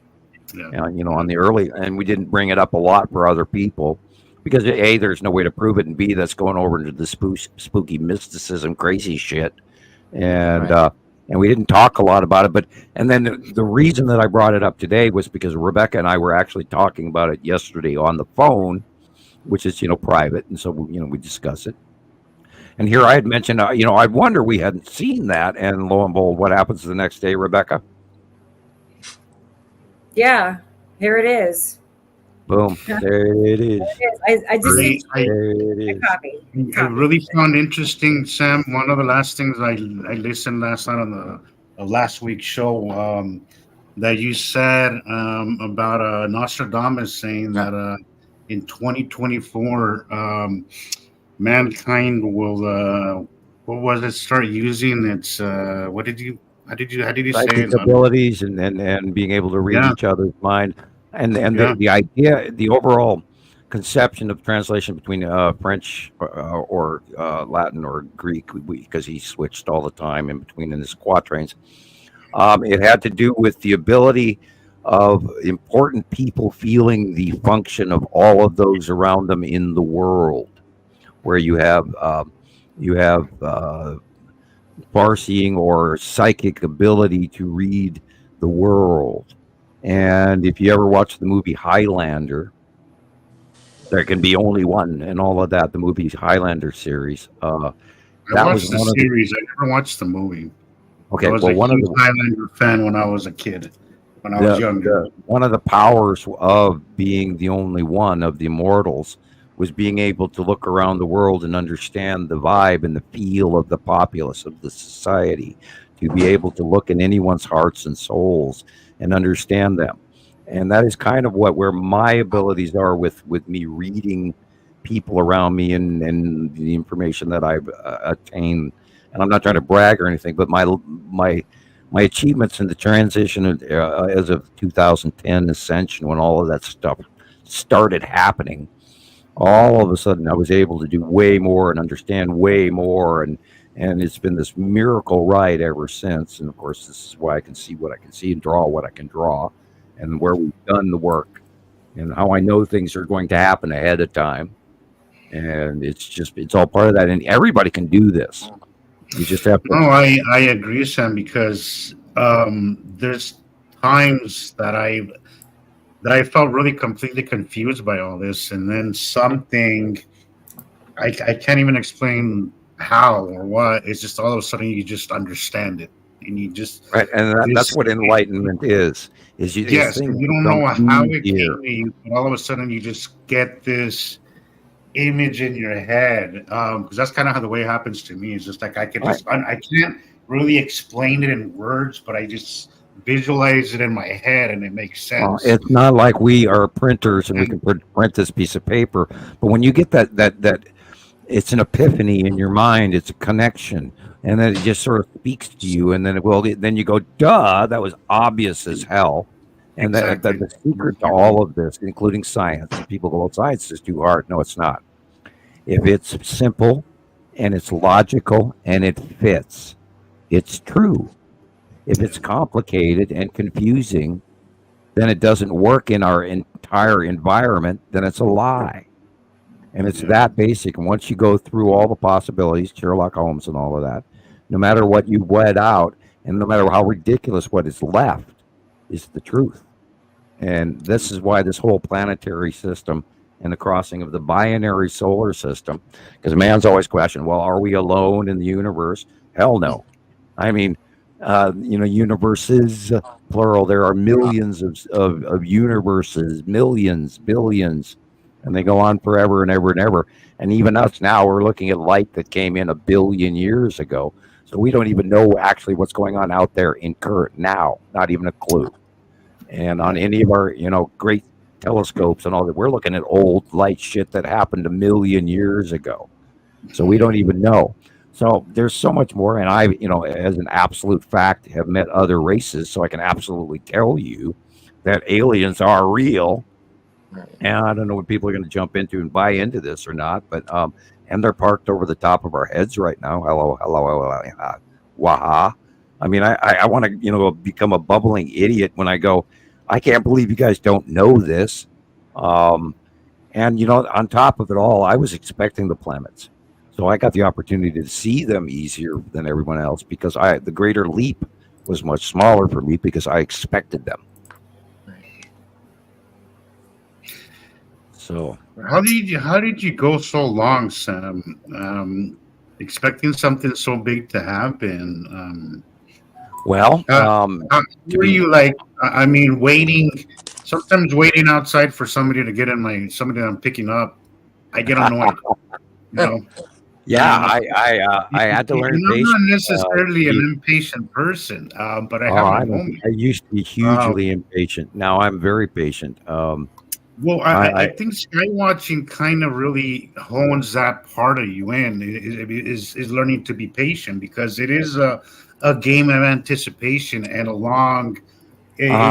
long game. It's not one of those short games. The biggest part of them telling me I couldn't do what I really loved doing was knowing chemistry, and I couldn't go farther. And yet they didn't, they didn't even really give me an option of what I wanted to do.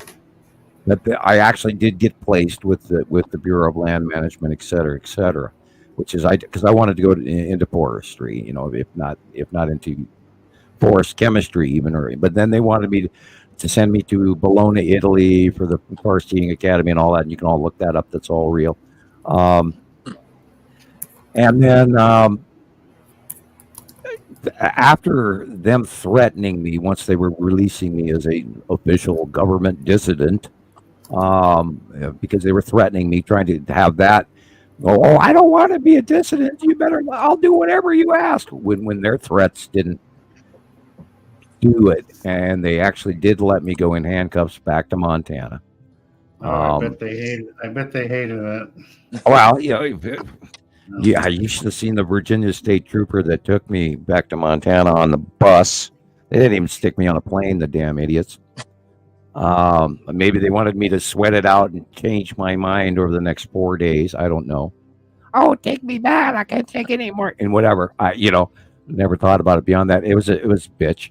Then I had the Men in Black pick me up at the bus station, etc. And then, the story, dropped me off at the Social Security office so I could re-sign up for the world, because I didn't exist anymore, blah, blah, blah. The threat over the top of me was so great that I didn't really even want to talk about it because it was too dangerous to do so, absolutely. And what could little old me do about it anyway? I was just some idiot kid that wrote a chemistry paper that got a lot of attention.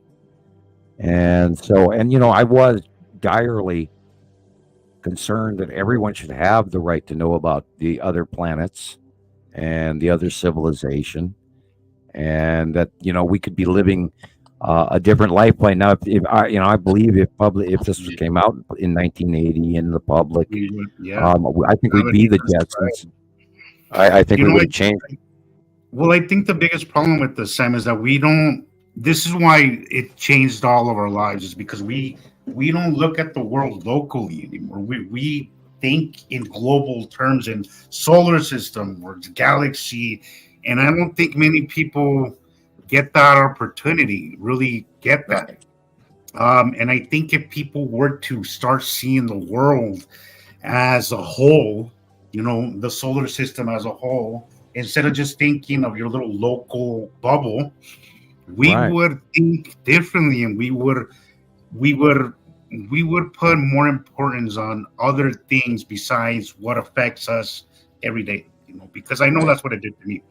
Even the realization that it's not just planet Earth that's heating up.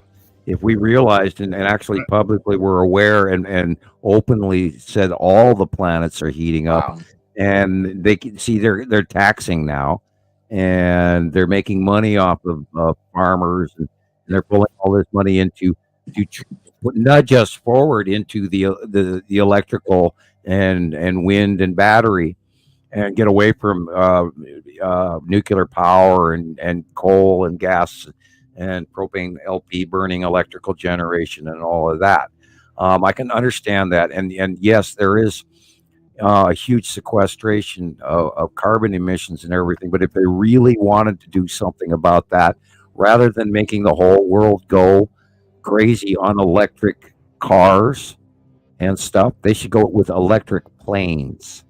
Right. If we replaced even half of the air travel in this country that goes around the world every day with electric planes, then that would be worthwhile. Granted, a lithium battery in the sky is dangerous as hell, and that's part of the problem. But if we got rid of air traffic, I've seen a lot of things. A lot of people with alternative energy sources. The thing is that big oil has a huge impact on everyday life. Right. It is a huge economy that can't. That if it goes away overnight, it'll create a domino effect and affect everybody. If you want to scare, we have to understand that it has to be a transition, and the transition has to be there. But in order for them to give up the trillions of dollars that they are making off of oil consumption and gas, if you want to see something really scary, go look up. I'm probably on YouTube. Everything's on YouTube. Look up the underground piping system under Europe, from Spain to Norway, just pumping jet fuel. Wow, that's crazy. Well, I mean, it's just so much money, and I think that's the problem with the world right now. Look, I think health-wise, we have, because we have the money incentive, people aren't in the business of curing anything, as well as people aren't in the business of getting rid of oil, because it's such a big money maker. Why would they? It's not just gasoline; it's your medications, it's our food. Yeah, oil, oil, crude oil is in our everyday products. It's not just in our cars. Everything. It's in our TVs. It's in our computers. It's in our everything. Everything has some kind of form of oil, including war mechanism. Right now, what is going on in Ukraine, and right now it's going on in Israel, and right now, oh my God, the crap they're reaching out what's going on in Iraq and Syria and Yemen, and you horrible people, knock it off! My God, what's going on? Stop!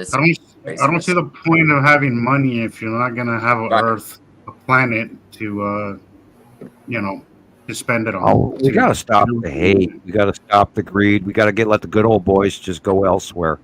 And this is part where Yeah. people are tackling it because damn it, we do have to change because what we're doing ain't working, and we've known it forever.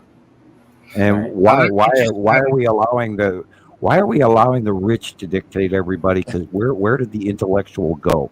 Where did the scientists? Where did the smart people? Where did the prophets?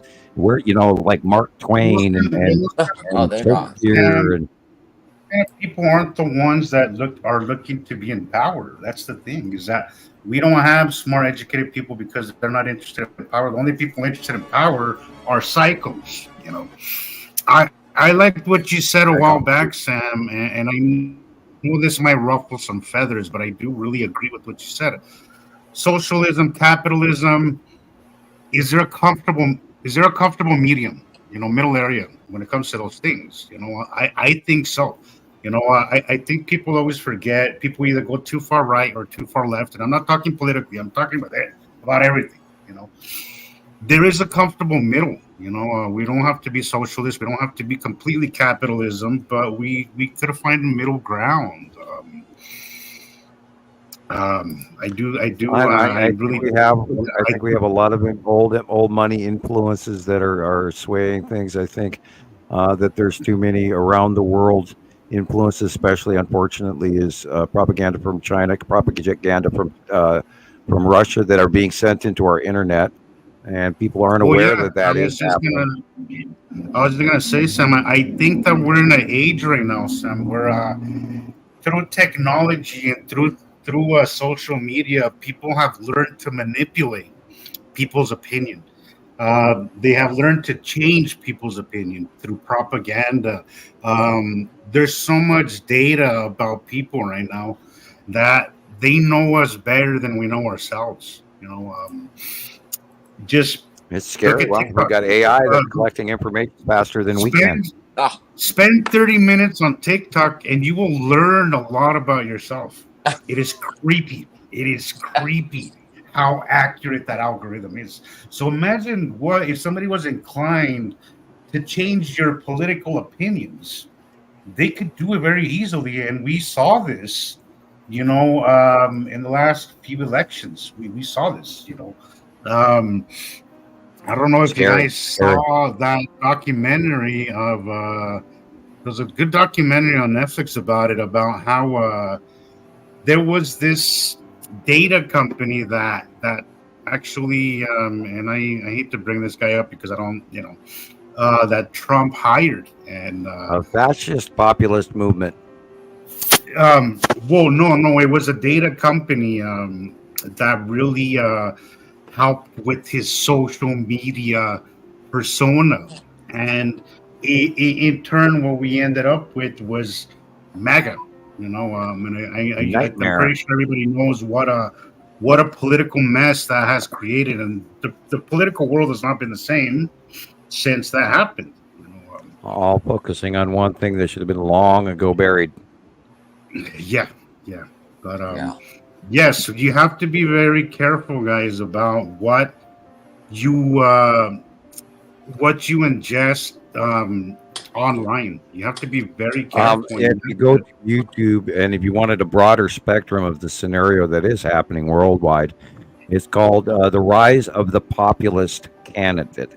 And that has to do with being voted in because you're a TV star, or Ronald Reagan is a very good example of that, even though they still swear by him. But he was actually a better populist candidate because he was at cowboy westerns galore, and then he was a good president up to a point. He was better than who by far. By the way, they just did a national, one of the very serious science presidential political scientist groups did a study on who the worst president in history was. And I'll give you a cookie if you guess who number one was. In the worst president in the U.S. history was... Oh, I don't know. The Orange Savior. Anyway, I apologize. Well, it was Trump. Originally Nixon, and then it went down to Trump. Actually, Hoover, and there was a couple other ones in the list that were. Wait, but the whole list is now changed. Woodrow Wilson was bad. Yeah, he was. Yeah. Anyway, John now Denver. enough of the political because we'll have some people get Right. mad at us. Yeah, No, yeah, I'm that's a very. We're saying who the president was at the turn of the century. WW. That's it. Yeah. That's what we're I talking just about. remember everywhere I've ever worked, I worked for big companies like Verizon and MCI, and they had this top 5 things, you just were not allowed to talk about Mhm. in the Yeah. office. Well, my political That was- politics and religion. my political. I actually I personally knew Mike Mansfield. He's a congressman from Montana. I actually remember all the way back to John F. Kennedy's funeral. Wow.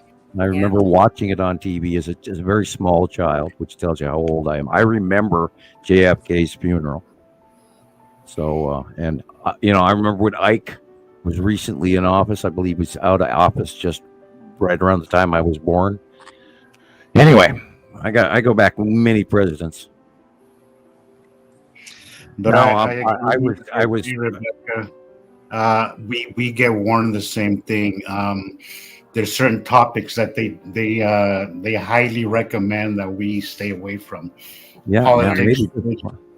They want us to keep it basic, and I try, but occasionally you get that one person that you just have to shut up and let them talk, because if you chime in, it's not gonna go anywhere pretty, So I get that a lot. I've learned. I've learned. My job has really taught me how not to take things personal.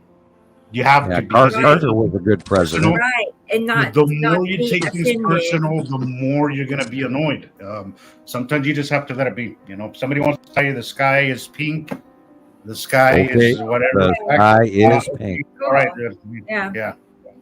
No, you can either be stress free or you can be right. You can't have both sometimes. So I keep that in mind. I am not particularly worried about being wrong. Sorry, arrogant, but I mean, I have not got myself being wrong for a very long time, which is spooky.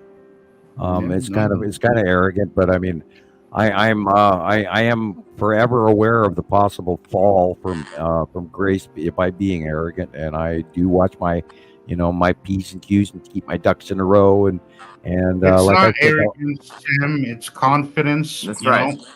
And I think we all have that certain level of confidence because we've all. Well, you guys all earned your place. You did. Yeah. All of you. This is why, the team of experts is the team of experts, because you guys have all stood out on your own to be able to say, excuse me, but I absolutely see these passing planets, and there isn't a thing you could tell me to tell me different. Yeah. And we've been watching them for 14 years now. Wow.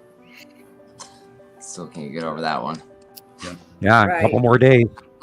On the 9th, So, it'll be 14 years period that I went public and started typing and sweating buckets and bullets. And I used to have a towel wrapped around my neck for my hair, my ears would drip, my chin would drip, trying to come past post-traumatic stress disorder. I wasn't even allowed to have a copy of the periodic chart in my home for that entire 30 years.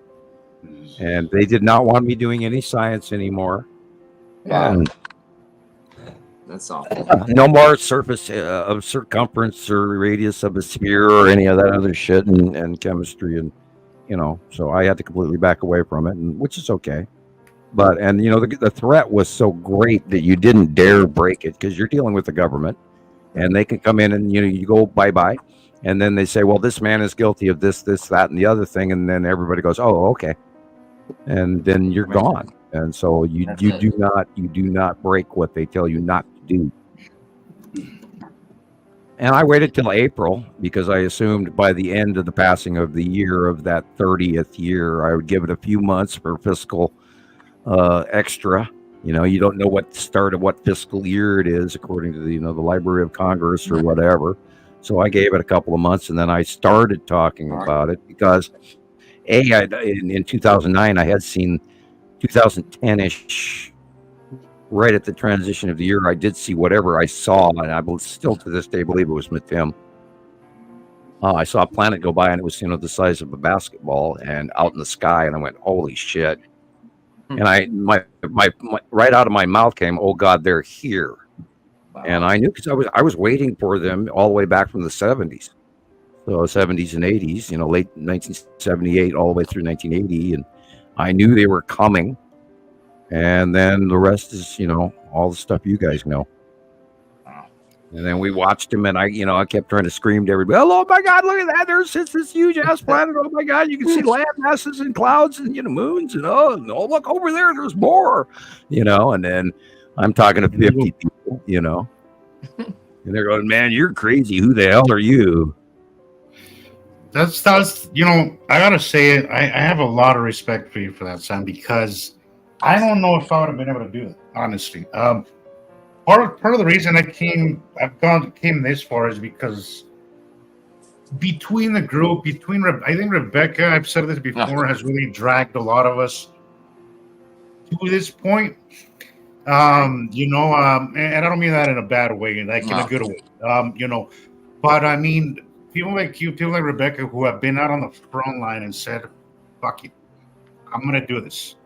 I respect that because honestly, I didn't have the courage to do that on my own, by myself. I couldn't do it.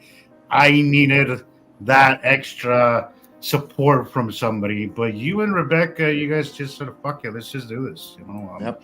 And that's in my book. That is. But watching the planet was so undeniable. We had to share what we were seeing because it was so damn undeniable. But here's this freaking purple planet in the sky. And how can you argue with it when it happens over and over and over again? And, especially after Atu, and that's when, the names came out and all of this. And I transitioned from doing the cutouts and understanding the Sky series. And then the majority of why I've done this was because I was told I couldn't. Right. You're not allowed to. Yeah. And I went, yeah? Watch me.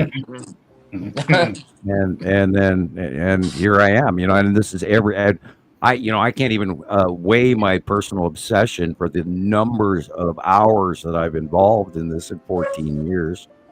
And apparently I seem to be the only clearinghouse for huge amount of information when we started this, and then all you wonderful people, our experts, have got on board, and it's been an intense, awesome.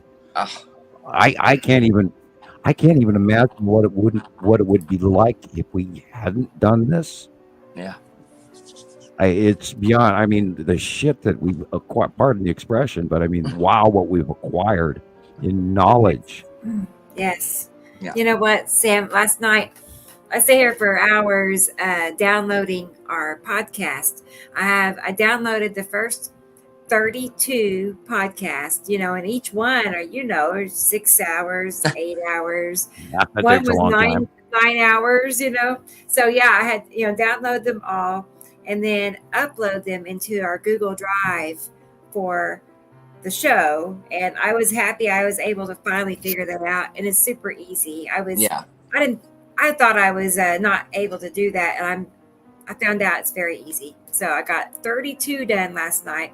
Whoa. And we have like 16 more to go. But I was thinking that I was like, my gosh, we only heard Sam talk maybe twice a year when he'd do a Radio Wasteland show. That was it. I would wait for them anxiously. Yes. Oh, me too. We would wait and wait, and then it was like a watch party of our own, and then we would get on afterwards and comment back and forth, but that's where we come from, and now, we have it's like a luxury to have Sam on with us twice a week. How many hours? Let's say 12. Thank you. That's 15 very kind. hours a week. And we used to not get them, but maybe an hour, 2 hours a year. Yeah. You see, so yes, the information, and just wait till this is translated worldwide. Right. Well, remember, I was typing through 2 keyboards a year. I mean, I was typing to everybody every day and sending as many pictures one at a time to as many people as I could. You could think of to do. And I go through a keyboard every 6 months typing the crap out of it. And right. Can you imagine being on Sam's end? in a No. small town, sitting behind a keyboard, and that's the only way he can get this information out to No. the world, and finding one person at a time that, latches on and sees it too, but I can't imagine, those early years. It's just so much time invested, in teaching somebody. Yes. I mean, look how long we took, how long it's been, and that's a lot of time invested into Yes. helping somebody learn something. Because Sam was always, even though nobody at Montana Skywatcher holds your hand, he is a teacher. He did teach us so much. Helped us through all this, because there was a lot that we were completely confused about. If it wasn't because Sam kind of put things into perspective, I wouldn't know half the stuff I don't know, or I wouldn't know any of it personally. Yeah, you start by throwing out gravity, and you throw Einstein out the window too. And he had a lot of good information, but he had a model, that dinner plate of us going around the same place year after year. That's not. We travel sideways in a spiral in a static electricity connected. There's not a gravitational anything other than the placement of our atomic structure. Our solar system is an atom. The planets are all laid out according to the shell structure ability to hold a chemistry mass. The larger gas giants are out in the middle because they're out in the shell structure that can hold a 16 proton neutron atomic weight and a 32 proton neutron equality weight. And we are a binary solar system, electric universe, and that is a cell with two atoms. And those atoms have protons and neutrons and electrons, and those are the planets and the moons and the comets and all the asteroids and all of that. Positively and negatively charged material, and then offshooting electron, which is a decaying part of the faction of the overall structure, but it's still part of the structure and an electrical part formation of the dynamic of the current compound. So it's a stable thing. We've had a binary solar system always. Wow. It's always been two stars. When our star was born, so was their star. However, their civilization has existed intact for millions of years, where we are the backwater, smaller solar system, and we were placed here to mine planet Earth for needed commodities for the larger other solar system. And the moment you take that into account, you're living in a much larger reality. And once you step that far out, a whole bunch of other puzzle pieces start fitting in. Yeah. And then you've got a greater example of it. And then you're not so limited by, we're the only ones sitting here spinning around on a dinner plate with asteroids that are going to come by and kill us. But we've been here for billions, with a B, billions of years. And so we're not going to be destroyed. We're just going to maybe be uncomfortable by our standard. But Earth goes on, the system goes on, the commodities goes on, the planets and the people on the other part of our binary solar system go on in their civilization. So we have to keep into account that there's much, much, much bigger going on. And once you start to reach for that, before you know it, you're educating yourself. And I like what you said last show, Sam, that these planets are not our enemies. It's a part of the process. And I like to point out the example of volcano eruptions. Even though they cause a lot of destruction initially,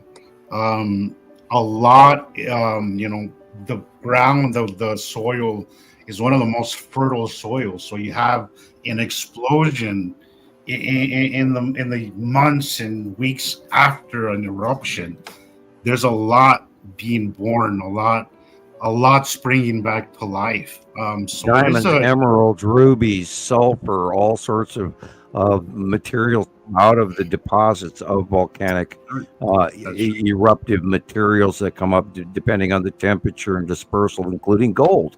Gold comes from under deep, And then also the gaseous pressures that break up from the top of melting lava pools or lava domes.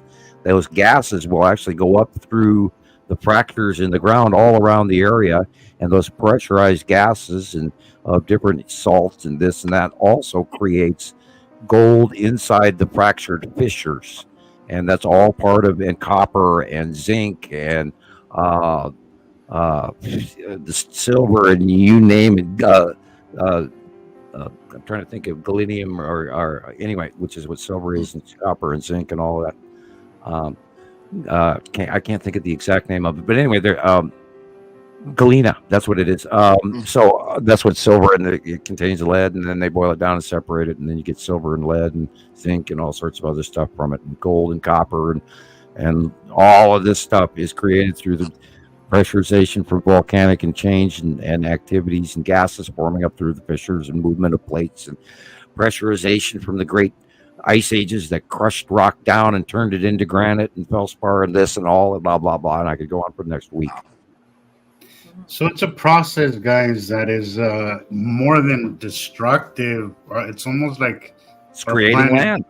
It's like our planet depends on it to keep things the way they to keep things going. You know? And with the planet passing, the tectonic breakups and stuff that happens every cycle, including climate change, including geologic changes and all of this stuff, including civilization, climate migration, and all of this stuff happens. And that way we reboot the supplies for the next 4,000 years. And we get all new gold and zinc and copper and lead and crystals and diamonds and emeralds and rubies and all this shit. New stuff bubbles up from the earth, and the plates change and things move and things get crushed and oceans move and things dry out into deserts and deserts turn into lakes and seas and blah, blah, blah. And then, and we grow a whole bunch of wheat again next time together as a corporate group, and or not a corporate group, a civilization, and our next civilization rises up again. And that happens every cycle. It's the reason why you look at our history and we have things that we can't account for because we haven't had civilizations come and go, guys. We're not the first civilization to come this far technologically. Right. There's been many before us, and this is the reason why we see building that can be recreated these days. We see technologies that we don't understand. We see things that mainstream wants us to believe that we just came out of the caves 10,000 years ago, and that's not how it happened. We are basically the surviving humans from the last cycle. Everybody goes, well, but the ice age was only 25,000 years ago, and it took 25-30 years to melt off. But guess what, everybody? The Ice Age did not cover the entire Earth. It only covered the northern hemisphere, and it only covered the southern hemisphere. And the equator was warm in between the whole time, and there were civilizations living there as well. And there are many before that as well, because they're still finding weird shit in 20-million-year-old coal mines, where the coal is 20 million years old, and they're finding technology buried in the middle of it. And there's been millions of years of things living on here, not just our race. Imagine back that we know about the end of the dinosaurs. And then people go, well then man did this and that and the other thing. Well, what's to say that between now and 65 million years ago, there wasn't another entire race of people that actually grew to civilization and left? That's right. Left. Where'd they go? They're flying around the galaxy currently because their technology has been included by other races. Yeah. Well, what was it in that movie? I don't know which one, but I'm not. This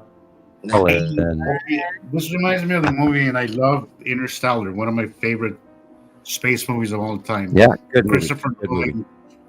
Great. I love his movies. Christopher Nolan, great movies. But In the movie, one of the scientists says that we're not meant to stay on Earth. We're meant to and leave we're Earth. not already. Man has already Right. left Earth. Exactly. That's Man is so. since 1947. There's been an abduction rate licensing to extraterrestrial. Whoops, I'm going too far. Oh, Since the 40s, there's been a licensing where abduction and sampling of humans has been allowed, and I'll leave it at that. oh yeah. Maybe I forgot to add one other president on that list. Good subject change. I like that. Yeah. Yeah. He's on his feet here I think today. anybody who's listening to us right now knows that much. Yeah. You know. Definitely. Yeah. I'm just Yeah. like. And it happens all the time, ladies and germs. I mean, I'm being silly. You do distract. Yeah. There's Oh, so Facebook public knows. There it goes. There it starts. Oh my god. What? Hey, Every how y'all time. doing? What's up? Every It time. never fails. At least Ah. once time a show. Yeah. Yes. Okay, I'll say it again. There is so much more going on above us that Joe Facebook public doesn't know. Yeah.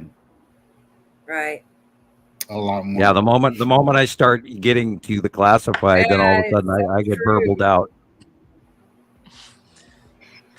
It's, Tell me they're not watching our show. Right. Hey, you guys got jelly donuts with the cherry filling and Starbucks or what? Man, those jelly donuts are so damn good too. I love jellies, man. You know, you know who the Great White North and the Mackenzie brothers from Strange Brew, the movie. Coo, coo, coo, coo, coo, coo, coo. And they always, hey, take off, eh? And go get some jellies, man, and some beer, back bacon and beer, eh? You know. Yeah. Okay.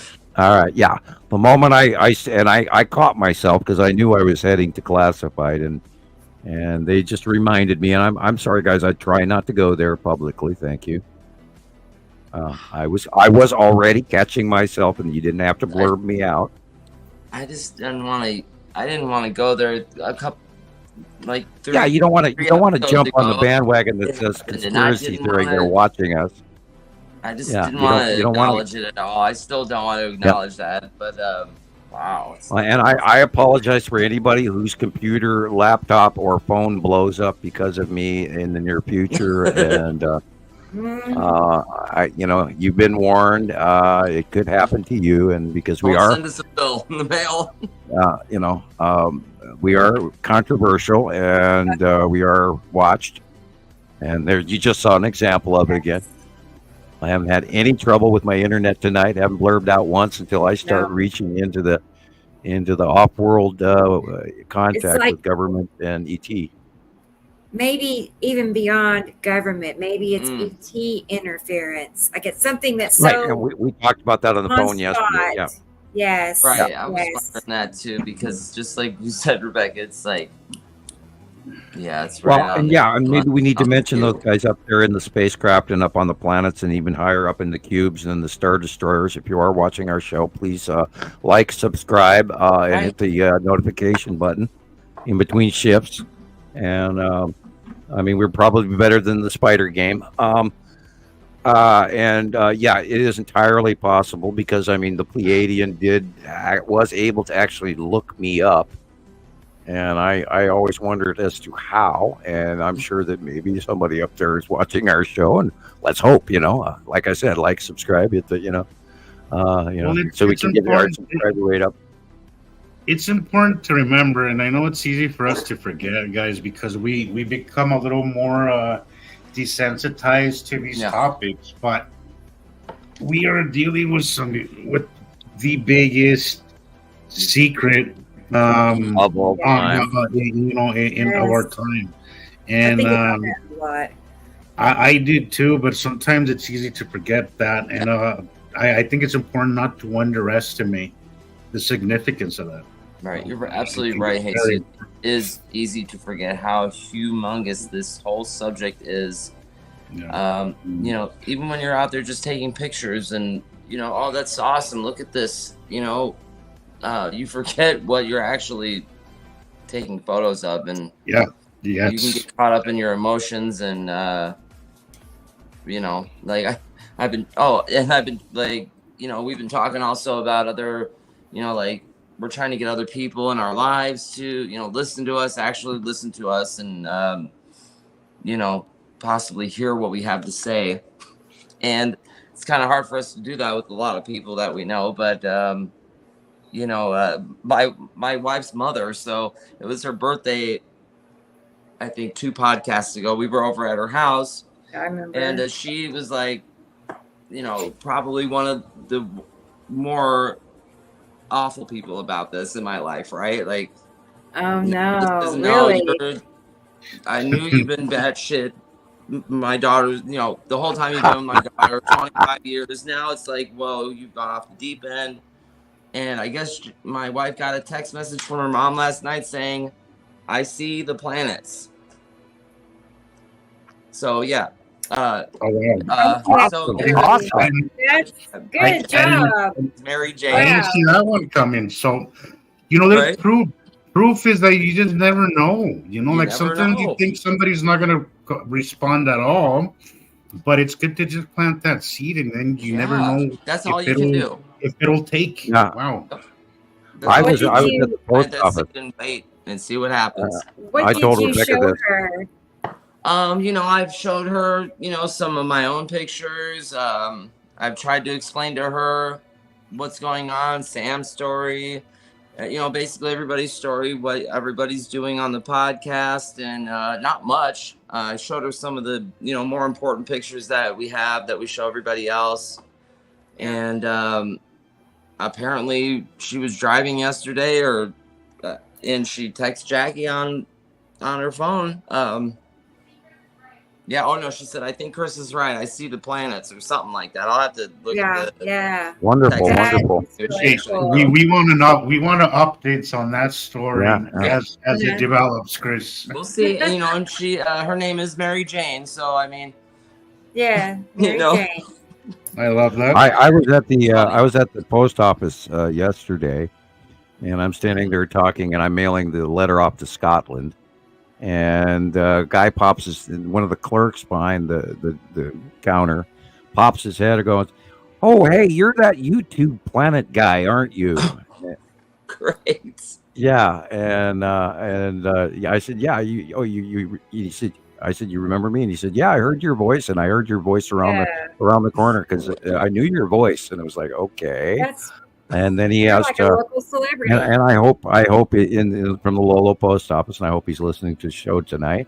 Right. And I don't talk to a lot of people in Lolo per se. A few of the store clerks at the town pump and everything know me. And hi, Leroy, I hope you're listening, and a couple other people. So Hey, Leroy. yeah, town pump crew.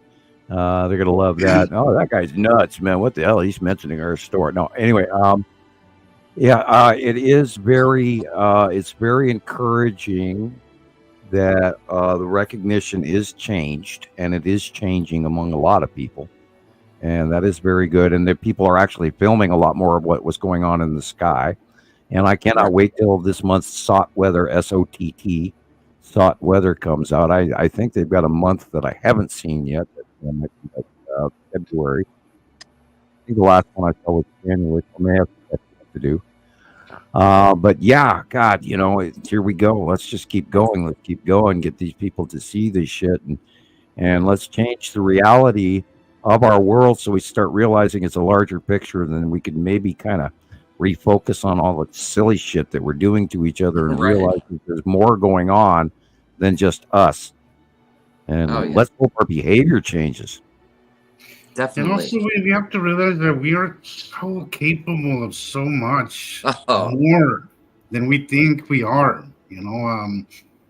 We all here have seen our evolution in this topic and what we have been able to. The community that we have built here, and the connections that we have done, and the family that we have, created, and we are much more significant, guys, than we give ourselves credit for. And I really hope that we can understand that and start to see that, because I think they really, this is why I always say think bigger. I mean that in every aspect. I think we're up to we're around 400,000 people strong right now. Somewhere if we add all the groups together, so 400,000+. Wow. We have abilities, and we have even started to tap into guys, and we are much more significant and important than we think we are. We're more than just worker bees. We're creators. We are much more, and I think it's time that humanity knows that and embraces that. It's time to wake up, Alice. Wake up, Alice, because our intuitive selves are being born, and start listening to you and trust you.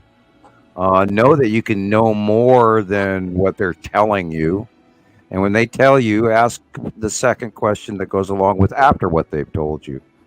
Like, well, why would that do that, or what is behind what you're telling me that you're not telling me? Ask those questions. And know that once you get the answer, you're smart enough to understand the difference of whether or not you're being lied to or told the truth. And these spiritual skills, these special ESP things, are probably already starting and going. I know that my precog abilities have definitely gotten more powerful, and I get to watch more stuff happen ahead of time. And it's really kind of almost humorous because you see it coming.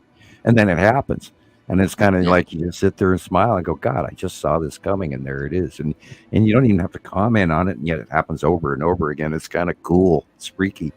It's like, wow, cool, And so you see things twice sometimes, and it's been amazing.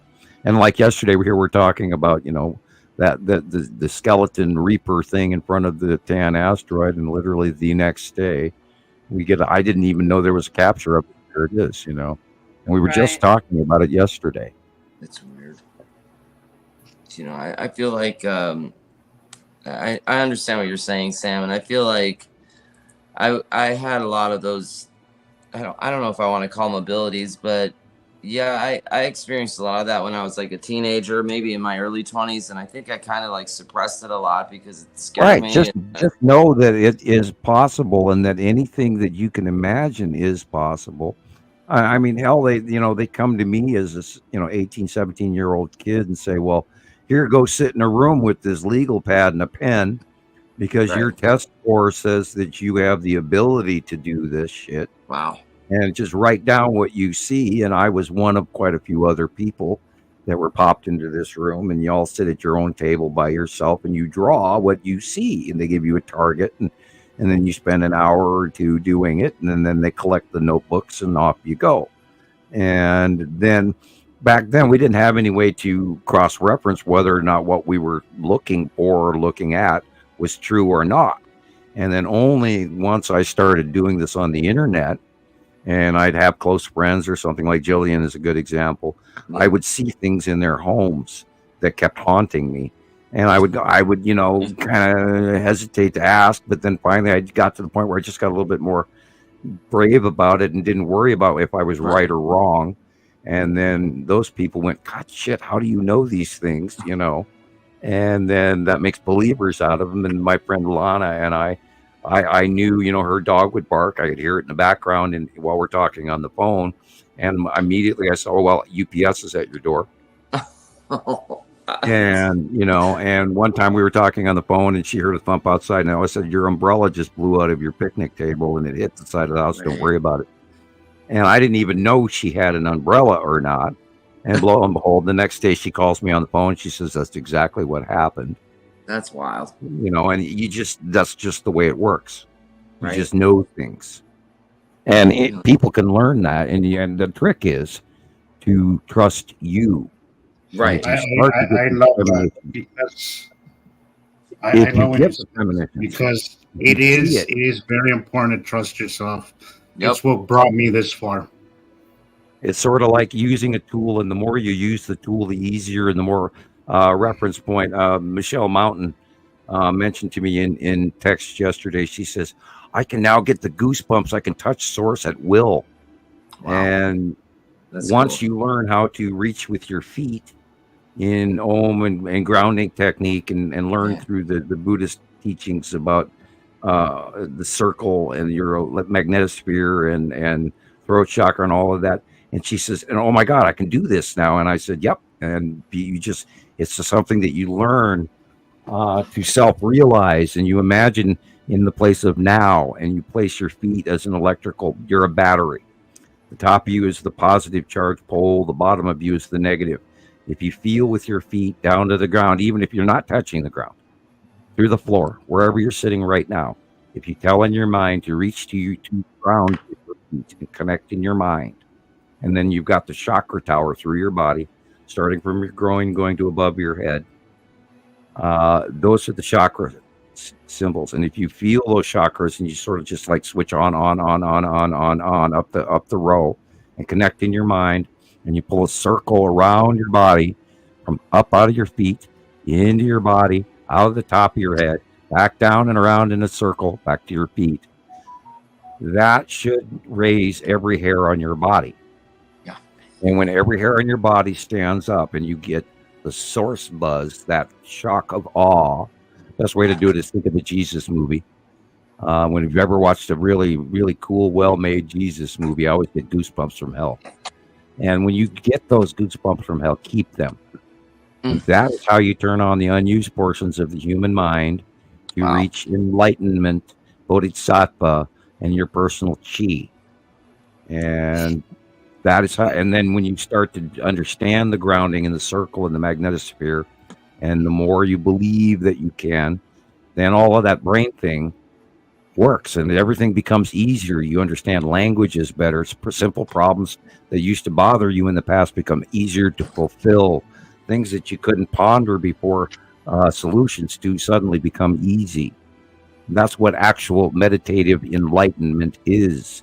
You transcend, and Jesus has noticed a change in his life, and Rebecca has noticed a change in her life, and we've all, Definitely. More I mean, compassionately what do you think that? facilitating our lives. I mean, okay, because the timing, Sam. I mean, changes in my life, for instance, started happening in 2014. And that is the same time frame I found your videos. And I'm like, is it just even that slight connection have anything to do with, how my life was making changes from that point forward to this time now? Okay, I'll take credit for that. You bet. Once you step I across don't the know. threshold I mean, of believing I more. ask myself that. Huh? Well, you step away from some of the personal, mundane, and then you enter into a larger world. And the moment you open it, it's sort of like going through Narnia's closet. And once you step into that larger world of understanding, our brain, your access. Is it me? Am I skipping out? Yeah, I did it again, right? That crucial moment. Wow. Yeah, you are when you. Right, though, they can silence you, but they can't silence you all the way. I know. It's like stepping through the door into Narnia. When you can you hear me now? I can. Yes. Okay. When you realize that there's a larger world out there, you have a level of where your brain turns on, and then things start to work better. This is where your hairline can grow back. You can actually self-heal if you say to yourself, and you do Om chant, the circle and grounding. You go out, you put your bare feet on the ground, you think of that circle around you, you make an Om in your throat, which increases your vibration.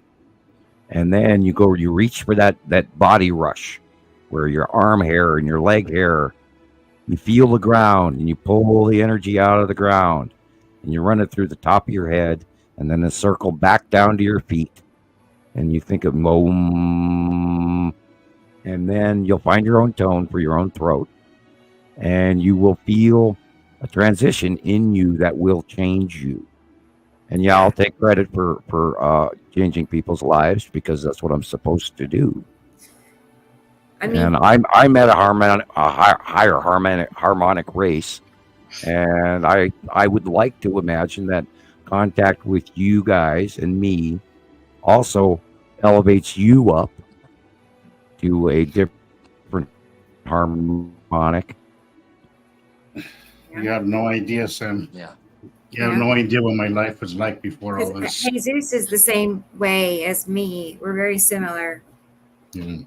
Mhm. I really do truly believe had I not done the changes I did because I started looking at the world differently because of you, Sam. I really do think if I had stayed into that cycle that I was in just 10 years ago, I think I'd be, I don't think I'd be here. I really truly believe that because I was not in a good place. I wasn't. And now I am as happy as I've been probably ever in my whole life. That's Right. That's why I say my little episodes of depression have nothing to do with my life because I'm in a good place. You know, sure, you know, there's everyday stresses. Life right now is a little difficult for everybody. You know, prices of everything are skyrocketing, but you know that's no reason to be depressed. You know, my life has never been. I'm living the life I chose now, not the life that I got stuck with. You know? That's right. That's awesome. It could be currently a whole lot worse than we're living through right now, and so we should be very thankful for what we have right now. Oh, absolutely. Absolutely. Not a day goes by, Sam, that I'm a very, you know, in that aspect, I'm a very grateful person. I'm the kind of person I can't wait till the 8th. I am so excited to see what the hell really happens. And Yeah, me too. I have a funny feeling I'm going to be quite disappointed, but we have been waiting for a reason for everybody to start looking up. And Christ, you couldn't ask for a better way. You know, let's get everybody. Okay, well, now you saw this, and let's hope that we see even more. Like, for example, what if the Skull asteroid is drastically illuminated during the cutoff? And what if, you know, the planets are revealed during the cutoff of light, when the illuminating planets that are beyond Earth? And there will be the facial illumination of them behind Earth. So do look behind. Torre rubbed his eyes. Are you that tired, sir? Me? Or is it hay fever and Utah? Yeah. No. Okay, so everything's budding, everything's blooming. So I have my window open, and I think pollen. Yeah, because my nose is running and my eyes are just burning. And that's always from. That's where my. I've never had allergies until I moved here, and now I get them. But you look like me now, when everything's starting to bloom, and it's really kicking my butt. Yeah. Okay. Like I said, you look like me when the cat's in the room with me. Yeah. I've been like that. Oh God, rub my eyes, rub my nose. Yeah, it's weird.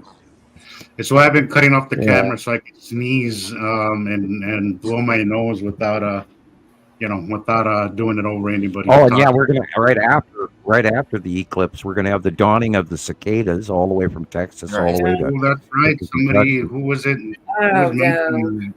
Did you see the Skull asteroid the other day, Jesus? The one Sam's talking about that Alex sent in. Is that what you're talking about, Sam? With the Skull asteroid we saw the other day? Yeah, that it was. I thought it was Yvonne or it had been Alex.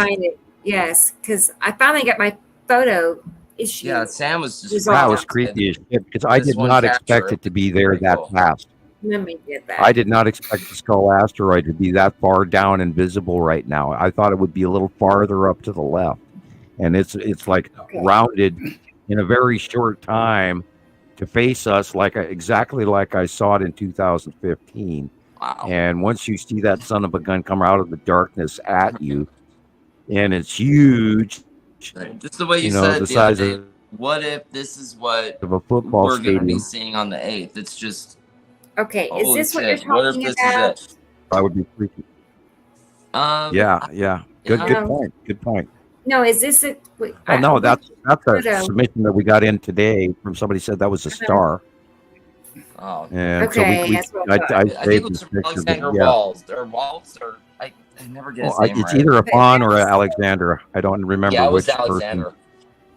Okay, cool. And that was like last week's show. I'll have to look for it. Maybe it's just in my head. But yeah, that was a That's strange. creepy too. I mean, Yeah. okay, Sam, you know, for the longest time, I started seeing faces, right? Now, okay, I'm Right. 54. Okay, I started seeing them. I mean, I remember it was actually, I remember the day. It was April 20th, 2018. And I don't know why. I remember the day even that Wow. I started seeing them. It's strange. So all of a sudden, just one day, I start seeing faces. There was one particular day I spent hours out taking pictures and video that day. And I would come home and like usual, I'd put a filter on them, Yeah. and I started seeing them like just faces upon faces upon faces upon. It just goes on and on. It's endless. It's endless. And so here's the thing. And you say it's pareidolia. And I mean, I can accept that, but I feel it's odd that myself, along with thousands of other people worldwide, Right. started Well, now seeing remember faces. what was happening in 2018. Okay, In what was that? 2018 was the first close pass crossing of Uri. I was And just that goes- thinking of you. That was exactly what I was And that's, thinking. and we were talking about how all of these spirits and beings and creatures and shit and skulls and skeletons flying as the Grim Reaper in front of the whole batch at the bottom of it, and the celestial ghost cities and all of this crap that we saw underneath the bottom of Uri for many years going on. Every time she's been, just over the top of us, and you look up underneath in the shadowing and you don't believe what you see. And it's just, I'm not going to F-bomb, but I F-bomb crazy, and you see it. And I saw it by eye, and Jesus has seen it by eye, and we've had dozens and dozens and dozens of captures of it, and we've avoided There's talking about it. there's a lot of stuff in around that time that I just dismissed as camera effects, but Oh, now but that I it's know spooky that, as shit. Yeah. I'm like, there's more to it because Yuri has a lot of creepy shit underneath it. And in my little journey through religion this week, I pondered across some information that I had read many years before. And did you know that they're, according to some of these texts, that they're opening of the sixth seal and all of that, a little bit beyond that in the Matthew region, they talk about, like I believe Matthew 24, they talk about, and I could be wrong, because I went through so many different ones. It could be not even Matthew, but anyway, they talk about the 10 stages of heaven, and they list off heaven: first level, second, third, fourth, fifth, sixth, seventh, eighth, ninth, 10th, before you actually get to sit beside God in the kingdom of heaven. And so perhaps this is one of those purgatory things where you go if you're a bad person, and then in those stages of heaven, of course, hell is underground in the earth. And I do strongly believe in Agartha and a civilization that lives inside the earth that's actually more advanced than we are, because they haven't suffered the exterior destructive forces of each passing group, and they've actually been stable inside the earth for their civilization to advance in the way that they are. I don't have any real evidence behind it, but there's a lot of information going on about Agartha and Admiral what's-his-face, is it Haley? And finding stuff in Antarctica and then rushing immediately up to the North Pole and the hole and all of this. So I don't know how factual that is, but yeah, there was a lot.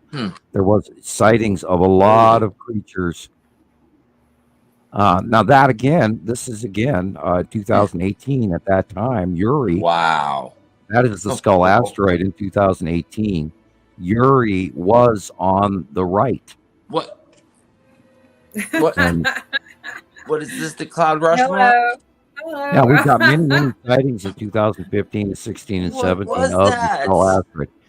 Yeah, now that this is going, faces in the sky.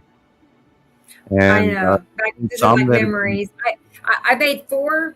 I made 4 different sky or face videos, and the second Many and third of time, these are the Sam was just Asteroid. like disappointed. He was disappointed. He didn't want me to Right focus there, on right there. faces. That is the No, skull so- asteroid coming around the backside of really? Atu, and you can see the I'm not gonna lie, uh, Rebecca. I'm not gonna lie. I was a little bit too. I was like, please no, please no, Rebecca. But I see where no, it no, comes Rebecca. from. You see where it comes from. because remember how we were trying to Yuri's rein first people into, pass was nuts. I know. I bet. and we Because were this trying to is rein crazy. people into sticking to science and not hype and not freaking out, and no little old ladies Right. jumping off of bridges. You know, I just "Oh, find it you know, curious. To make it, I can't and live to with make it this. clear, Ah!" to make it clear, it's not like I don't see it too. I see it too. It's just sometimes Yeah. I just feel it takes away from the bigger Right. picture. And after that video, this is the last one I made. Wow. But after, I basically turned away Thomas from it here. mostly. I've noticed. You know, I noticed you I did now that, and then never you kind of think about just.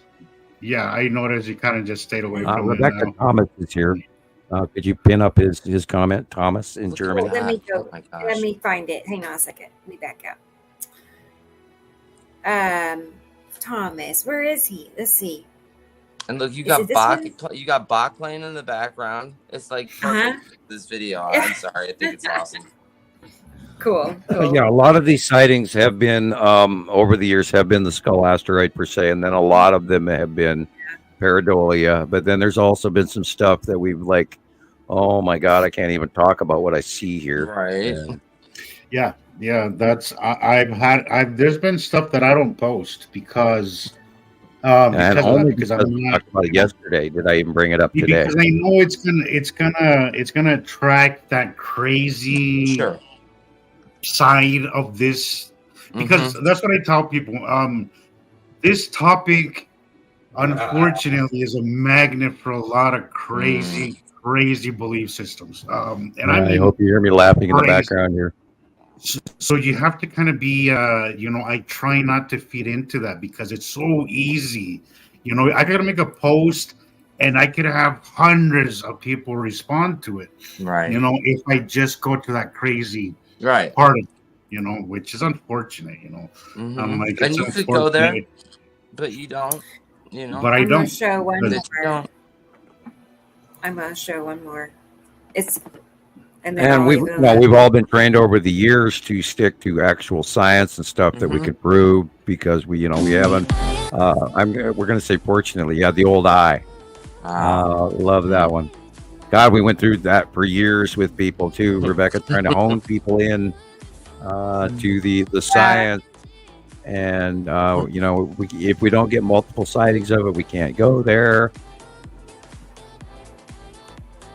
And that, of course, those are the big 3 asteroids underneath at the bottom base cloud of Nepesity.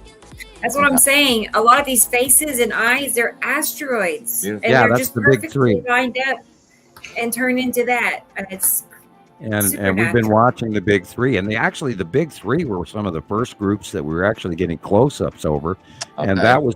that was the freak out of Jamie, where he didn't want to believe that we Wow. were seeing the big 3, and he got mad over 2 pictures, and I was trying to tell him that they'd been sighted for like 20 days straight, and that they were real. And I told him it's a screen capture. It's not a pixelated Photoshop. That you're, I know Photoshop, and I know when somebody's done that. Blah blah blah.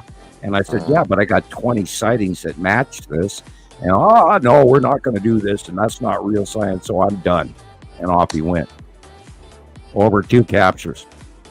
It's That's the big unfortunate 3. 1, Sam, 2, 3. Count that them. 1, ended up 2, that 3. way because, and I've said this before, with all respect with respect to anybody, I learned a lot from Jamie. Like I learned a lot. He was really shrewd, but the thing is, I had a really Hell, he was My dad was stiff. a really strict father, so I'm not beyond Sure. being told no or you're messing up. So I didn't take it personal, even though a Right. lot of people wouldn't have Right. put up with Either. it. But I learned so much from him, and we talked to each other. We would FaceTime a lot. We talked a lot.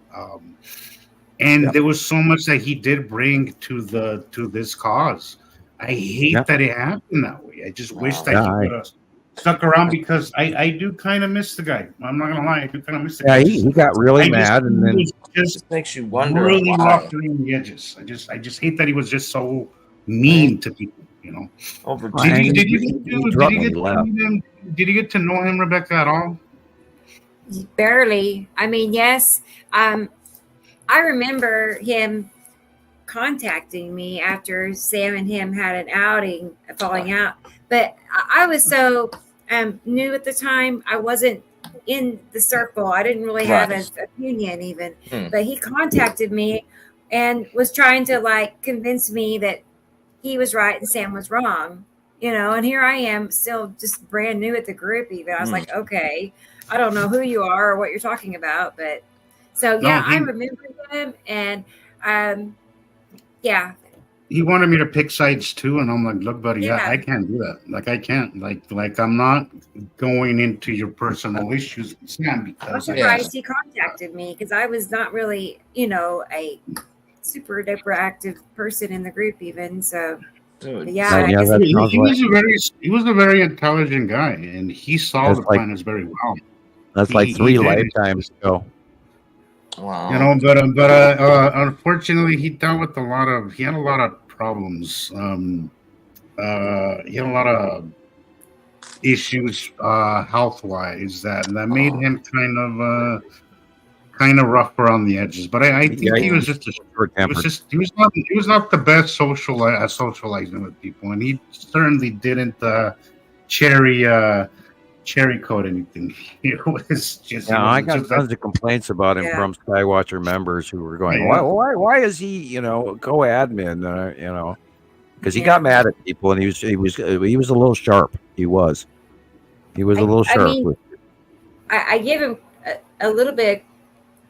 I mean, I like his YouTube channel. He has. Well, he a worked YouTube- hard at what he was doing, and he followed It's his cool. spirit for what he saw. But then, he had trouble Yeah. with the asteroids. He really did. Once we started doing the asteroid sightings, they may have been a bother, and he wanted to pay more attention to the planets because he was all about placing the planets in his That's right. graphic designs. Remember, he was Yeah. making Yeah, these graphic. he never really touched on the asteroids. There was always planets. Right. Always planets. But Yeah, right. he managed to capture hundreds of Mexico webcam Yeah. footage. In the early years. Back in the golden days of You cannot get those anymore. Yeah. So Back when I he- still watch his videos. I have a whole playlist of my favorite videos from him, and I still watch his stuff. I still do. I love the time lapses. That's what got me addicted to time lapses. When he stopped doing it is when I started doing mine. Because nobody else was doing them. right. And Planet X Hunter, he was really good with his time lapses and stuff, and he took over in that area. I was with. I followed him when he had like. And then he got 56 harassed by the same people that were harassing us at the beginning of this video series.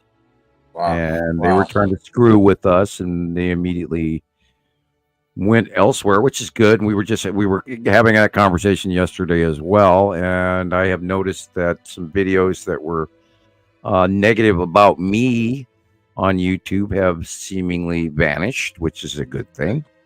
And we will not. I'll be able to notify the lawyers not to be quite as litigious and spend any more money on anything until things change. Which I'm glad it's kind of gotten quiet, which is good. Knock on wood. Anyway, yeah, we've been through the grinder for well over a decade now, and all of us have gone through some crazy emotional arguments within our own heads over and over, back and forth and back and forth. And are they real? And am I full of shit? And can I believe this? And oh God, what are the people going to think about me if I actually mention this to them? And oh my God, look up there. And oh, why am I standing in the middle of the Walmart parking lot for the last 30 minutes without realizing it? Oh, don't mind me, lady. I'm polishing the carts. Okay. Yeah, I was standing in Walmart today watching Satham's Yellow Moon, and plain as day, right there, big, huge, giant thing with the ion tail going, a couple thousand miles behind it out there, but miles to us, but just big as shit. Nobody's looking up. Right. Like, same repetitive thing every day. It was awesome. It was beautiful, and everybody's missing the coolest show that ever was, and it's just all there's to it. I'm in awe every day. Every time I get a chance to go and see different, southern view, because most of my southwest is Lost a Mountain. I live on the side of a semi-dormant volcano, Lolo Peak, and there's a fissure chain of volcanoes that lead south of me here, which are the Bitterroot Mountain Range. You can look that up on YouTube, people. Just type in Bitterroot Mountains in Montana, and it's a very beautiful, beautiful show on any one of the tourist videos that are available, or even driving through Missoula, Montana. Type that into YouTube, and you can see where I live. And I live at that big Lolo Peak, right next to it in Lolo. And in the Indian name for Lolo used to be Lulu, and we're right next to the Flathead Indian tribe up north of us here. But and that Lulu used to mean crazy. So the term was, if you were Lulu, you were crazy. And it was also in what movie series Lolo was in a couple of very famous movies. The one where the guys go fishing back in the 1800s, whatever. I can't remember the name of the movie, but anyway. Montana's pretty famous. Missoula's now getting famous, unfortunately. People are moving up here. We don't want you. Go away. We used to be cool. Now now it's too expensive to live here. Wow. Yeah, because all the money moved in, and they want to live here too, and then they tell us how to live. That's great. Yeah. That's how they ruined Salt Lake City too. I mean, we have a term for it, pardon the expression. We call it Californication. Yeah, that's exactly what it is. That's exactly what it is. They're turning it. Everybody's escaping California, but they're bringing it with them. Yeah, I don't know. The people that live here can't afford to live here. Right? That's exactly what's happened here in Vegas. The locals can't afford it anymore, and it's just crazy. I never thought I've lived here my whole life. I never thought our population would have blown up to what it's at now. I mean, 500,000 people was a lot. Now I think either we're close to or pushing 3 million. It's crazy. Did you know that there is Go ahead, son. Okay, there's less than 1 million people in the entire state of Montana. Wow. Jesus Christ. Wow. Yeah, and the reason that people don't last up here is because you freeze your ass off. Not that. And if you aren't tough, you can't get by here. And that all of us Montanans go, and then these storms that shut down the whole East Coast, we go, oh shit, that's normal. We drive through it, go to work every day, get up in the morning and do our thing, and that's normal up here to us. And this is why I laugh about electric cars. It is not an electric car not going to make it in Montana unless you have a heated garage, because there's no way you're going to start your car in sub-zero temperature. It's just not going to happen. Right. I know. Like I can talk about Chicago because I have family there, right? But I just thought it was funny over what was it this past winter? All of those news reports with all these electric vehicles, and everybody's out there, and none of their cars work. They're having to walk 10 miles back to the suburb where they live with no car. I've walked through Chicago. I've walked downtown Chicago on foot. That's a long walk. Yeah. It's crazy huge. Well, we do that. We're used to that up here in Montana. I actually was stupid enough to do that. I walked Chicago, and I walked Pittsburgh. And okay. That is an interesting. And talk about wear your boots down. And when you have a Montana backpack on your back, people sure do look at you funny. So It's like what? no, and that was back in in the 80s and shit. So wow. Yeah, it's a strange world out there, but I mean, you come up here and we have 20 below, and we, that's normal. And when we get 40 below, we go, oh, this is inconvenient, and I don't plan on going anywhere. But we did not have the snow this year. It's going to be a very interesting summer. Get ready, everybody. We are going to fry. It's gonna be a hot one. Or we're going to be all swimming and drowning and watching our roof fly down the street. What's going to happen tomorrow is going to be very scary for anyone from literally from Texas, Oklahoma, all the way literally up to Pennsylvania, and including Michigan, and the snow event that's about to happen all the way from literally from Wisconsin to Maine in the upper reaches. They're going to get a super snowstorm because this is a hurricane.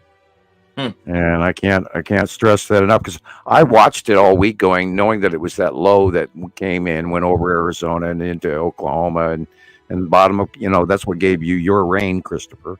Yeah. And watched it pass, and it sort of died down millibar wise and then spread out.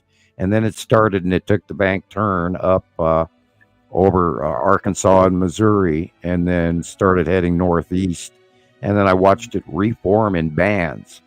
And then knowing what's coming tonight and the formation of the Arctic stuff coming in from Minnesota and Montana, it's like two hands rubbing bread dough together. It's going to create that centrifuge, and it's going to be nasty. So if you have a roof, pray for your roof tomorrow, and I'll pray for your roof tomorrow too. Definitely. Folks are going to be in a lot of peril.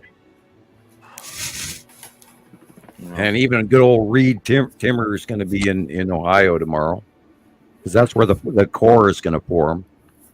And if you go back to some of these old Hollywood movies, where these weird cores and weather form and all this strange freaky shit happens, well, that's what we're watching, because there never ever used to be Northern Hemisphere on land hurricanes, and we have watched them develop in the last many years. And now we're seeing, if you don't believe in climate change, man, you're crazy, because it's happening right now.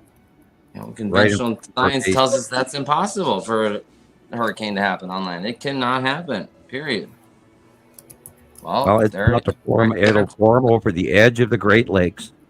Why aren't the meteorologists moisture?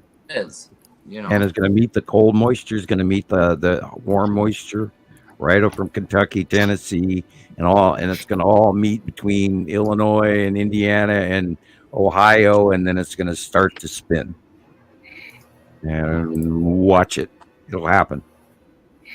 It's going to be nasty. Excuse myself, guys, to the little scientist room. I'll be back.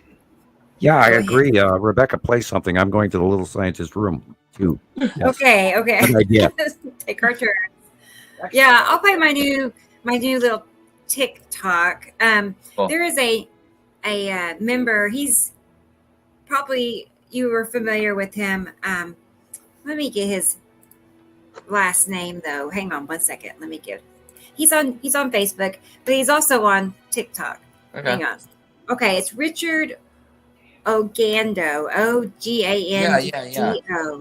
Okay, and then he also has a group on Facebook, and it's like HGSW111. So that's his, like, I'm not even sure what HGSW means. Okay, we'll find out. Long story short, he has a TikTok channel, and I really like his captures. There's like 2 or 3 more I want to make videos out of, but let me get this one. I made a TikTok a couple of days ago. With Saddam's Yellow Moon, or I think I might have seen it was mostly the lead object. Okay. Mostly. Oh, that's right. Okay. Yeah. Let me get it. I thought it turned out pretty cool.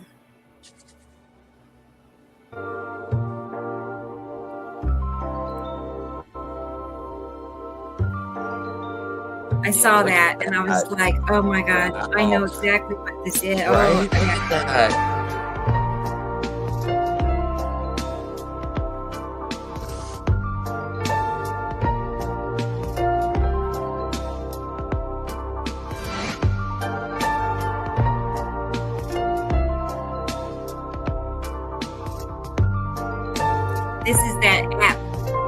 prefer it. I stick to. I love this.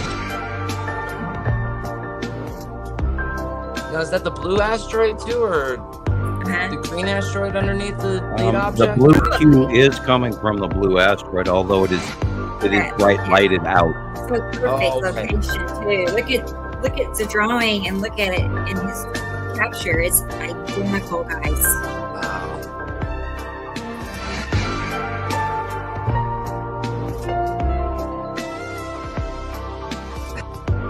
So somebody please tell me how I know this stuff.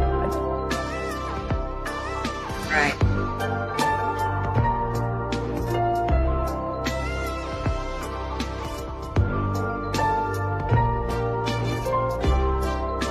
I saw this and I just smiled. Me too. I saw that picture and I was just like, oh yeah, I gotta do something with this. I love how you're able to just, turn these comparisons over so fast. It's so cool. Right. I told you the other day, I was putting together like an end of the month, video of all of the featured posts you put on the group, right? Yes. Took me all the way up until we started the podcast today. To finally get it done, and then I it know. load because it was like 25 minutes long or something. So there's no memory left on my phone. I gotta figure out how to download it. I know. I went through today and deleted like 300 and some odd videos on my phone. Oh my gosh. So I was like, I don't know why I'm hanging on to all. I don't need all of this. I know, they got me going now. But then you're like, oh no, I can't get it. No. I know. No, I not did. that one. I still have a lot.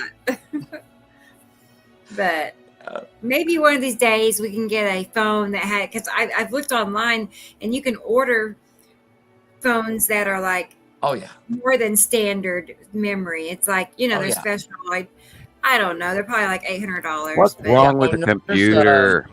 Yeah. Huh? There's Nothing's wrong with the computer, but it's, I'm way more faster and more efficient on the cell phone. Right. You can take the picture and you chop it up all right there. Oh yeah, I can imagine. Yeah, it does have far more apps to do that. There are more. Yeah, and I knew how to do a lot of this stuff, and then I hit Windows 11, and now I'm a walking idiot. And I was really good on Windows 7, Windows 8, Windows 9. I haven't passed. Okay, like Windows 8, I think is as far as I've ever gotten with Windows. I don't even think I've used. I don't even know what Windows we're up to, but I don't do Windows. Nope. No, I got so pissed off, I quit learning. Yeah, it's really bad.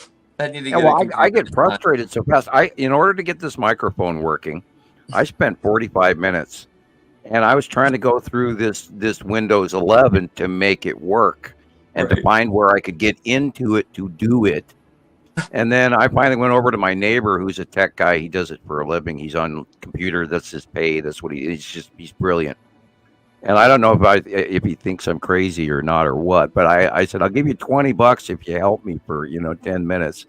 He sits down and fixes it. Within the first 30 seconds, he had the damn thing working. And, and I go, well, that's the fastest $20 you ever made. I know, right? Because I spent 45 minutes trying to get that damn thing to work. It wasn't a power button, was it? No, it turned out it's one of these. It's on my toolbar on the lower right-hand side that I wasn't aware of, and I'm sitting here looking in the upper left toolbar, trying to go into the computer, into the actual file system, and find out even how I can get to this thing. And after about 45 minutes, I said, "That's it. I'm going next door." I can't. Yeah, and it's obviously it was so simple that I overlooked it. I know, right? That's how I do it too. There's directions in the box that came in. Do you think I read the directions? No. Literally, there's a power button on the microphone. It says on, off. What? Oh, that's how you turn it on. Okay. I had trouble with my new dishwasher too. So I mean, I'm old. Us old guys back in in the Stone Age, My daughters think the old days were the 90s, you know. I know, right? That's awful. Back in the old days, you know, the 90s, Dad. And I'm going, what? Right. No, the old days was 1945, 1947, okay? I mean, Like 1950s in our yeah, view, that was the old days, Like- the 1950s, yeah. way Back in the there. day when the cars, and I love old cars, and I know all the old cars. People don't, and I don't even know the new cars. That's spooky. I know, right? It's not really a bad thing. Oh, I'd get in a new car with all of that crap shit in the middle aisle there with the, you know, the how to find your location and where you're going and Right. turn left, and you know, I wouldn't even know how to run any of that stuff. I Not at know, all. right? And I've had it break in down any car. too. And the newest car I'm driving is a 2003. You know, Wow. so I'm a little behind. That's I'm trying to keep it classic bandaged now. together, and it's got low miles. It's a still a dad good car. minivan. I'm With Mr. that. Mom. You know. It is a you know, what's it? I want to say plush. You know, it's like a, what's it called when it has all the Oh, bells and it's got whistles? everything. It's got all bells and whistles. It's got leather seats Yeah. and they're heated and you name it. And I got the Minivan. DVD player in the back for the kids and all of that. And there's a Fully loaded. Is that it? You got a That's fully it. loaded. Mhm. Loaded. yeah. Well, what's a German? It's a German Chrysler Town and Country Special. Oh, Yeah. Yeah, Oh, you know, okay. German made, Daimler Chrysler in Germany, and you know, this is like in 2003 for driving the Autobahn, and you know, in luxury, and got air conditioning, and it's got a V6 engine, and I just went through a small fortune trying to fix it this last summer. It all went bad on me, but I mean, it's at 150, it's 160,000 miles on it, and for the age of it, that is way low right, miles. that's nothing.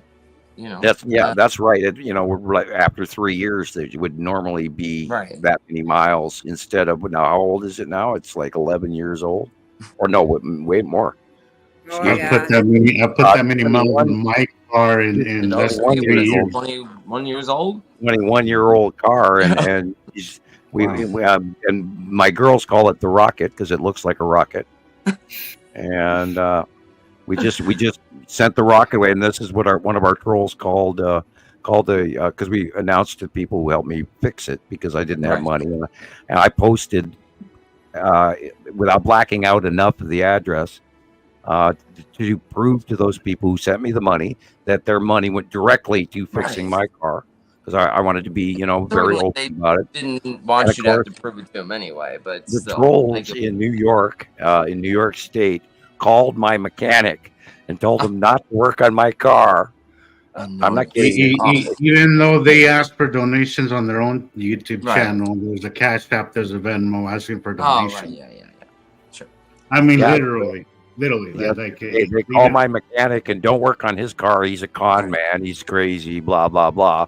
And Yeah, it's you never ask for much, and when you do, it's not even for yourself. it's usually for an emergency. If you know, I mean, Right. to Yeah. pay those high It's bills. either emergency or Christmas. You know, that is. Right. I've been on almost every single one. People I haven't been people on think all the podcasts, but I've listened to almost every single one.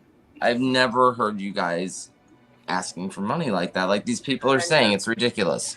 But we would People like are- some people are donations, acting right? like- We do need them. People are acting like Sam is, one of these mega church people. That's I taking say in unto money. you, give me your money. Jesus says it's important to give me your money. Oh, I'm sorry. Yea, unto thee, merrily. Okay, I'm sorry. And also, I want to point out that it's not it's when it's a donation, it's when you ask for donations, that's not really what do they call it? That you're being not a thief. But what's the word? I'm not grifting. Con man. Donations are by choice. How exactly are you misleading anybody? If it's a donation, it's by choice. Come on, like. Would you like to buy my Bible? They're just looking for Right. anything to Yeah. twist and turn on You anything. know what it is? It's Yeah, Montana Skywatch or washouts mostly. You know, people who didn't Yeah, really, yeah. who really didn't get with the program and didn't really do their homework. So I don't know why No. they get mad at me You know either. It's people that got offended. They yeah, got that offended. too. That too. And That then too. they, it takes a whole different life of its own at Oh, that point. sure, yeah. Yeah. Yeah. You know, jeez. Yeah. So It's always and that's personal. where you have to like really learn and teach Oh. yourself how to not become offended. I am by- reminded, Right. Rebecca. You know how many waves? Do you know how many waves of newbies we have gone through Mhm. on Huh. Facebook? Oh, in the Yeah. last 14 years. Constantly. Oh my Yeah. God! It was, I mean, I think our count is somewhere about 25 or 30 new waves of new folk Yeah, over the years, and that's true. I don't think people realize what it took us to get here on Facebook. No. All these years of gathering this information from around the world, and Which is incredible. 400,000 or so members now. What a feat. I mean, I remember when my group was at 2,000 or 3,000. I had a lady come and join me and be a moderator, and I look back on it now because we when we hit 5,000, we were just kind of like stunned. We were just like, wow, 5,000, and that was 2020. Okay, so in 2020, I was at like 2,000 or 3,000 people, to now in 4 years we're at 87,000. wow. So Yeah. it just kept growing and growing and growing. And then the same goes with TikTok. I did that 30-day promotion. I went live every day for Crazy. 30 days. And we picked up, I want to say 30 some odd hundred, new followers. Okay. Like 3,400 new followers, if I remember right. But yeah, I mean, there was a whole bunch of new interests. So that it's growing. It's like almost 50,000 people now. Wow. So, or Yeah. 45. And I do 45. encourage people to go back to watch YouTube and Rebecca's videos on YouTube. Watch them again. Get that count up. Like, 100 and some you guys odd got a videos comment are on growing. the videos. Talk to us. Let us know what you want to know. We Yeah. have all of this information. We got pictures going back years and years, even when the planets were smaller. I plan as soon as I have some way to upload, because currently we have uploading issues. That I'll do some shorts if I can get them to go and be published. Even if I have to start mailing thumb drives, which would be silly. You got to do what you got to do. Yeah, and then I'll do a little. The guys are kind of asking me to do Dr. Nibiru, and the reason that we say doctor, because to achieve a doctorate in Yeah. any college science, and we do theoretical physics here. And we have done our 10-year doctorate, and we're at year 14. So the crazy Dr. Nibiru is going to try and make some shorts. And where that character or persona goes, we don't know yet. I've got some ideas, and then they're Oh, it's gonna be great, Sam. right field, Every left year's field. I don't fantastic. know. I'm reminded of Beekman's World. I love Beekman. I wonder where I'm going to buy a 6-foot tall rat costume. And no, I'm kidding. Okay. Oh, that's cool. You know what? That's eBay, a you'll be Beekman's able to World find reference. anything on eBay. Guaranteed. You just type it in, and there it is for sale. Yeah, some idiot will mail it to you for $99.99. That's right. Whatever you need. 5 healthy payments, and don't forget mail before midnight tonight. Yeah, yep. You know, It's all about money. right? You need a hamster Find anything costume. anywhere. There you go. Once again, I did not, and I'm not in the last hour. Okay, I'm looking at. I'll remove the wait. I zoom back to the National Bow System. All the 4 markers are the only one, and apparently the wave is getting smaller, gone to a 0.5 meter. on the forest-reaching station. That's a good thing. We'll see what happens when it gets out to Hawaii. Okay, enough Sounds of that. like it wasn't too bad, but I wonder how many buildings they lost. We'll find out more later. Yeah, but- 7.1 or whatever is pretty big, but it wasn't a long duration shake, which is interesting, which could mean that there's more. That could have been a minor slip, and maybe a bigger one is yet to come, because they've had 5 or 6 aftershocks immediately after, within 20 minutes of each other. And I would have to go back to the European model to get the times. But anyway. Yeah, I was just Yeah, going to tell this- Carol this- Ann. This is the background science that we all do, and we used to do a whole lot more. Oh my God! In the early years, we had connection to direct satellite links, and Newmeyer Station you could see live 24 hours a day, and you could connect to this. Speaking of and that, that. somebody was suggesting earlier that you shared some of those pictures, Sam.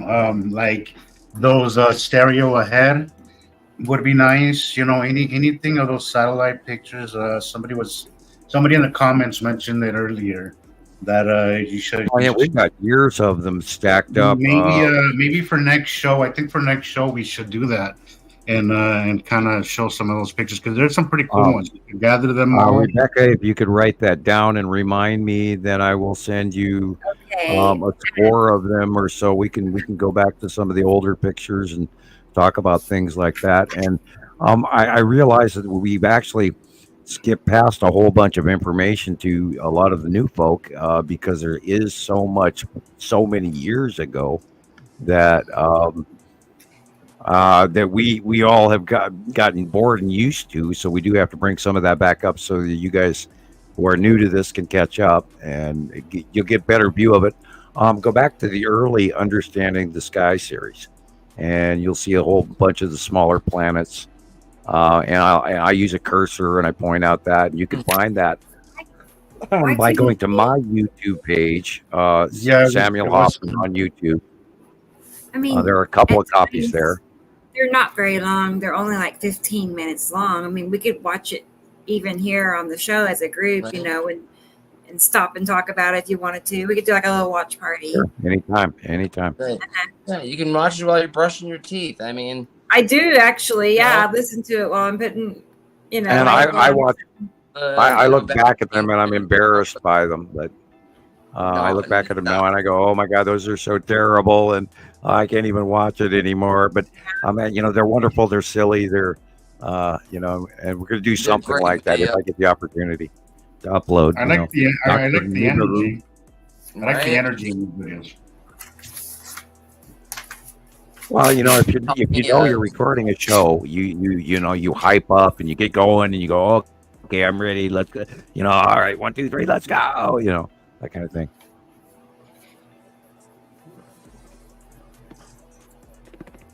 Yeah, adding this to the notes. I can see how you feel like that though. Sometimes, Well, in the early years, it was very exciting. Especially once we finally, I knew about the names, about the Nibiru planets, but I didn't have any way to fully connect to it until we actually watched Purple Atu come in, and it was like, oh crap, it matches. We can't argue with that.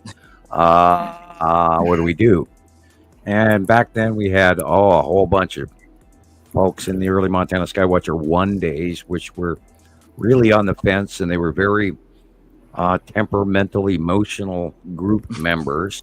And if you said, if you dropped a rock in the pond, they would like freak out about it. So there was a lot of tippy toeing going on in the early years.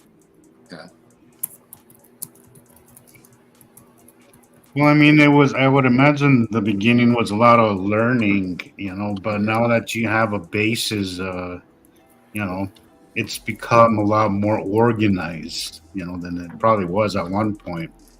Oh, yeah.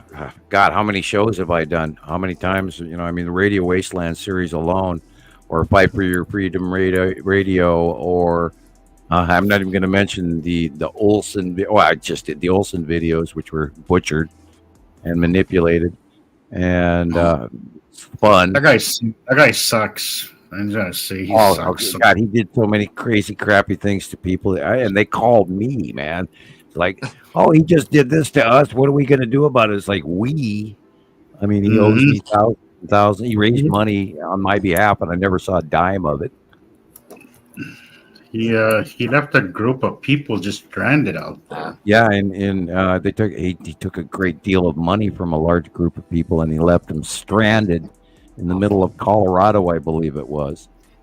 And I mean, he robbed them greatly. We're talking grand larceny.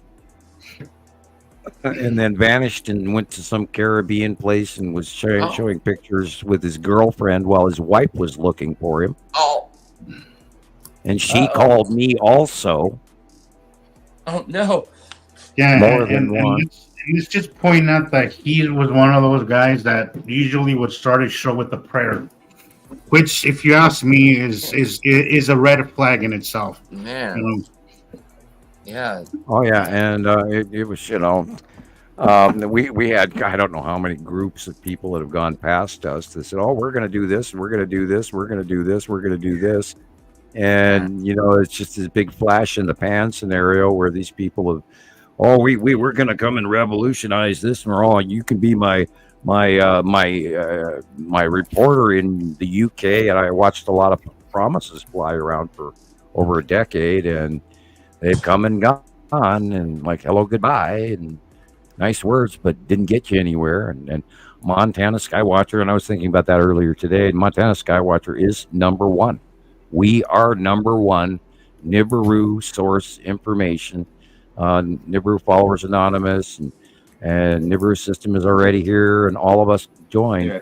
We are number one.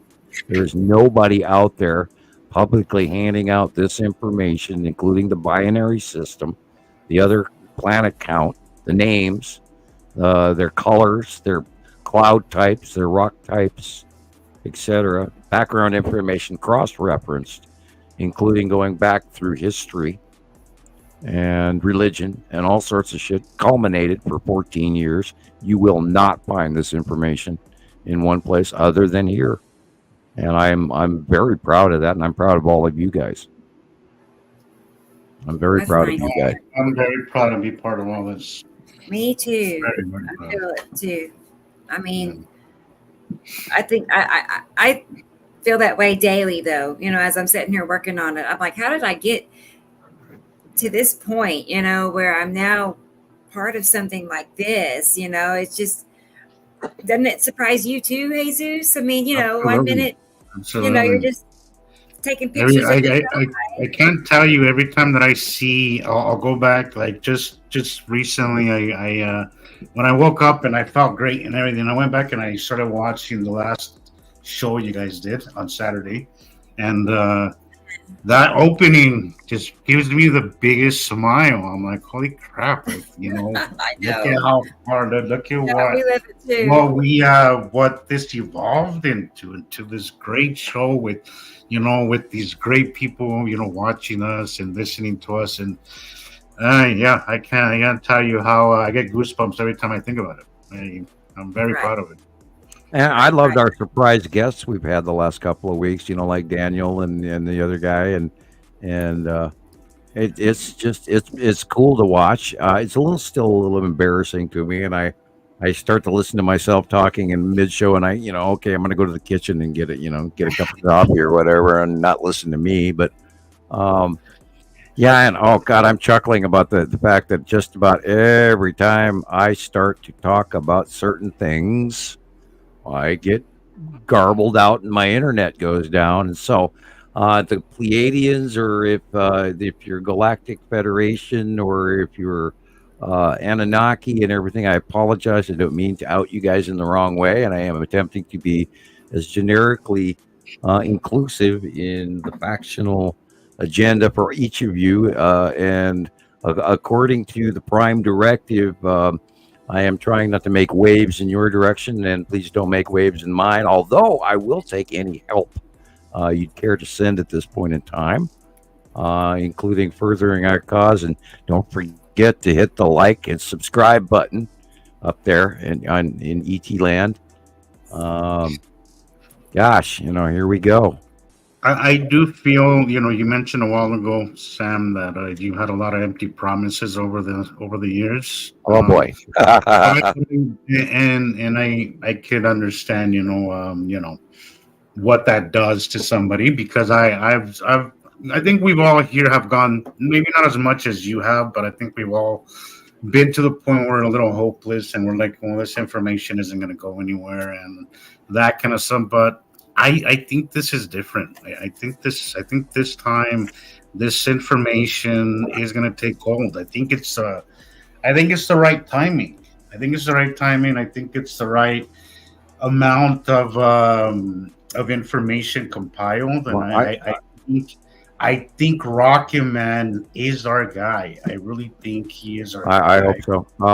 I wasn't casting any dispersions in his direction. I like where we're headed, and we've got what we've got already, which is far more than anyone else has done. I sense he's a good guy, and I sense he's genuinely with us, because he's a What's another believer in decade? himself. I waited 30 years. What's another decade? And like I said, it's been 14 years, and at least I've been entitled to my opinion for the last decade, where prior I couldn't say anything. And it's been an awesome ride, and I can't wait to see what happens tomorrow even. And so it never ends, and it's just like cool, do the little kid stomp and love every second of it. And here we are, and I'm hoping everybody else gets the opportunity to see this shit as well, because it ain't going to last forever, and it's changing right now, and I can't wait. More than anything, that's where I'm at. I want to share this so badly with people because it is such a cool event that I really hope that people get to see it. I am going to be bummed out if this comes and goes and nobody notices. It's going to really drive me nuts. Well, I walk into the grocery store looking at the sky, knowing that none of those people inside know anything about what I'm thinking about right now. It's a little weird. It is. I get what happens to me, son. I'm like, these poor unsuspecting people, what's going to happen when shit hits the fan, I feel so bad, and I feel they have the right to know what's happening, because I just look around sometimes, the masses and that mass of people, in crowds, and I'm like, God, these unsuspecting people, like so much is happening above them, and none of them have a clue, and I feel horrible about that, and I feel a sense of responsibility to them to be here right now and to share this information, because we have learned it, and I think it's our responsibility now to kind of push it forward. I really do feel that sense of responsibility now. There's a question about the Galactic Alliance. Without going into too much detail, there are multiple races that are part of the Galactic Alliance, and they own this sector of space, Earth, and our solar system included, including other stuff. And so they are here part of as mediator, perhaps participant. I don't have a lot of background information. I have some of which I am not ready to share about, but there are many races as members of the Galactic Federation. So I can tell you that, and they are here. I wonder, why? Okay, what's the main reason? I know there's more than one, but what's the main reason that they just don't? They keep us in the dark, severely in the dark, and they don't even. Okay, could you imagine tomorrow if every network on the planet showed our show, and we told everybody that aliens were real, and we showed 5 pictures of 5 different races that were absolutely captured scientifically, whatever. What do you think a very large percentage of those people would do? You have to take into account. For starters, I don't know. They wouldn't believe it. Some would get angry, some would get fearful, some would completely doubt it, immediately write it off. Other people would freak out and want to know. Other people with varying degrees would chase down the information. And you have a smaller percentage rate of the people that would investigate. And then there's people who would freak out and get angry that they're concerned about. And that has to do with education level. It has to do with ponderance level as to whether or not they are ready for that. And this is why the powers that be are not telling us this and in an ability to retain power. Because they want to be able to, when the shit hits the fan or it's on the way, jump in their little airplanes and go down into their DUMBs. Right. And then wait for the shit to clear up here. And then they'll pop their little heads up and see how many of us are left, because they cannot save all of us. They do not have the ability or the facility in which to do so. So therefore, there's a select number of people that they deem worthy.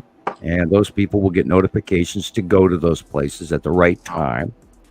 And they are, many of them, and they are vast beyond your wildest dreams, because I've been in one. Yeah.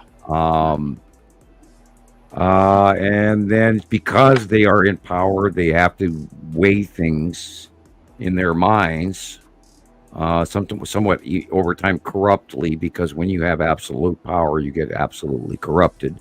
And they, because of their position of power, they have to assume a level of, well, I know better than them because of my job. And that's what leads to separate behavior and loss and a lack of concern for humanity, and because it's important, and I have to make the tough decisions, and so you have to take that into account as well.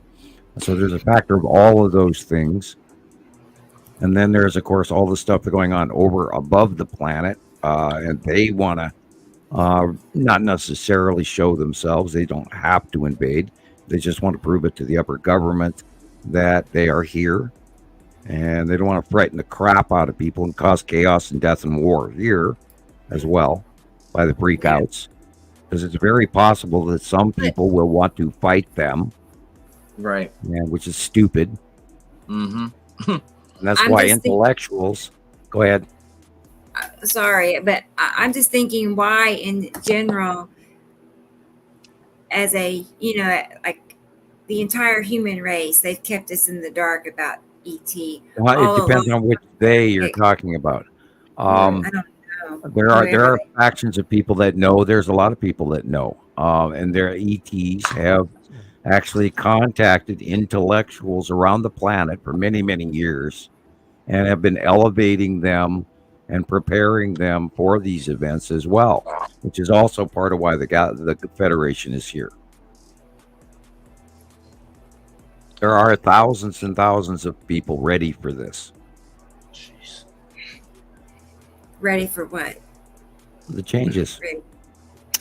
We'll look at recently what we've been seeing is that the newest thing with billionaires is they're building bunkers. That's they call it. It's the latest flex or the latest. You guys know what flex means, right? I mean, the latest thing that they're into. I think it's more than just a flex. I think it's. I think they know. I think they know what's happening. Common word on the street is that we are in the last days, and this is Armageddon, and then we're going into the religious fervor that's going on wrapped around this eclipse, and so the entire planet is abuzz that the new Madrid's going to go off, and there's going to be earthquakes and volcanoes and 3 days of darkness and the coming of Christ and all of this, and they're getting ready to sacrifice the red calf in Jerusalem, and all the factions of Christianity and even the Arab states are talking about it. So I mean, the entire religious planet is focused on this right now. So here we go, and it's it's 6 days away. Mark Zuckerberg is building fast too. Mark Zuckerberg is building like 100 million or something $1 billion worth bunker out on some freaking island. You gotta ask yourself now. Nobody's gonna spend that kind of money, just to show off. Right. Well, I mean, some people that's I don't recommend living but on an island. I think. Well, I don't know where it is. Honestly, I'm not sure. Right. I'm not sure where, but somewhere secluded. He's building some. I hope he built it on old rock. Some doomsday bunker, and that's the latest thing. And it's like he hires like a bunch of people to build this portion of it, then they send those people in, get a new group of people to come in and build this part of it. So not everybody's in tune with the whole building process. Mm-hmm. But there's a whole joke going on about they're just like Jesus said, they're flexing with these new underground bunkers they're building for themselves, these underground mansions. Well, they forgot that they're leaving all these people above ground that know how to use the heavy equipment that built these bunkers. I thought that was kind of funny. Well, that's why you do it in an unpopulated area. Down the ground and also history has shown that that's not going to save them. We've seen how many people tried going underground, throughout history, and they disappeared just like a lot of people up above land. That's not going to save them. It might temporarily save them, some of them, but it doesn't guarantee them anything. They're just they're being cowards. That's exactly what it is. Right. I mean, that's exactly what it is, because it doesn't guarantee this underground for a while, but it's why people are trying to go to space. What do you think Elon Musk is doing, trying to go to Mars? I really think there's a lot more to this stuff than they let on. I don't think they're spending all this kind of money just to explore space. The question is, nobody gave a shit about it 20 years ago. What are they getting in return for their efforts? And whatever, I mean, we can look at Starlink, and we can look at all of this. And I am sure that there's quid pro quo going on left and right between factions, even the rich people on the planet. Now remember, that doesn't matter. It doesn't count in the long run, because the overall, we've got another 4,000 years to get through, and we're not talking about a pawn move on the chess table within the next 20 years. But the trick is where we're going to move humanity and how we're going to move forward. And it takes a village to grow an entire crop of wheat, and one person cannot do that. Mm-hmm. So even if you have all the supplies in the world, eventually you got to pop your head up out of the gopher hole and come up for air. So, especially sheltered billionaires, they can barely feed themselves. What are they going to know? They always say, I was hearing somebody say that, and Graham Hancock said this: the people that are going to survive are those that are already living off the grid. Those people that live in Alaska, those people that hunt for their food, those people that build their own homes, those people are the ones that are going to survive, not the billionaires. Yeah, you have to know these things, how to do stuff in order to get by, and you have to be able to filter your own water and be able to, know where to and live off the land and know these things that a lot of people, you can't learn that if you're a billionaire. And there's an old joke that feed the poor, just eat the rich. And I am joking. I'm not advocating cannibalism, but it's a metaphor.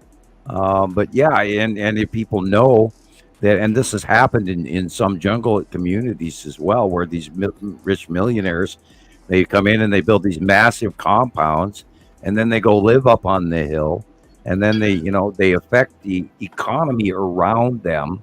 And in some cases, I read an article about 2 years ago about this very same thing, that the community people actually went up there and literally destroyed everything he owned, including murdering the millionaire or billionaire that moved in up there.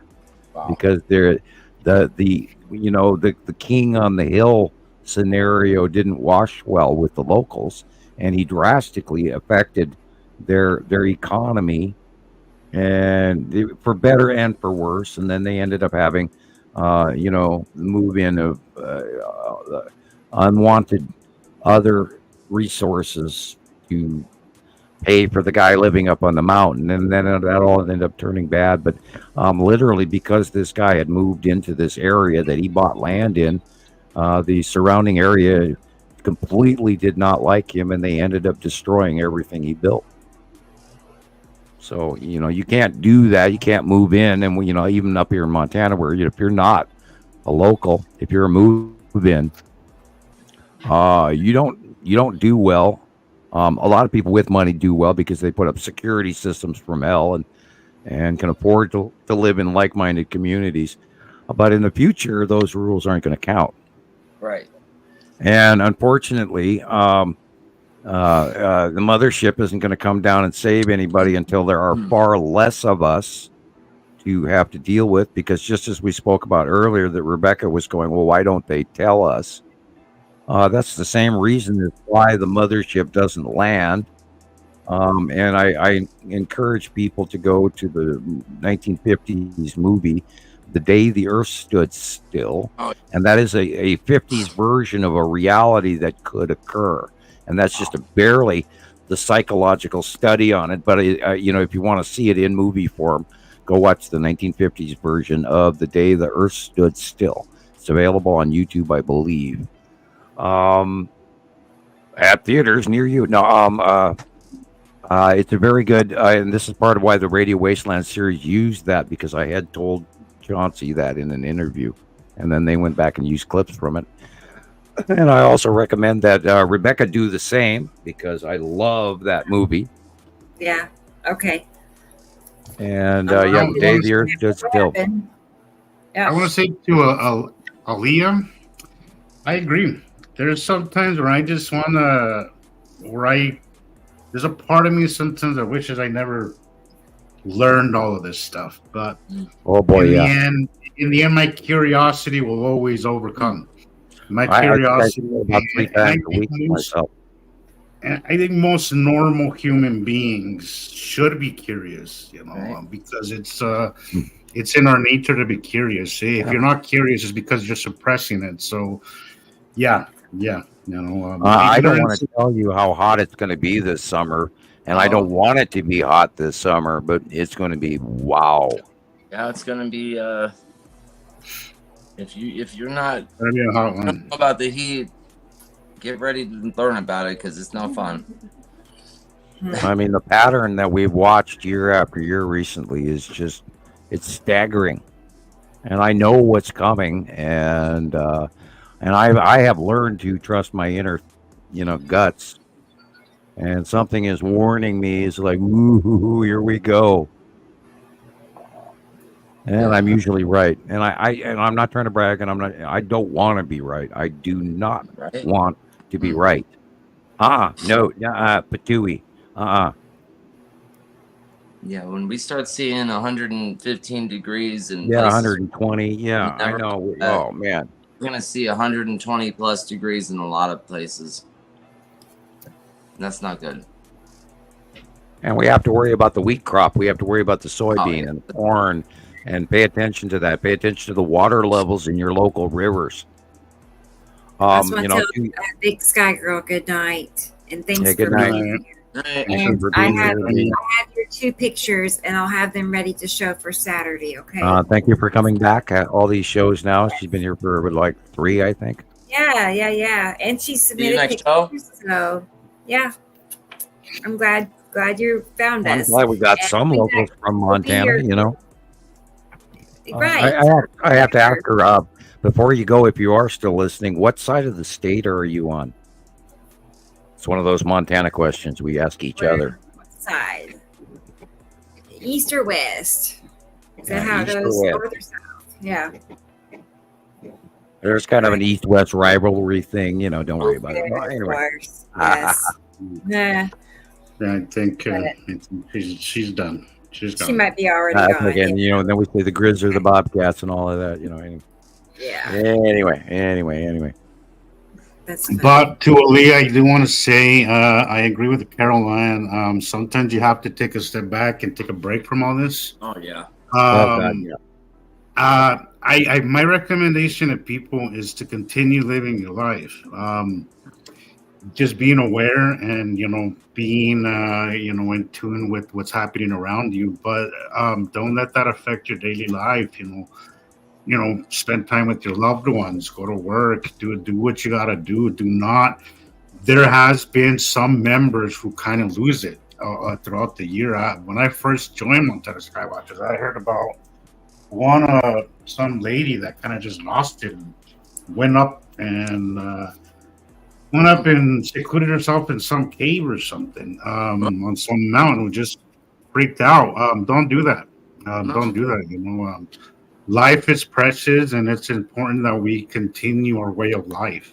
This is not one of them things. We want to be aware, guys. We don't want to completely freak anybody out to the point where they can't continue living their life. Please try. I know it's easier said than done, but try to compartmentalize these things. Because the thing is, we've got to live through this. It'll consume you in a way where you start losing sight of everyday life, and that's not healthy. It's not healthy. You can't do that. It will change your outlook. But what you have to do is oh God, I see this all the time, and you have to look at, and even in the comments, you have to look at the good. You're going to be fine. You're already here. You're already listening to the facts. You have found us. Therefore, you're already 2 steps ahead of everybody around you. And when there's an old saying, I believe Shakespeare said it, when the fools around you are all falling apart, a man with even the smallest idea shines like a leader in the dark. So chance favors a prepared mind. Yeah. And you if you know this is coming, if you know something's happening, and you're even if because you can never plan for everything, but you can prepare to change yourself and how you live and look at things differently and realize that we're not in the mundane, daily, everyday scenario here. This is different. This is a time that's different. It's an awakening that's different. This is major. It's not the same shit as usual, same shit, different day. It's none of that. It's all right now, way more important. And this is what is going to change all of us in our world right before us, whether we want to or not. And the trick is how do you plan to deal with what you have to do, and plan and think and plan. If you fail to plan, you plan to fail. That's and right. I know that's weird and a twist, but it's all part of how you view things. If you look at things, you'll start to see more. Yeah. And realizing that this is completely out of the norm, and yes, this possibility that, wow, this is real. It's a huge step. It's huge. I know. It's like it takes years for it to really all sink in, though. When you think about it,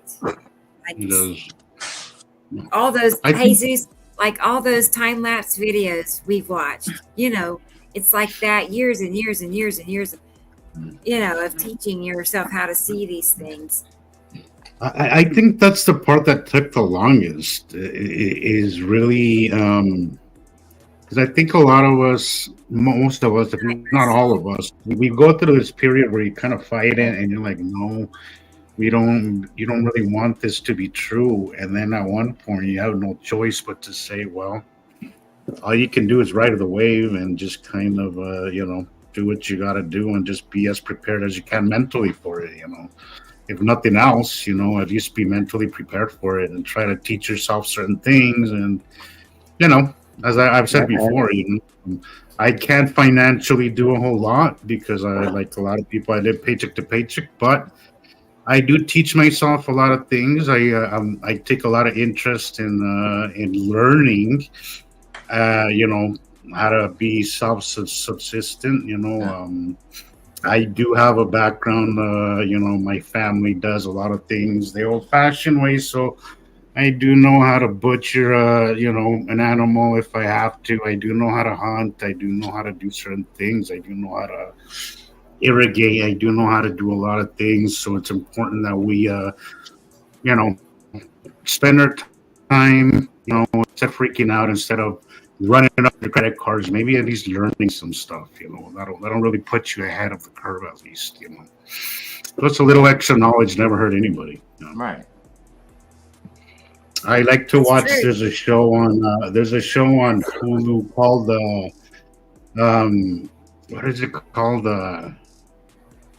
Life Below Zero. Oh my God, you will learn a lot on that show. That is a great show. What's that about? It's about people living in the Arctic Circle, and Man. they live all completely off the grid, and it shows you their daily lives and what they have to do for water, what they have to do for food, what they have to do for clothing. How they trap things for warmth, for fur, and it's a very fascinating show. I love watching it. There's like 20 seasons of it, and it's Wow. it'll show Below you Zero. how Yeah. easy how spoiled we have become, Yeah. dependent on this grid, on this entire Oh. system. Is it We on have I've never to seen it, Jesus. Are these like people that they just get? I'm not saying get dumped there, but are they like just exposed to this? A lot and of they them have are to learn right away, or a lot of they've them been are there a long native. time? A lot are natives from the area, and a lot Okay. of people that are just wanted to get away from the mundane city life. Yeah. And then go out there and just start from scratch, and then they build their home, out of Bet you wood it's that they Yeah. you know It's probably when it incredible to comes see how from the fast they're forest. able to do it too. It's I think it's a show everybody should watch. Yeah. I think the characters are amazing. There's some really interesting characters, but it's a show that I would highly recommend for everybody to watch because it gives you a good idea of what it takes. Right. Once the system fails, what it takes to survive. And it is no joke, but it is possible. I think we all have it in our ingrained in our DNA. Yes. Don't doubt to yourself be able to for a really second. Yeah, and I recommend for the future weather that we all live in like hobbit-like houses where we have sod and grass over the top of our roof rather than have it ripped off every time a storm goes by. And we should have, gotten ahead of this years ago to Right. change how we're living. And you see people's roofs ripped off every week now, and it used to be every couple of months, but now it's every day around the world, and it's drastic, and there's no way we can keep up this infrastructure. There's just no way we can continue to repair everything over and over again to be devastated with that storm that's going to happen tomorrow. We're like hanging on a thin thread. Look during COVID. Look what happened just with what was it, a year where people took off. Look at the disaster that it created. We live on a system that is so delicate. It's fragile. It's so fragile that the slightest thing will offset this thing and that thing, and it's a complete domino effect. And we are very vulnerable. We become so dependent on something that is so fragile. And that's alarming sometimes. When you think about it, it's alarming that we are so dependent on something that could disappear in a second, What was also incredible too is how fast the planet took itself back once humans weren't existing in those places anymore. Absolutely. Here in Salt Lake, we especially saw it because we're in a bowl, so we see a lot of the pollution gets stuck here. During the time where people weren't really driving, I mean, the air, we had some of the best quality air we've ever seen here in Salt Lake. Just with the year off, our footprint is insane. Our footprint on the earth is insane. We may not be the complete reason for climate change, but we absolutely are playing our part. Oh yeah. And we go back to the poisoning of plastic all the way from 73 on. Oh yeah. We killed ourselves a long time ago, and we didn't even know it. And people. Man walking. Yeah, and we started, and people talk about Morgellons syndrome. Yeah. And how their bodies are tingling and burning, and they've got these things growing out of them, these little tendrils and all this shit. What if that is embedded plastic in our bodies that it's trying to exhale and get rid of? Yeah. Right. Because we have microscopic plastic in everything in our I mean, it's gone all the way up the food chain, and now it's now in us. It's And I watch Christopher every time he's drinking out of one of those plastic water bottles, and I cringe every time you do it. Because that microplastic that you're consuming is an offshoot, a radioactive carcinogen of the breakdown of the product that it contains. In that container is creating a toxic subatomic or very small particle into the water that you're consuming. Yeah, but it's in everything, Sam. I mean, Yeah, all it of our is in everything. It's in our frogs, it's in our birds, it's in our deer, it's in us. It's in our oceans. I gave a our food. I picked up a few months ago. I think I mentioned this before. Two atmospheric scientists, and they were talking amongst themselves, and they were saying that microplastics is one of the biggest contributors to people's bad health these days. You know, Correct. bad gut Bingo. huge contributor to it. And she was saying it's funny, you know, because sometimes I get to listen to people's conversation. You learn so much sometimes. But they were saying that people have no idea how badly affected they are by these microplastics. Right. Sam, right? Get rid of your plastic. Put it in the trash. There you go. He's There got. you go. Okay, He's got this is what we do. what we Good do. job. This is what we do. We Good take example. all of that shit. We take all of that garbage. Get it out Okay. the house. Okay, we I take know. all of that garbage and New we homework grind it up. assignment for me because honestly, I'm not very lean. All I'm not very guilty? good when it comes to that. I'm guilty. Yeah. Guilty as charged. Okay, me too. I throw away a lot every week. My point is, You know, rather than burying it in landfills, we That's right. grind it all up into small particulates. We mix it in with cement and a natural degrading like bone glue, and you build bricks out of it. yeah. Somebody's And then doing. you I heard build. somebody was starting to do that.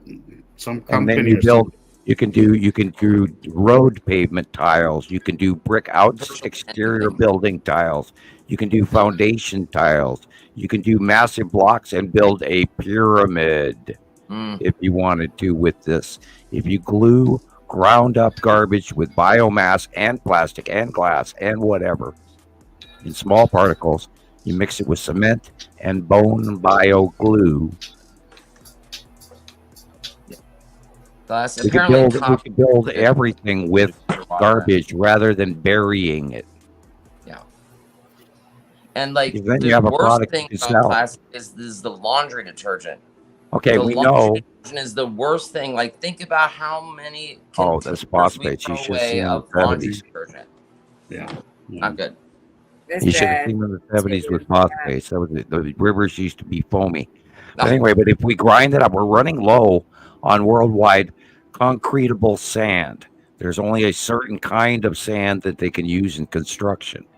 But if you were to take that biomass and the ground up garbage and plastic and glass and whatever and put that together, that would replace the sand. Right. Stronger structure for your home. Hopefully it's a lot And completely environmentally friendly and replaceable source of material. right. Okay, it costs $1 more, but damn it, look how long it's going to last forever. Right. That thing will last longer than damn pyramids. It's build up biomass garbage, Yeah, plastic, you name right. it. It's a new Thousands- fells for Plus years for biodegradable, for that process to happen with plastic. It's crazy. Oh, I mean, shit, they can mine the Sargasso Sea. I mean, how many islands out there in the ocean right now are floating plastic islands the size, the size of state of New York? The Great Pacific Garbage They got Patch what, type 5 of of them now? and- They have to they have to navigate around them. Yes, it's wild. Oh, there's no such thing as what are you talking about? There's no such thing as what? Yes, no, there is trash in the ocean, and there are planets, passing. Yeah. Buy Oh, and by the way, planet. don't eat any of the fish out of the Pacific Ocean Um, because they are Okay. still dumping Fukushima water into the ocean. Oh, Yeah, we've only begun to see the extent of the damage we have done to the Earth. You know, let's not even mention the nuclear, the stockpiles of nuclear crap that we have. Hey, Rebecca, do you have that Norway spiral video that Nicole said? I do. I should. But I was just going to say one thing. When we talk about like we did this and I was never asked my opinion on should we do this and that with plastic. No, it's the people in charge that are sabotaging us, and we are not really able to do anything. It's if you say too much or do too much, they'll just lock you up, So I'm an just have to example. go along with it. I'm an example of that because I wrote a paper stupidly and said that we had to have 2 stars and 2 sets of planets.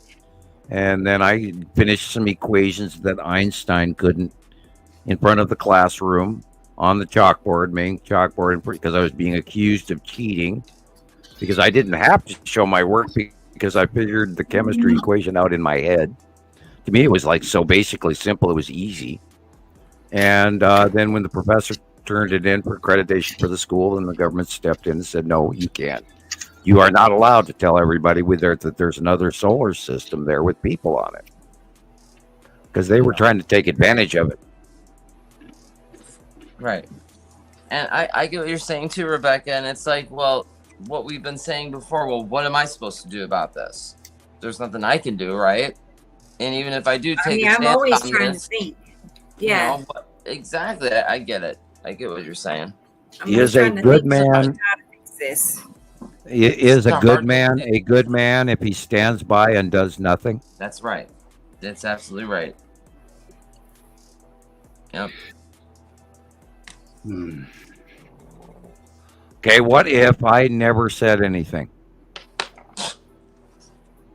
I don't know. What if I hadn't spent the last decade trying to talk to all of my friends here today? Then there would be another. Where would we be? We wouldn't be here right now. And Nibru's red and it's on the way, way out there behind the sun. 1,000 some years. Yeah. Well, I mean, some people I think about that. And I'm not trying to brag. I'm trying to share. I mean, Christ, the Pleiadian even told me I was going to do this shit, and I laughed at him. And I argued with. And by the way, for everybody out there, when you have a higher race, a higher life form that lives thousands of years, don't argue with them. Yeah, I was actually arguing with him because I couldn't believe, he was standing there telling me, you're going to do this really cool thing in the future. And I wanted more information, and he was, he's being vague. And he just said, well, something wonderful is going to happen and only you can do it. And here, and now I have an example of that, 30 some odd years later. Actually, he told me the story in the mid 80s. So it's, 30 years. And here we are doing this thing. And me, I'm giving you left field Sam here. Me being this guy that's drawing these pictures and having conversations with people around the world, and all this shit is coming true in ways that I can't even describe to you how really cool and accurate all of this is. And only you guys can give examples of that to me because I'm just doing me. So I only have my outlook, and yet this is affecting so much, and so much is going on, and yet why don't the rest of the world see this? It's weird. Go ahead, please. I gotta drink my pop here. Go ahead, Well, Rebecca. it does make you stop and think about it. Like, what is it about certain people that, like us, study the clouds? Like some people are just gravitated to the clouds and some aren't. So it makes you wonder, like, what is it on a deeper level that sets us apart? I ask myself that question daily. daily, especially when I'm seeing, like when I'm in the middle of photographing a cool thing, right? Right. I always ask myself, what makes the difference between, you know, between us and everybody else? Because, you know, we, you know, I don't want to sound.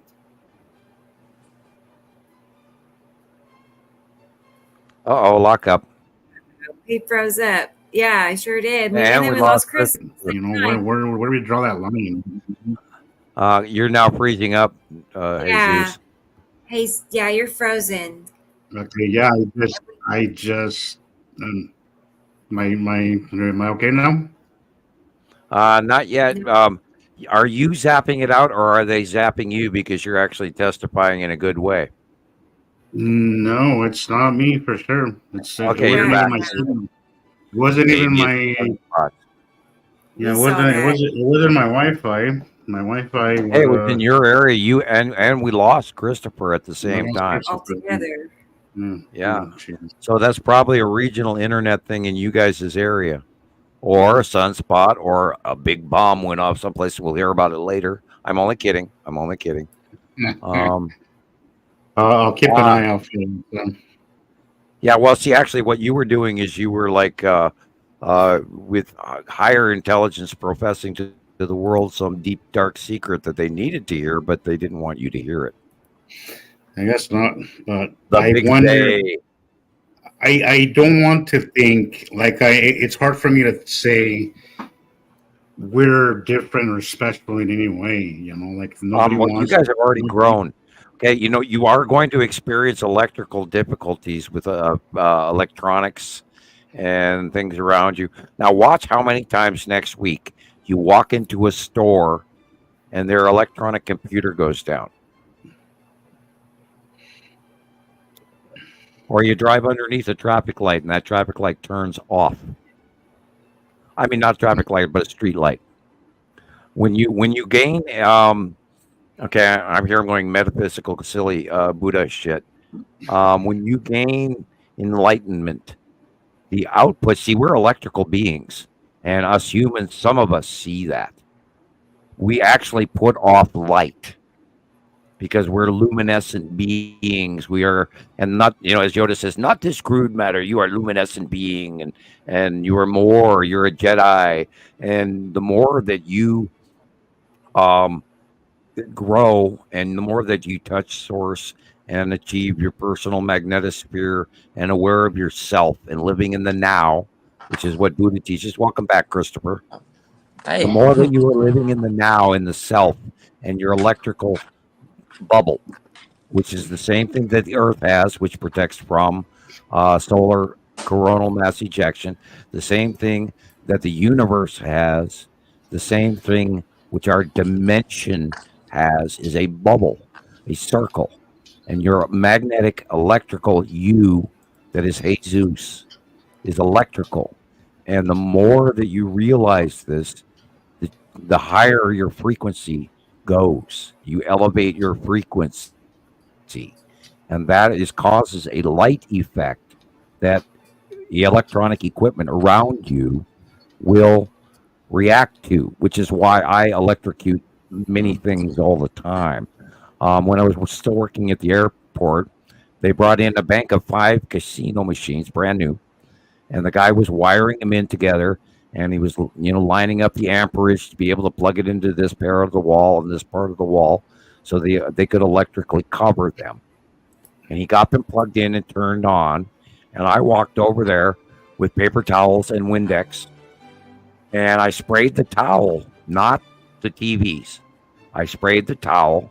I reached over, I touched the top wooden area of the electronic casino machines of the bank of 5, and I got close, and I got a lightning bolt from my chest to the nearby middle TV screen, and it was purple as hell. It went zorch, and I blew every fuse in all 5 of those casino machines just by walking up to them.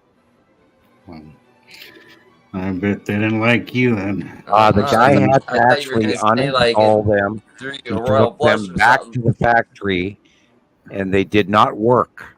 And they actually had to buy a brand new bank of 5 casino machines. That wasn't cheap. I zorched them out by walking up to them. Wow. Hmm. And the lightning bolt came out of my chest. Wow. Now, Right, when we're I supposed to- travel, I will, when I go over rivers or railroad tracks, not a lot. It has happened about 5, maybe 6 times in my lifetime. But there is St. Elmo's fire that leaps all throughout the car, zapping people's elbows, their knees, their nards, their noses, their ears. It jumps to the car. It jumps to the person in the back seat, goes over from the back seat guy to the next guy over, jumps back in the front seat, hits the door, and vanishes. Wow. Okay. And Now that's- we've talked about, I've done things in the mountains with people. I have a lot of witnesses. And I wouldn't tell you that this happened if I did not have witnesses, Right. because then I'd be like, oh, man, I ate too many mushrooms that day, but I'm sure I saw it, man. No, what I'm talking about is actually documented. I've done some really cool shit. And magic is real. And once you come up to my forest and visit me at my campfire, I will show you magic. Okay. Bad joke. I look Yeah, forward we, to sailing across the border from you, Sam. I spent time. I was raised with I was born, and the first town I lived in was in Arlee, which is on the reservation. I have been taught shamanism and Buddhism all my life, and we had a family of American Indian folks that I grew up with. We played together as children, so I'm very aware of the Indian ways, and I've studied. Well, you guys know what I study every week. I'm insane. No, I'm a huge history buff, and I've studied all religions. And the point with it is there's so much to earth magic and mysticism and grounding and Buddhism and enlightenment and and when the shit hits the fan, I'm gonna be up here in Montana teaching that. You come visit me. Hint. We lost Jesus again. No, I'm still here. I just had to blow my nose. Okay, well, like he says, when the shit hits the fan, I'm going up to see Sam. And I'm up here, where I'm at. And that's when we can share all the really dark secrets together, and there's nobody gonna. We will be able to talk without holding back. Right. Yeah. Without somebody, and then I will. I'll tell you guys all this. Messing up the feed without being fear, without having fear of repercussions. I can teach you how to reach source. Christopher has already been exhibiting it in the last half hour. He's reaching up and scratching and itching, and he doesn't know why. Well, well, you're being upgraded, like, sir. Well, I know you're scratching because my neck and your magnetosphere is being. I can pop your back. Oh man, I need it bad. I'm good at that. I know all this shit, dude. Yeah. I mean, I've studied architecture. I've studied Rome. I've studied Alexander. I've studied Egypt. I could go on and on and on. I even know about God, where do I even want to go with this? I mean, I've learned more after high school than I can even express to you, and it's an absolute never-ending lust for knowledge. And I'm so happy right now. I could pop. What the hell, And you guys are lucky because I get to be a little weirdo Sam on live podcast rather than not normally talk to people. Because remember, you guys, you'd hear from me like twice a year. Yeah. And that's unfortunate. Or it was unfortunate. That's just. You learn too much about me. It makes me a little, sensitive and embarrassed. Well. Yeah, I can understand that. But we are the new Art Bell, and we are the in the Real Citizen Science project. And unfortunately, there's going to be a lot of listings on Google or YouTube for that. But we are not the government branch. Right. We're the people branch. We may as well get comfortable, Sam, because this platform that Rocketman is doing is making it for us. We're gonna get really personal. We're gonna be hands-on, teaching people stuff and talking to people on a much bigger scale. Did he teach you how to upload on the platform? Hey, Aspen, so great guy. Good night. And good night, thanks Greg. for being here. I saw that he had Jesus. worked for 13 hours, and I know he's tired. So we'll see you next time. time. Go to bed. Say hi, Des. Thank you for listening. Yeah. Jesus, did Rocketman teach you how to log stuff onto the platform? I asked him about that. Let me tell you what he said real quick. But hang on. I only missed some stuff because this past few weeks I've been kind of a recluse, but I do know that I've missed. Sure. Now listen to me. I want you to promise me that next time you go there, will you please call me? I definitely will, son, and I appreciate that. Well, over the phone, even on the landline, your harmonics can be elevated just by talking about it. Oh. Yeah. Well, Carol Ann reached out to me. Sir, that alone really made a huge difference to me. Jesus, I did warn you. You were just about to go through a shelf clearing. Yeah, you did. You sure did. It's the oddest thing because as low as I found, when I snapped out of it, it was like complete bliss. Like I was just so. Okay. It's like something emptied and then it was replaced by something much better. Let's go into. Yesterday was my first. The metaphor region. We're going to talk about. Let's talk about those things on your shelf. Okay, you have old experiences and things that are bothering you from your behavior in the past, recent. And I'd say I know you in ways that I haven't talked about. But let's talk about the shelf. We have these little jars in our life that are these nasty little evil things that bother us. And every once in a while, we grab them off the shelf and we open up the lid and we walk up to it and we smell it and we go, "Ugh, look at this me! Oh my God, this really bothers me." And then we put it back on the shelf because we can't really deal with it.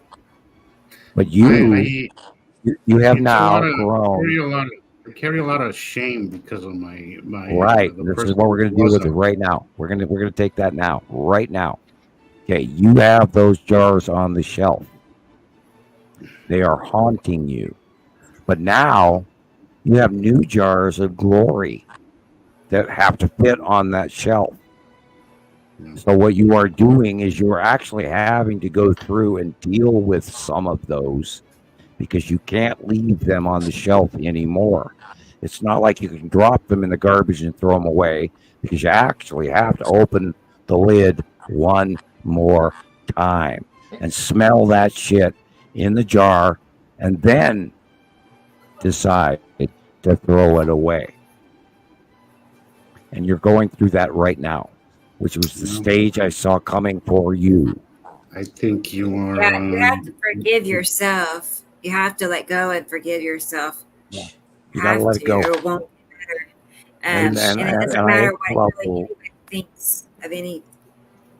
I have for the most part, but like Sam says, sometimes you reach back, into those. Okay, if you just threw it in the garbage, if you just dropped it in the can, you wouldn't have the answer. So you got to rip that lid off one more time and examine it. And now that you're standing on a different platform than the last time you put that on the shelf, you can actually look down in the jar instead of at the jar. You're now you have risen above that problem. You are not the same person you were then when you put that jar on the shelf. You have grown beyond that. So now you can smell it. God, it's gross. It was stupid. But you know what? Doesn't matter anymore because now is now. And then you put the lid back on and drop it in the garbage. The shelf is clearing for the future because you know it's coming. Thank you, Carol. Thank you very much, and Oh, that's Charlie, nice. and everybody here. Thank you, guys. I love you, dude. It means a lot. After my horrible week, I was really looking forward to this, to talking to you guys and being here. So, yeah. Well, we all have to go through. We go through ups and downs. You got to go through some crap to move on, and then you move on. You're spot on with that, though, Sam, because it's kind of how it felt like something horrible took over me, and then it left, and then it was replaced by something beautiful because I felt amazing yesterday. And I had now one of my next time. days. I went to work, and it's just my whole work day was so great. It was just such a great day. And next time you will remember that you got to say it's exterior. And I'm not going to go there. I'm not going to put myself that far down because I've already cleared some of the shelf. So let's add some of the good shit on the shelf, not the bad. And I went through that in my first 5 years with numerous. Oh God, I was trolled so bad and dogged so bad for trying to help everybody. And I knew the reason that why I did it, all the way to 1980 on was because I cared. That I felt people should know about this, which is why I do it. So therefore, I had an edge, and yet, I went through all of that too. And I had to learn about the clearing of the shelf, and getting rid of the garbage of that thing that somebody can pry your lid open because they're teasing you about something. And if they got that thing, then they can use it against you. So why have that thing if you haven't dealt with it yourself? And you should. Because we're not the same people we were when we did this. Even biologically, we replace our skin cells every, so many years. So, this is a new you. You're not any of that old life. You've grown up. You're better. You're stronger. And now you're on the right where you're comfortable with. Use it. Enjoy it. That's right. Enjoy it. Live it. Do it. Be the change that you seek. That's right. Yeah. No. I really needed to hear that. Thank you, Sam. Right? And, Absolutely. We knew it was coming. I knew it was coming. I knew you were going to go through an argument. I'm not trying to, brag or anything like this, but I talked to you a couple weeks ago about that. I know you're going to go, and you still will. But you're actually, it's sort of like working your path through items that you got to weave through, and you're going to, keep rising up, and you will. And you are. I was wondering what exactly you were referring to, but it makes a lot more. It makes complete sense now. Letting shedding that old person has been a hell of a process. Me and Rebecca, you guys have been with me. You guys have been my friends since I was, in my dark days. I know I probably hit it well, but I wasn't. It was a different stage in my life.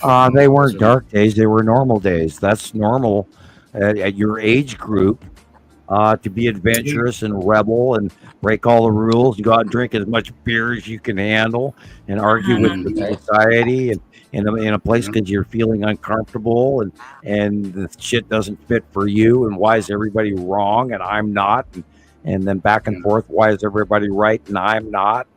And you go back and forth through that. But now you're getting comfortable with who you are, which is why your health is changed and why you're rising up and you have a goal, you have a hobby, and you got to go through all of these stages. Yeah. And it's just part of, they always say the male brain never actually matures until age 35. So, normal. Yeah. It sounds about right. Because right around 35 is when I kind of snapped out. So stop feeling guilty over the crap and move on. You're doing fine, man. You're cool. You're here. As I said earlier, I have no reasons anymore to be sad because I love where I'm at now. You know, I have great friends. You know, you guys And now are, it's you about you, guys are you my know, family. I have a great personal life. You know, my relationship with my brothers has been great. You know, which is something I never thought was going to happen again. You know, so yeah, it's been a journey, but it does. You do struggle with letting completely go of that old person because sometimes you think that's still who you are. Right. You know, and oh, we have the chance tomorrow if you wanted to. And people don't even think of this, but tomorrow, if you decided you woke up out of bed, you throw the sheets off, you stand up, you put your shoes, socks, pants, shirt, coat, you can walk out that front door and keep walking for the next 2,000 miles and never come back to any of those possessions and ever return to that life if you so chose. And people don't realize that it is all about choice. Now, Buddha teaches about suffering. And life suffering, and we all suffer. And the second stage of the suffering is realizing that we all suffer. And the third stage is realizing that you can do something by alleviating suffering. And the fourth stage is realizing that you create your own suffering by your choices and your decisions and your wants and your ill wants, the things you don't want. And those are all choices. And fifth stage is enlightenment when you realize that you don't need any of that shit. Yeah. And when you separate yourself into the now and your existence, which is why Buddha sat next to the Bodhi tree and realized enlightenment of the now is the separation from all of those lively connections and pleasures, wants, diswants, regrets, future hopes. And when you separate yourself to the now and experience the now before you, including the life force of Earth, yes, that is where your enlightenment and that same place is the place where you let go of all those anxieties or regrets. And you're free of them. And then you reach a higher plane where the now creates a placement of comfort and pleasure at observing the now. And you appreciate so much more of the now. That's why they call it the present. It's a gift of the now. It definitely is. Yeah. I feel better already. Psychologically, that's how you cure the now. Yeah. Well, I've always been kind of I've always had a hard time letting things go. Yeah. And me too. It's been kind of holding on for some time. Oh, I circle and circle and circle and circle. I feel I'm on the outskirts of that transition. You know.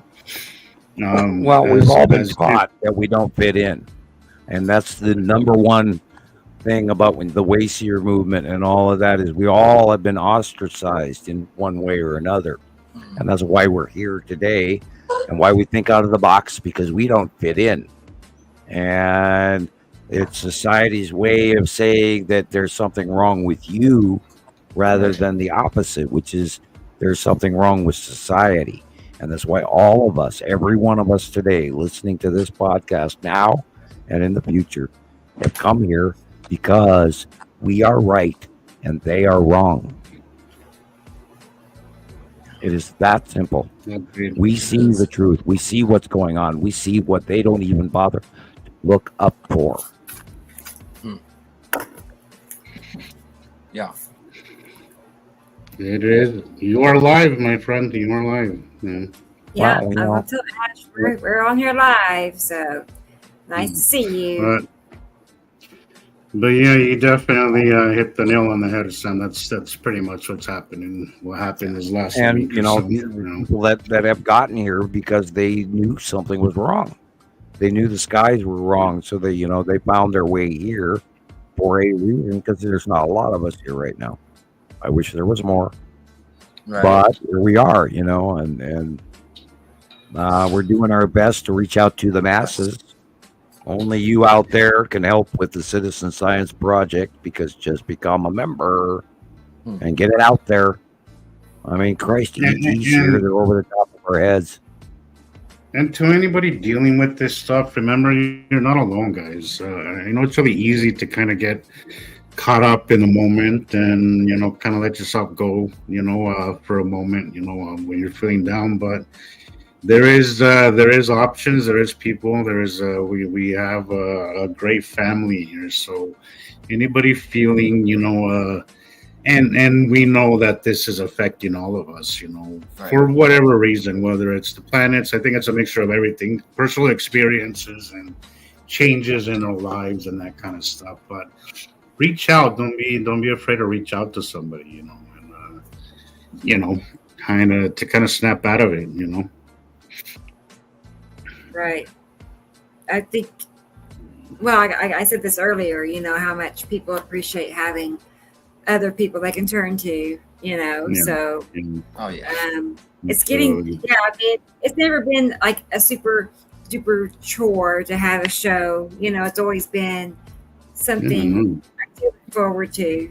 I'm wondering when it's going to take off. It's got to go. Yes. Where eventually, somehow, people are going to go, God, you've got to see these people talk, and you need to listen to what they spend 14 years proving, not guessing, proving, and we've got the fact. We're no longer in theory. Theory was years ago. Right. There's only so many of us that can scream for so long, and then we run out of voice. We're frying our ass here for you, and I'm not trying to whine or complain, but hello, wow, guys, come on, man, wow. Well, no, I mean we're actually I'm working on something right now for this for a new site, but that's like one of the biggest things we have going for us right now, is the fact that we're going to be broadcasted basically mainstream on all these podcast channels, not to mention translated worldwide. We've never. Oh, we can only hope. Wait for that. I know. I know my dad will eat this up. I know he will. I know I can bring my dad into this. I know. Nibiru is a worldwide phenomenon. There's a lot of Nibiru people out there. Yeah. And Skywatchers and, end times people. A huge percentage. Right. This applies to a huge percentage of people don't know the facts. They imagine it's this red planet that's coming. And it's been here for God, since 2011. I mean, on the way since 2009, where it was visible, in space cams and live cams and shit. And, from Antarctica and 210, 211, 212, it was visible in the Northern Hemisphere. And, I'm watching and I'm screaming to 80 people, and hello. I'm not sure what whitetail means, but can I have a voice? Do you mean if you can? Yeah, you can give you permission to have a voice. No, there was nothing going on roughly in 2007. No, other than chemtrail.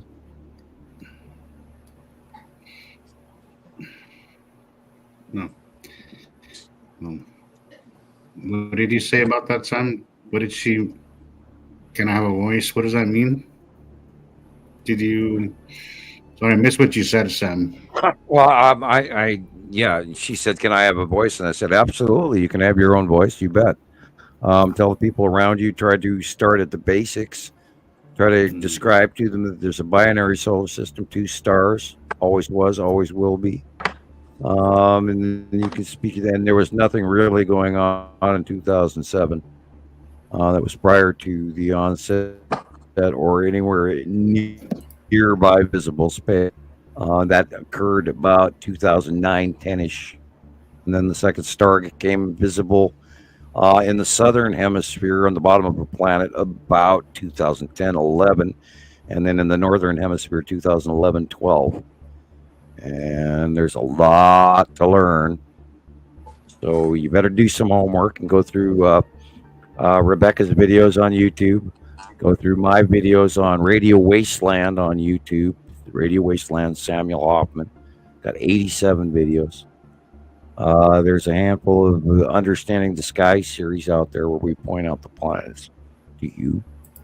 And we got 14 years of information, and you probably have not got time to listen to all of it. So we're gonna, do it one step at a time as much as we can. I'm being silly. Also running out of voice, and I'm going to the Little Scientist room. Please do talk. Okay. And That definitely is fun. watch Jesus's videos because he does these time lapses where you get to see these planets rotating, and it's not just a still shot of what Right. we're looking at. And my gosh, the first time I saw your videos, Jesus, I was just no way. This another block came up. This can't be happening. This is impossible. No. But It's what I live to make those videos, man. It is the most exciting time of my day, my week when I get to make those videos and I post them. It's so great. So thank you for right? I mean, like, for how did you- watching, because I really, that's what I want to do, is just share something so cool. It's so Right. fun. How did you start with the time lapse videos? Did you know you were Well, looking at? we mentioned that earlier. We used to have this. So Sam used to have this partner, so to speak, who he fell out of. They had they had a falling out, but he used to make time lapses. Okay. Well, he would go on to. I mean, he wouldn't make them. He would go into the webcams and then he would compress them and make time lapses. And I just got hooked on watching the time lapses because they were so cool and they were such a great tool to learn. But what happened is that after they had a falling out, this guy just disappeared. He stopped making videos. He stopped. I mean, I don't know how we hit him that hard that he just completely disappeared. Very strange. And he stopped making them. So I was like, well, shit, I had to learn how to make them myself because I enjoyed watching them. Yeah. Now, who are we talking about? We're talking about the history of my time lapses, why and how I got started. I was telling them. Oh, okay. Jamie got me hooked. Jamie got me hooked on his time lapses, and then after he stopped making them, I'm like, well, I have to. I want to keep watching time lapses, and I'm not gonna keep rerunning the ones he made. He started focusing on his art about that time. He wanted to deal with those graphic planet placements in which people are still using, and I ask you not to because it's disinformation, because the placement of where the planets are in our out view no longer applies, and that's why I have copies of his material. I don't use them because they're old and they do not apply, which is why we do the site drawing by hand, and I don't spend 18 hours trying to do a graphic design each month. I can spend 20 minutes and draw very accurately the planets after a decade of doing it by hand. And everybody here can tell you, I'm very accurate what I draw, and it's become a thing that is just, especially since people ask me, you got to dumb it down as much as you can, so we can use it as easy as possible. And I kept telling everybody all the time, save a copy of the monthly site drawing, and it comes out every 15th of the month. And I show you where the changes of the planetary placement and the asteroids and what the sightings have been through all month long in between. And I put it out once a month, and occasionally a few side drawings. And then the accuracy has been unbelievable, and it blows me away. Go ahead, guys. It blows me away too, Sam, because about I would say about maybe 8 to 10 days prior to your sight drawing coming out. The previous month's sight drawing really doesn't apply anymore because it seems that the planets are starting to move. And as soon as you put out that next month's, monthly sight drawing, everything clicks in and everything starts to show where. And I do this because we get sightings from around the world, and the people mail them in or send them in, and then I look at them and I talk to people, and I save this picture and that picture, and when they're really good, and I know what this is and I know what that is, and then come the 15th. Usually about the 12th or 13th, I start getting nervous, and I go, I better start thinking about this, and then I start pondering it. What do I know? What have I seen? And then I go in and I don't copy it off the computer. I go into the living room, grab a piece of brand new paper, sit in front of me. I go get my bowls and my cans of soup and my spice bottles and a pop bottle or a can of Coke or whatever, draw the circle around it with a black marker, and I go, okay, this is here, this is this big, this is over here, this is that big, and then I go in with the colored pencils, not crayons, and then I draw it, and then I go in and then I take a picture of it, and then in the computer room, and then I go in and then I Photoshop over the top of the names, and then I post it, and it takes me about half hour. Rather than spending 18 hours trying to do a graphic design. Are you kind of doing what you did in the Farsian thing? You just sit with the paper and just kind of right, yeah. What comes to you? What I feel comfortable with, and if I'm not comfortable with what I'm looking at, and I've done that, I'll just grab it and I'll crunch it into a ball and drop it in the garbage can. Doesn't look right. It's not what I know. It's not what I see. Doesn't feel right. Or I did this wrong, or that's wrong, or this is wrong. And I go, okay, wait a minute. No, you didn't plan that well. Because you have to plan ahead when you draw circles over circles. Mm-hmm. You'll overdraw it, you scratch into it, and if you okay, that's going to stand out in the picture that everybody's got to look at for the next month, so I better redraw it or whatever. We make mistakes. I've actually put, Nepenthe in the wrong order behind each other or in front of each other, or Atu's moon is wrong and it's not over here right, and it's not comfortable with my eye view.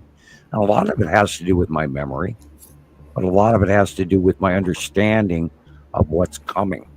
Wow. And I think over the time too, Sam, is that you've gotten really good at their movements and watching them, and right. So it is a mixture of your Farsian skills. It's a mixture of the history that you have with so many years, doing and watching this too. And I took drafting in school, and and how to 1 point perspective, 2 point perspective, art. I painted. I'm a painter. I'm Dutch. I paint landscapes. By the way, I am going to start painting some paintings for sale of the planets. I think. I cannot wait. And because I even drove by the store today, going, I should actually stop in there and buy some paint. And then I went, nah, I gotta go home. I'm kind of tight with my money. I don't spend money on myself very easy. I know, right? Yeah. What kind of paints times are tight right now, and I paint. I know. I have a very old paint box, and my paints are dried up. When I got. By the way, these are on authentic Lucinda canvases. A couple of years ago, Lucinda gave me a whole bunch of canvases, and that means they're extra special because we've lost Lucinda. She's gone now. Anyway. Cough. In between. What kind of paint do you use, or? I paint with acrylic. Yeah. It's bolder and it dries faster. I used to use oils, and I love oils. My father was an excellent artist. We're Dutch. We do that. My children are fantastic artists as well. It's in us. It's in our blood. And I've been painting since I was 5, and I'm you know, excuse me, good at it. Um, I can paint, and people like my stuff, and so you like my Okay. drawings, and I'm horrible. I draw horrible. You should see my daughters. Oh my god, and Nova can do graphic art like I wish I could, Right. and Yeah. she grew up with it, so she knows shit I don't even know, and to her it's normal. Too bad we couldn't hire her to help us make a design. You know, we could. She could have a design involved in this too. God, Dad, how could be so stupid? Yeah, Yeah. you guys just blacked out. You blacked out. Yeah, Nova but eventually will do art for us. she I already promise. has a following, and she doesn't know it yet. Oh yeah, they both. Yeah, I told them that yesterday. Yeah, I did. I told them. I said these people care about you, and they're always asking about you, and they've watched you grow up. You don't even know. I said you guys are Right. already famous. Shit, come on. And they looked at me like, Right. what? No. Shiloh You're wants to already be very. You don't want to be famous. If If they Shiloh wants to be very private. She's very private, and I mean she's drastically private. Also a mini me in certain ways. They both are. Nova's the extrovert, and Shiloh's the introvert. And they're Yeah. thick as thieves. They love each other dearly. I could not ask for better children. I mean, they are the best of siblings to each other. It's amazing. and that was her. Yes, I have very nice. amazing children, and I hope all of you people out there in the future will look after them. Of course. Did I say that out loud? I think I did. Yeah, no, but Yeah, well, yeah. Overly honest here. I was told about my daughters before they were ever born by the Pleiadian. I mean, this guy looked me up, and I am Yeah. not kidding you. I mean, I wouldn't even mention. like, what did Yeah, he tell you about Oh, you're gonna have Jesus! how When many you and I children? are standing, when you and I are standing in the same room together, I will tell you that. Okay. Okay, you guys, I have a government rated very high IQ. They told me about my offspring, and that they were interested in my offspring. Okay, and so, and you should be interested in my offspring as well. Okay, Sure. Sure. And I'm sure, not trying sure. to brag, but they're Right. definitely my children. I mean, oh my God! I mean, they're better than me, and they don't even know it yet. And Nova's already showing examples of precog and wisdom and abilities of far seeing, and she knows things. And we were having a talk in our kitchen. She says, Dad, I didn't know where that came from, but I just knew. There was like this big bell, like I'm standing next to the church bell going off, like dong, yup. And she's now 17, and so she's entering the stages of this new Hoffman bloodline that is evident before me, that I knew about 20 years before she was even born. Right. A little weird, a little spooky, and yet they're famous already. The people know about them. Thousands of people talk to me and they go, "Oh, blessings to your girls, and we love your girls, and we hope you're all well and safe." And I had that today, and in a letter I got in the mail, and great stuff, and they don't even know. Hopefully they will help us. And, gosh, Dad, we're so bored with this already. God, Right. what up her? I know. I just wonder if they'll, have a turnaround, like an aha moment or something that changes their outlook on it. But maybe not. Maybe. Well, they're good at what they do, and Yeah. maybe if they get a trip to Comic-Con, even though they don't go on stage, maybe if they get go to a hotel and me take them to Comic-Con where we speak, if we ever make enough money, where we could actually afford to speak to larger crowds. If we could ever brave that occurrence, and only through donations will we ever get there. And if the platform pans out, etc. Then maybe if they see, that that they're known about, then maybe they'll help her join in. You know, the good old family effort, and then they'll be older by then. So we'll see what happens. Right. That's true. I'm not negating this, and I'm not setting limits. When it happens, then I will believe it more. But I do have, and I'm not creating expectation, but aspiration would be interesting. I know what you're saying. I like the background hum and music. Oh yeah, it's kind of a rhythmic. You can just nudge it up just a hair so I can hear it better. I Yes, feel yes. it. I feel it in my feet more than I hear it. And Jesus is getting very heavy-eyed. Or he's looking. Oh, you're looking at your phone. Been a full Okay, I'm day. sorry. I thought you were like, don't go to sleep on us, man. I'm not heavy eyed, but I do need to go to. I need to take a walk. I'm getting a little. Well, we've been going What's the word? some showers, so yeah, get out of your chair. Go get a drink. Yeah. Or I'm go gonna yell go at your downstairs. roommate or something. You go, I'm gonna dude, go wake downstairs up. I'm gonna go downstairs and refill my drink, guys. Okay. Okay, you know me, I can talk forever almost until you can't hear me anymore. And my throat, I even tried one of Jillian's Fisherman's Friends. Those things are scary. God, what do you people eat Yeah. in the UK? I've never tried that They're kind. good I don't one. think They're horrible. I can have them for about half a minute, and then you got to spit them out. They're horrible. horrible. Oh my gosh. Yeah.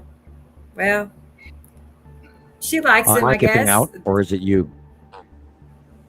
Well, they work. They're unbelievable, but ugh. What does it taste like? Am I skipping out? Let me. Okay. I'm popping one in my mouth now. First of all, it's slightly fruity. And now it's medicine-y, weird, minty. Now going over to almost medication minty. Oh. The fruit flavor is gone. Uh-huh. It feels kind of eucalyptus-y, almost to the point where the side of your tongue. Now I want to sneeze. Oh boy.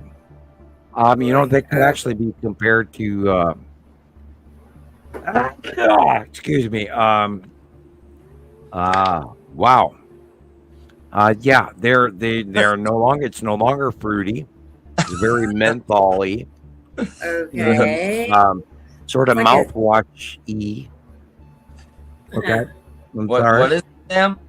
Yeah, well, It's it like came a- out of my mouth. I had to remove it from my. It's called Fisherman's Friend, and Jillian Oh. from Scotland sent Oh, them. okay. And she said her Right. dad loved them, and I Cough can't. drops. I can't You're like, last nope. 40 seconds in my mouth with one of those Can't things. go it. Waha! Right? But Yeah. my throat is very cooled down and Nice. eucalyptusy. And maybe I should have saved it for again, as rather than throwing it in the garbage. But anyway, No. I'm ready to sneeze again. Wow. Look, I think Jesus sent this his allergies tonight because I don't know. Yeah, I got this. I've got like Oh I well, wanna yeah, we sneeze like got every 10 weird seconds. pollen What's up? going on everywhere. We don't live in the same zone in the climate zones that they actually issued a brand new readjustment to the climate zones where you can grow this and you can grow that. Really? And so we're not in Kansas anymore, Toto. And I really do believe that Earth has rolled forward, and we know it has from the extra star and the other planets and all of this and the buffer and the magnetosphere, and I could keep going on and on and on. So we know we're not geographically located where we used to be on what we assume is normal, where our jet streams are all freaked out and all this other shit going on. And then the solar cycle and the sun and all the planets and the magnetosphere and blah, blah, blah, blah, blah. I mean, it's insane. We know we are not. And I don't believe in a pole shift, but I know we have rolled. We're forward. And that's the moon. We can see the moon looks different and wrong. And that's proof because our view of the moon has never, ever changed. So if the moon looks different, it's not the moon. It's actually Earth. It's us. We've rolled. Phones too. So, I mean, we know that everything in the sky, and all those people out there in religious world, they're talking the changes in the signs in the sky. Well, hell, you guys, we've been talking about this shit for 14 years. Where the hell you been? I mean, Christ, mail us a $5 donation, put it on our plate. Amen. I'm not trying to be silly or weird, but we get better if you guys donate. Right. We have to have it. We need to run off of it. We can't do any more. I'm on 15 computers. I mean, shit. And we spent decades trying to warn people, and we're just now finally getting furthered to a functioning ability to communicate, and we're trying. Right. So. And then donations help too, because we're trying to communicate this stuff to you, but then I have to draw diagrams like this, and that's the moon, right? Okay. What? Got a crater What is here. that? Yeah. This is our moon, right? And okay. But if you yes. Okay, look. I see it. I'm trying my best here. Okay. You know how the moon has the bunny rabbit ears? What do you call them, Sam? I call it the paw print. The paw print. He calls it the paw print. The Chinese have a legend where it's like a rabbit. I don't know what the thing is, but I went with the rabbit because to me it doesn't look like a man on the moon at all. But this is what it looked like. Yeah, you're right. The bunny ears kind of shifted the other way. Yeah, it tipped to the right, and then it tipped to the left. That's and what Sam means. So in the last 2 weeks. In the last 2 weeks, we've seen numerous versions of the view of the moon around the world. Oh yeah, and in Jerusalem, the sky sounds like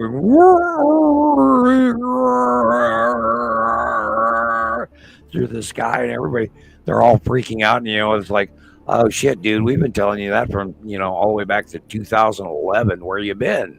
I mean, I'm amazed. I mean, I am in awe. Went out on YouTube. Exactly when Sam said, 2010, 2012, you said? Yeah, all the way back then. What was that? It was the weirdest, creepiest thing you ever saw on TikTok. We heard it. We heard it here in Missoula. You could walk outside, you could hear it, and it was just it's like, in the Star Wars movies, there were this Star Destroyers trying to wiggle past each other in space, going right. Roar, roar, roar, I mean, but this is these long graduated. And if you go back, go to YouTube, type in "Strange Sounds in the Skies, Alberta, Canada, 2011," and or British Columbia, 2011, Canada, Australia. Rebecca, do you have that video available? Yeah, I do. Hang on a second. I was going to say, that sounds familiar. We first heard it. Now, remember, everybody, the planets came up from underneath us. And Australia is in the southern hemisphere of planet Earth. And we first heard the sky sounds in Australia in 2011. Play that funky video. Here it comes. Here it comes. The hell is that?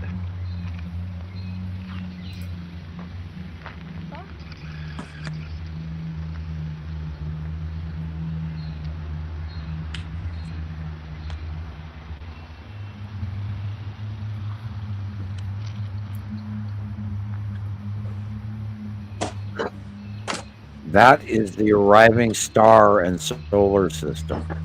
Is that coming from the clouds? I don't know, it's somewhere up there.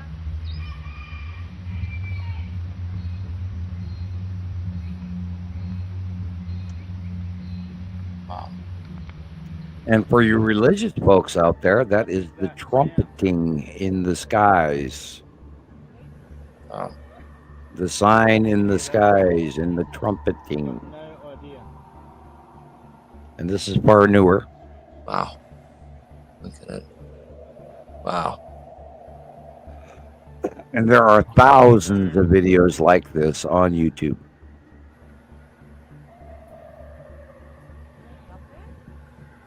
That's a planet right there.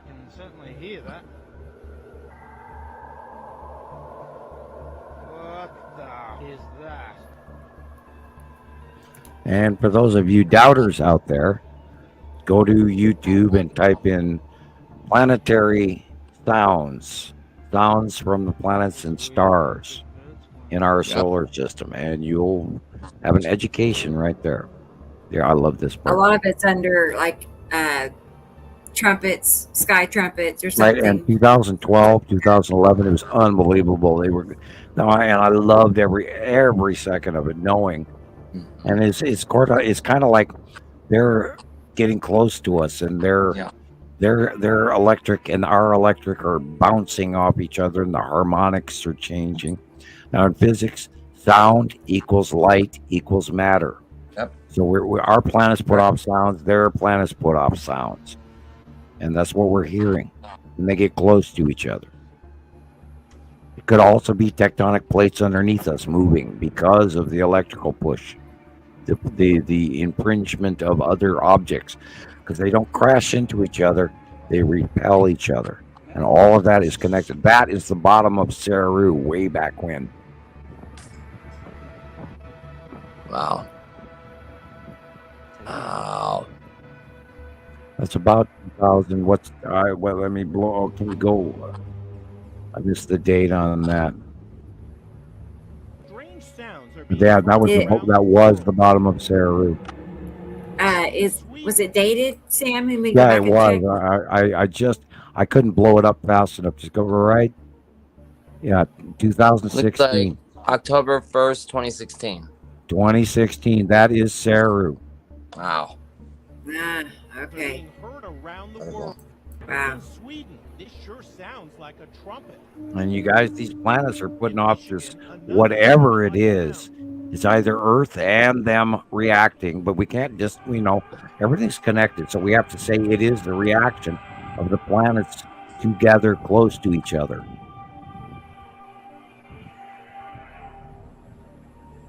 Yeah. Gosh. Wow. And it's happened around the world. Numbers of times, year after year after year. It's kind of in cycles, like 2 to 3 year cycles. And, we knew because we knew shit was going on. And guess where it started? All the way in Australia. This is in 2019-ish, I believe. I remember this neighborhood. It's in the Mideast, northern latitude.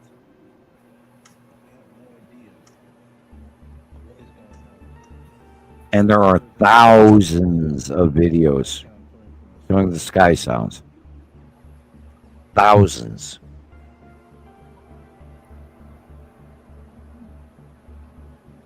I remember this one. Oh, yeah.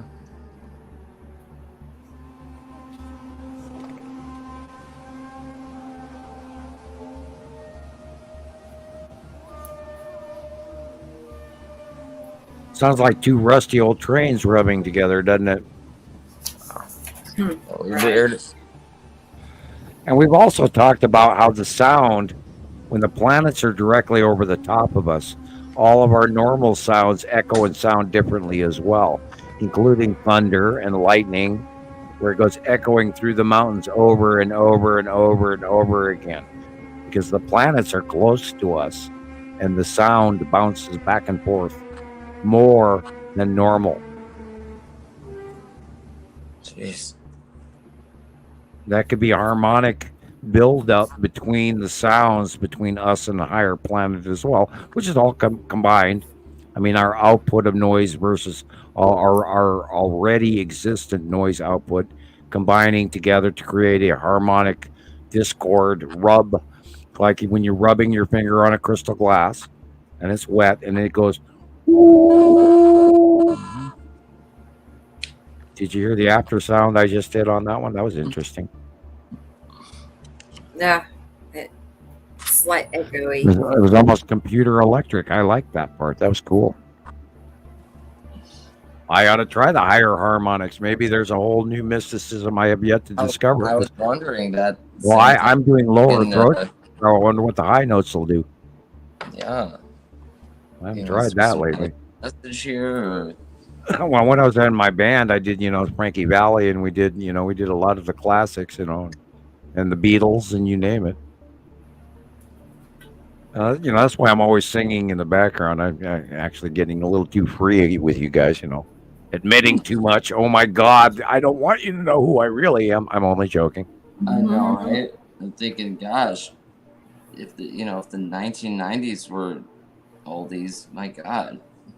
Oh, dude, I was in an 80s band, man.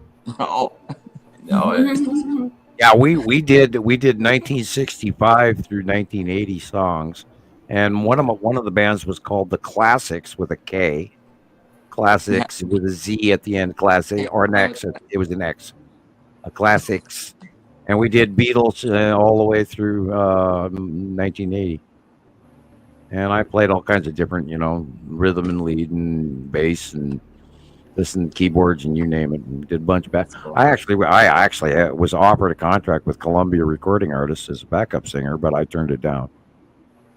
I did not want to live in Hollywood, thank you. Yeah. I went down there long enough to discover I was like, no, thank you. Nope, not living here, thank you. And that was right, at the startup when you had Spider-Man walking on the corner and all of that regularly, and nice folks down there. They weren't hating Ashbury, but anyway. Yeah.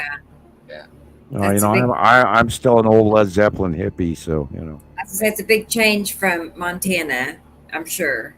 Hey, when Woodstock was going on, I was like 9 years old, and I almost ran away. I didn't have peanut butter and jelly sandwiches or anything to go. So I didn't, I knew it was over there and it was a long ways away, but I was in Minnesota at the time, and I knew about Woodstock going on, but I didn't brave running away. No.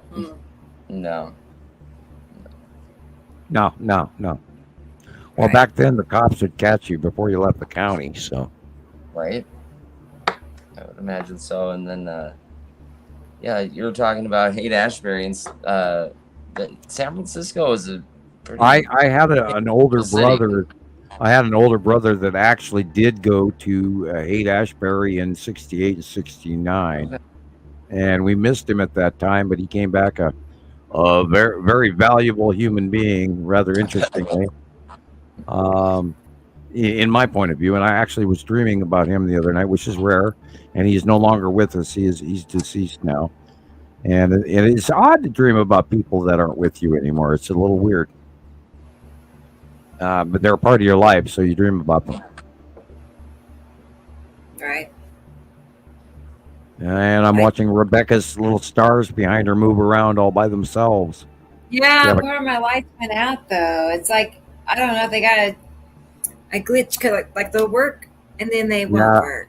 Time to get new ones, that way you don't have a fire. Yeah, look out for a fire. Throw them away if they don't work. Like that. Anyway, so it used to be better, but I just need to replace them. Are you itching again, Christopher?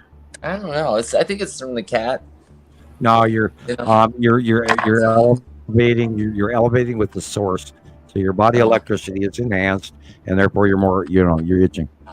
Yeah, you should see what happens with if I have people and I'm going to read tarot cards or do a reading with people, and then I reach for source. It's hilarious.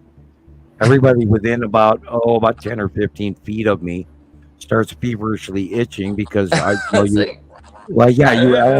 elevate the electrical magnetosphere as I'm reaching for source, and this is where you can fry electronic equipment if you're not careful, and so that's your source is talking to you, so you're rising up in elevation and harmonic, and that's why you're itching. That's something. Well, so Jesus is back. Comfortable. I'm back. I have a good little leg stretch, and I gotta mention, I caught you saying about a card reading. I've never had one of those. Nobody's ever given me one of those. Yeah, tarot cards. I've read tarot cards since I was 17, 16. And I went in. I've never had a reading. I've always been one. Like my cousin gave me one, but we were drunk at the time. I used to do that at parties for people. They would give me their card keys, or on the rare occasion. Normally, I don't bring out my tarot cards for just anyone to touch. They're very sacred to me, and they work very well. I've got the same deck for going. I can't even count the years. It's probably 46, 47 years I've had the same deck. I have other decks. The main one I use is it's very accurate, and and you read it, and then you have the person. The only time they ever really touch the deck is when they do the cut to choose their fate by the three, cut into three with the left hand. There's rules.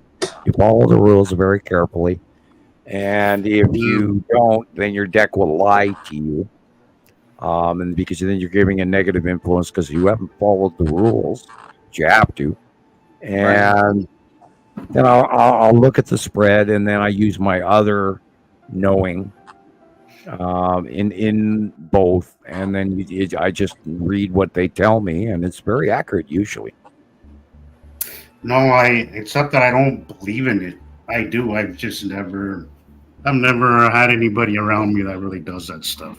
Tarot cards come from the early Gypsy, the Roma. It comes from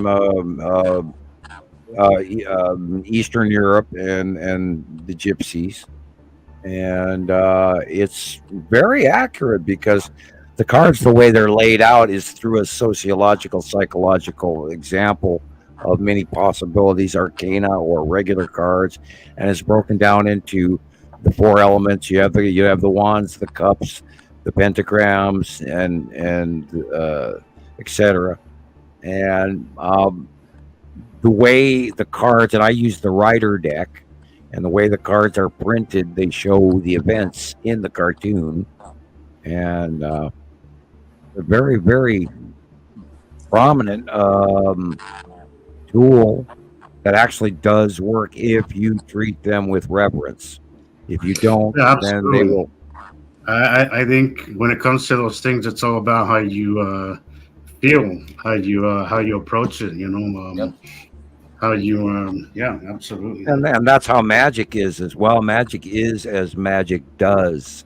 There's magic to it, and if you don't now, and if anyone who goes into the Wiccan belief, when you get your reagents or your spell components together, and there are many tools you need ahead of time to actually sit down and perform normal magic.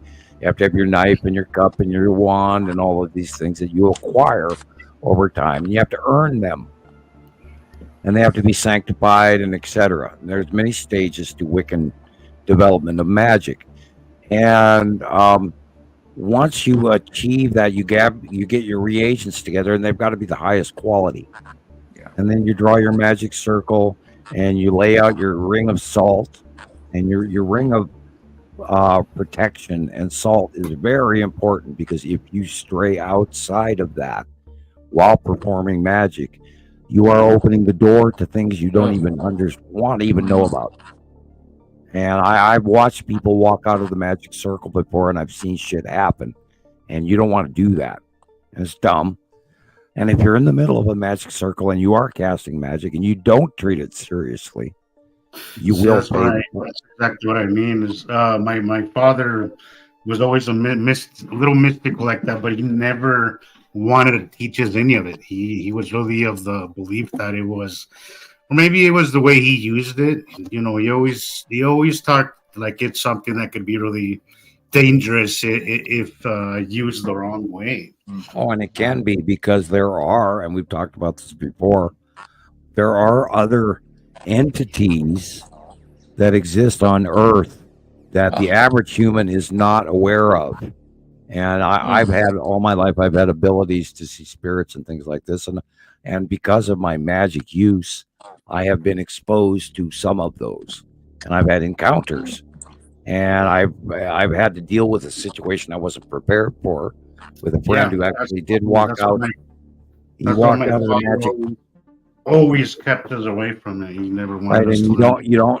You do not screw around with the spirit world. You do not play with Ouija boards. Do not even have a Ouija board in your home. That sounds like everything my father told me growing up. Yep. Do not do mirror magic until you are ready.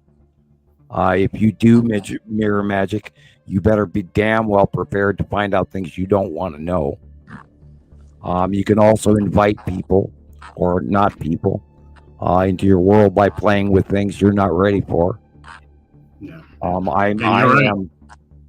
You held them sacred. That's right, Carol. That's I right. am a victim at an early childhood age of other people playing around with things, and then they came after me because they Yes. didn't want me to do what I'm doing now, and so I learned the hard way through other people and myself, and I've watched people discount this reality because magic is real. And if you discount it, you're not going to benefit from it, and B, you actually might suffer the consequences of it. Don't play with shit you don't know what you're doing.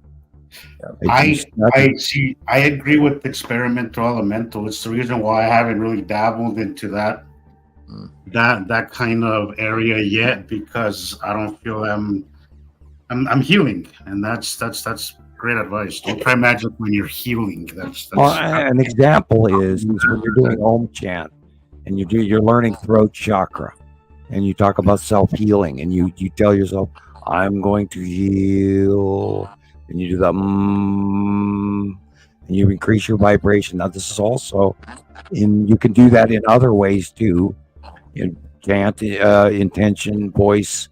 This is all part of magic. Is you learn how to do these things. And you learn chant, so mote it be, and all that. That's Wiccan. And you learn Latin. You learn how to read and write spells, blah, blah, blah. There's other ways to do many things.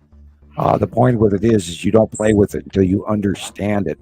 Now, I learned Egyptian magic, and I found out it was really spooky. And I saw events that were chaotic. And I went, I'm not going there no more, period. And I absolutely avoid Egyptian magic. There's elementals involved that are way too powerful, and they're real. They're there.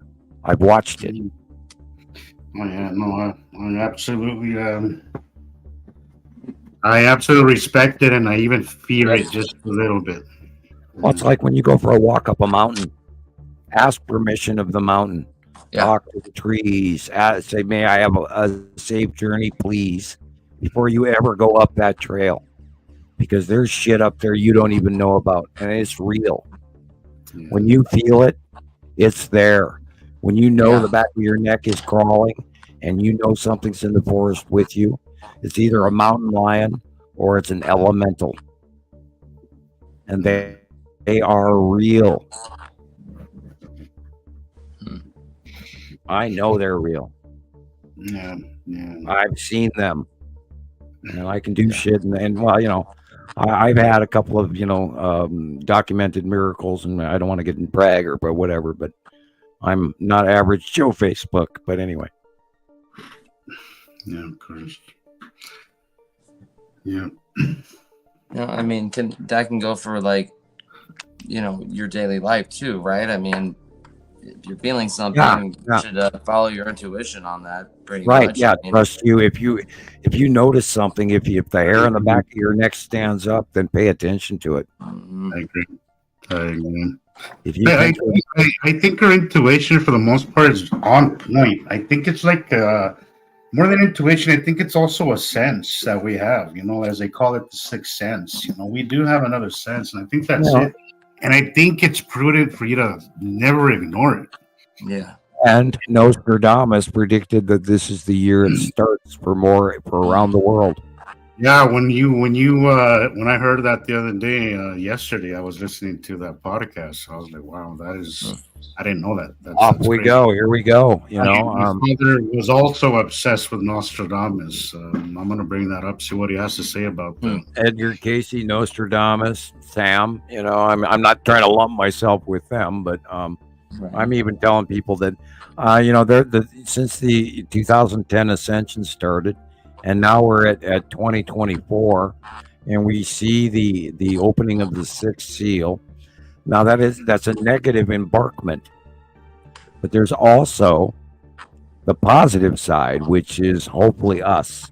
Let's all be the people that move forward through the power of our belief system, so that we can we further our common goal for the right nature, not for the wrong. And because there's always two sides. And the farther down that path you go, the more you're going to learn. The more you believe, the more you'll be open to experimentation of understanding and going, wait a minute, maybe there's the possibility of. Am I hearing you double? Let me put the volume down. Yeah. We're 17 guys. Wow. That's quite the run we've had so far today. Yeah. Yeah, and we actually haven't been showing any Sky stuff for like an hour now. And hi, Rebecca. I've been wondering, what do you got for us? Like a short or something, so we can like take a breath and a swallow. Oh man. Well, we can do like exercise for 10 minutes or something. I know. I'll tell you, that little walk I took was great. Right. I had to go feed my cats. I have kitty cats here and there, and outside cats and stray cats, and but I didn't hear any birds chirping. I do have my bird video. I finally got my videos to transfer over. Let me make sure I downloaded it. I think I got it. Yeah, I'm pretty sure. Anyway, this is me coming. I went outside 2 nights ago. Yeah. Hang on. 3:30 in the morning. Hopefully I got it here. Darn it. All that, and it's not there. Hang on a second. All sorts of crazy hours of the night, huh? I do stay up late. It's don't ask me why. I've never been this way in my life. But I don't know, maybe a year ago, I started staying up later. That's all. You realize it's coming up on 2 a.m. for you, young lady? Yes, it is. Yes, it is. Yeah. Usually I go to bed about it's like 2 a.m. for you, right? Yes. Rebecca? Yeah. Yes, it is. 2 a.m. Yeah, we did 12:52 here. our 7th hour, so almost 1 o'clock in Mountain Time. Yep. Guys, I say all that and I can't find it. I was gonna play it. It's on my list, on my video list tonight.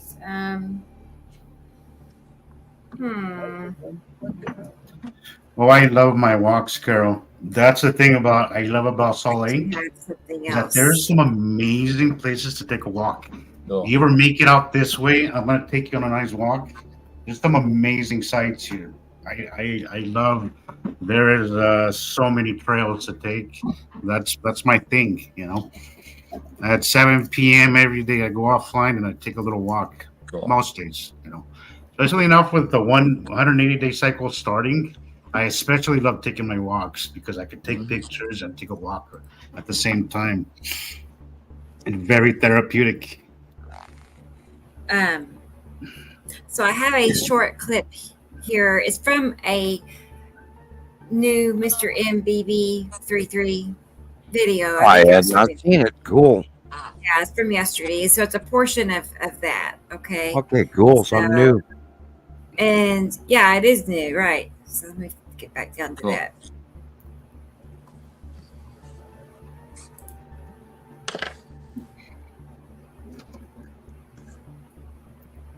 Describing as a smoke ring, a shockwave. This video here has narration by Fox Body Speed, who pulled over alongside of the road.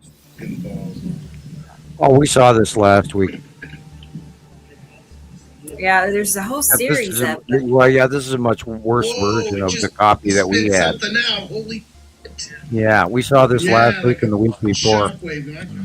See, it's like bigger, right? There's more. Another video by Jamie. Like blurry, super blurry. Wow. It's like a jellyfish. Got new glasses. Okay, I've never seen anything like this. That was weird. That's not a rocket. That is Another not a example rocket. here, Don't Joey think it's a Miller, rocket? Johanna out of Burleson, Texas, March 4th, 2024. Received several of these videos in March, and you can see the large ring. She described it as a ring of smoke. A lot of different descriptions. Like I said, the first people described it as a shockwave. Some people describe it as a vapor ring. Same people, different night, March 25th. Again. Whoa. Little smoke ring. The second time we've seen this. Second time they've seen that. Again, not necessarily behaving like a rocket. Usually a rocket has a trail behind it, not in front of it. And here's another example out of Texas. Julia C., March 25th, also saw what looked like a big ring in the sky appear from a point of light that doesn't appear to have an exhaust trail behind it. Doesn't really look like a rocket. I don't know what this thing is, but it's become very commonplace in the skies here recently. I receive multiple videos. Here's another one. Mike C. out of Centerville, Texas. Wow. March 25th. It's so weird how they're all doing it to the left. What is that? Would you care for a supposition? There's no clouds in the sky. No, but that looks like a helicopter. Looks like it did a projection last night. It had a mist that ran in circles. I got it on video. They were describing it as a mist, a projection, shaped like a helicopter propeller. Here's another example. Nunya out of Houston, Texas, March 25th. There it is again. And notice the absence of a trail behind it like a typical rocket would have. I mean, some rockets are quite impressive. They put on quite a show in the nighttime sky. Right, we Chris, talked about Dallas, that. Texas, same thing. But watch what this does. What the fuck is that, bro? There's like a ring coming from like the front of it. Would you like a supposition? This one here appears to change direction. A ship coming in within our atmosphere and punching a hole through it. Bowie, Texas, March 4th. And then they change direction because then they change direction. A punch hole. A punch cloud. A nighttime punch cloud. I mean, people are very taken back by Incoming. this. And most all of us by now, because they happen on such a regular basis, have seen a rocket launch at one point or another. This just But doesn't no look like trail. a typical rocket. Not quite sure what's going Right. on, but I whatever it agree. is, it's going on frequently, especially here in the I last think couple it's of months. incoming. I think it's incoming craft punching a hole like a punch cloud into our upper atmosphere. And then they change direction as they punch through at the right angle so they don't have trouble. And then they change direction to go where they want to go. Wow.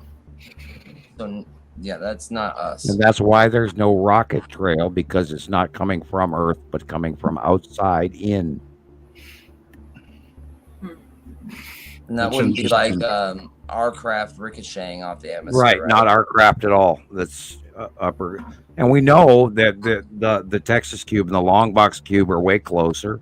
So we know that there's way more ship traffic going on above us.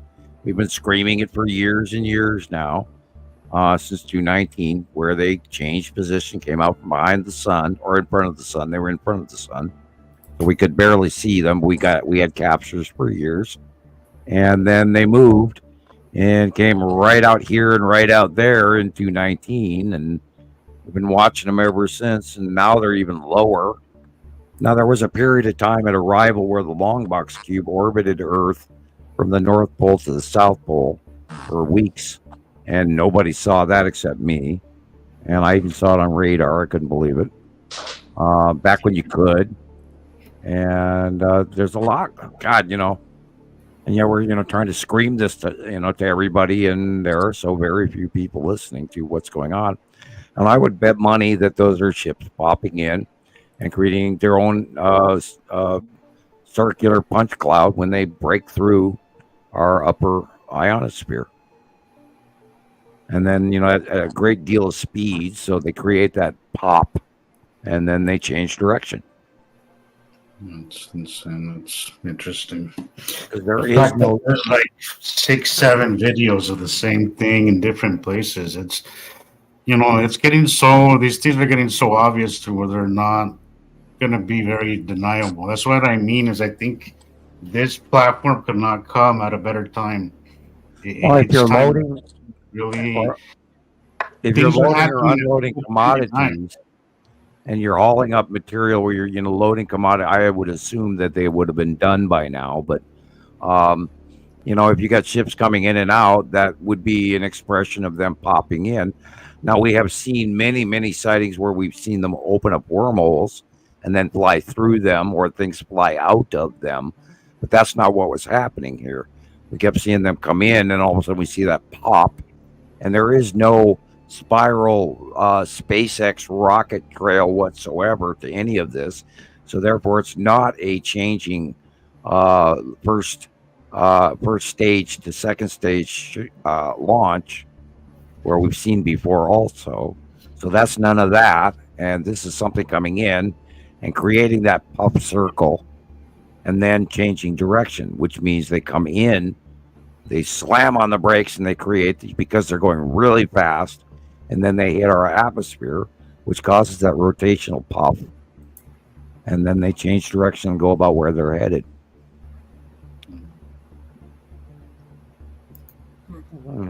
That's me breaking it down, Breaking it down. Where did Christopher go? Wait. Yeah. Okay. We're right at 7 hours too, by the way. I'm going to a little scientist room again. I'll be right back. Okay, Sam. How long do you want to keep going? I mean, do you have a? We've been on 7 hours, so I'm fine with. I'm good. I'm sure you're tired. I'm pretty tired. Yeah. Sam's like, I can tell he's like wired. He's gonna keep going. I think Sam's a little wired. Yeah. But Yeah.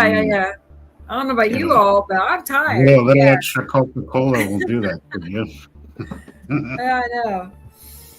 But, I feel like we could wrap it up and call this a successful show. Actually, is this been more like an off-topic show? I agree.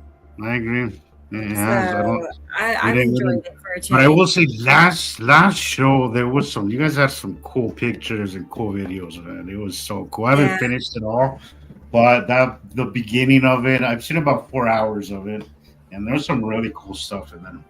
Really cool stuff. Awesome. Yeah, and I think the show before that, Sam raved over. He was like, that was my favorite show. And I saw that he shared it, and then he commented, "Best one yet."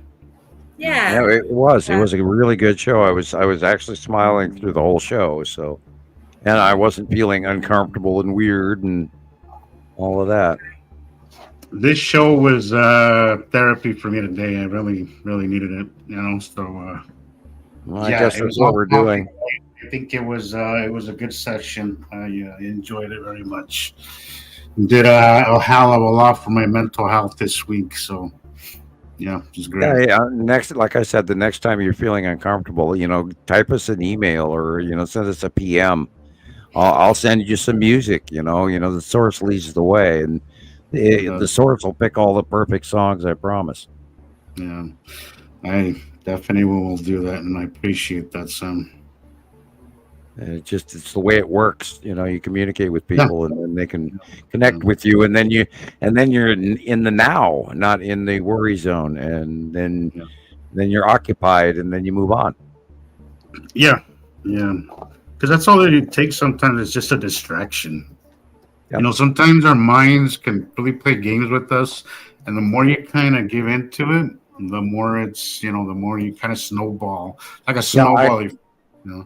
I run in circles until I'm so wound up. I've just got to tell myself, you can't do this. This is insane. And because I overthink things so, to the nth degree, sometimes I get really, really overly into it, and I have to actually rip myself back out and learn, process it. You have to. And when you get there and you're uncomfortable and you're worried, I mean, hell, we never got through, we never got out of the cave, pardon the expression, without that little bit of hope, and to know that it's always darkest before the dawn, and the the realization that the sun is going to come up tomorrow is the only thing that's ever gotten us out of the cave, as they say. So you have to remember that. You distract yourself. Thank you, Andrea. That's very, very, very kind of you to say. Thank you. I have lost track of the comments again. Way behind here. Yeah, there was a lot. There was a lot to keep up. A lot of people don't think that they can be different in their life, and they think they're guilty of all the crap they did when they were a kid or whatever, and that's not even you anymore. It was like 5 people ago. Yeah. Well, again, it comes in waves, and I do feel a lot of it has to do with, of course, past experience, things you're dealing with, and the last 5 years have been a lot of major changes for me, like huge life-altering changes. So it's it comes in waves. Sometimes a lot of it is planetary as well too, and that only enhances something that's kind of creeping there, and then it kind of enhances it. And so yeah, again, anybody ever feeling that way, reach out to somebody, guys, because we're a family here. So Shelly's going to bed. Good night, Shelly. Good night, Shelly. Yeah, guys. Thanks for being here. Right. Thanks for being here. Yes, thanks for being here, and thanks for helping. She's done a lot of work over on TikTok tonight, keeping the comments current and explaining what we're talking about. And so thank you so much again. She really, I couldn't ask for a better moderator, so meant to be. Yeah. So good. Yeah, it was a good show, guys. Yeah. You ready for some Star Wars, Sam? You bet. That's what I was just thinking. Yeah. Thinking about the Star Wars and that's all wind down. How long do you normally go play Star Wars after a show? I choose about usually 5 or 6 scenarios, and I'll run through them usually once, and then sometimes twice, and sometimes 3 times, and I'll play 8, 10, 12 games, and numbers are always good, and I'm very good at the game, and I played for so many years. I mean, I should be. Yeah. And it's a good distraction. You get to shoot robots or stormtroopers, depending on which one you're playing, and you can occasionally battle Darth Vader and that sort of thing. You can't kill him, but you can blow him up and knock him off the platform. It's fun. And if you get close to him, he'll kill you right away. So you stay away from him. But, it's like I said, PlayStation 2, years old, but I love it. Right. I remember those. I remember playing a few games for that one. There he is, Chris. Christopher, time to say good night. Yeah, Okay. it's the time. Yeah. All right, guys. Well, it's been a good show. I'm happy. I'm very happy with this show. I feel like Jesus. I feel like, it was just a different kind of show, but everybody, was wanting a show like this anyway. So perfect. Yeah. And of course, if anybody has any questions, just send us a message on Facebook or in the news feed on the group, or direct message us, and we'll be happy to answer any questions you have. Yeah, and watch this on YouTube also later after it gets published, and then comment, because we're getting like 3 comments, and be sure to go to YouTube and like it so that Rebecca's numbers can go up, and that's what we want. She needs to have that little silver plaque with the YouTube play button, and she got to get her. Is there a plaque? Yeah. Yes, I'll take it. Oh yeah. There's many plaques with many different colors, and you can reach. Oh, wait till you. I can't wait till you get 1 million views, and then they'll mail you a plaque in the mail, and then you'll be really officially a YouTuber. It's the YouTube button. It's a button. It's basically the YouTube buttons, I think, is what they use. So. Okay. Yeah, and you should have gotten there long ago, but we've been. It's time. Yeah, it's time, and TikTokers, you can help. Go to YouTube and watch the show. Right. I was gonna say, on TikTok, it's going on 600,000 likes. What? Yeah. Crazy. Awesome. Yeah, that's pretty good. I mean, I'm working my way to 1 million, so it might be a year from now, but we'll get there. That is Well, you incredible. know, at some We'll point in time, celebrate. people have looked up my name some 5 million plus times. It might even be greater by now, but I mean, I have no idea how well known I am, but you know, I'm just this Right. guy up here in Montana. Well, I mean, I think it'll happen. Coming for you. It'll happen within the next year or so, guys. Oh yes, I do too. I Yeah. think so. all right, everybody. Okay, guys. Well, let's go ahead and wrap it up here. So, and tell everybody good night. And we appreciate you all being here. Star It's been Wars. a great show, Star Wars time, and we'll be back Saturday at 1:00 Central. So I do that too. I can't remember which day it is anymore. right, I'm already looking forward to it, and I Yep. already have content to share for Saturday. So it'll be a great show. All right. So, I'm going to All go. right, okay, well, All good right. night, guys. We'll Bye, see you in a Rebecca. few days. Bye, bye, guys. Good night. Awesome show.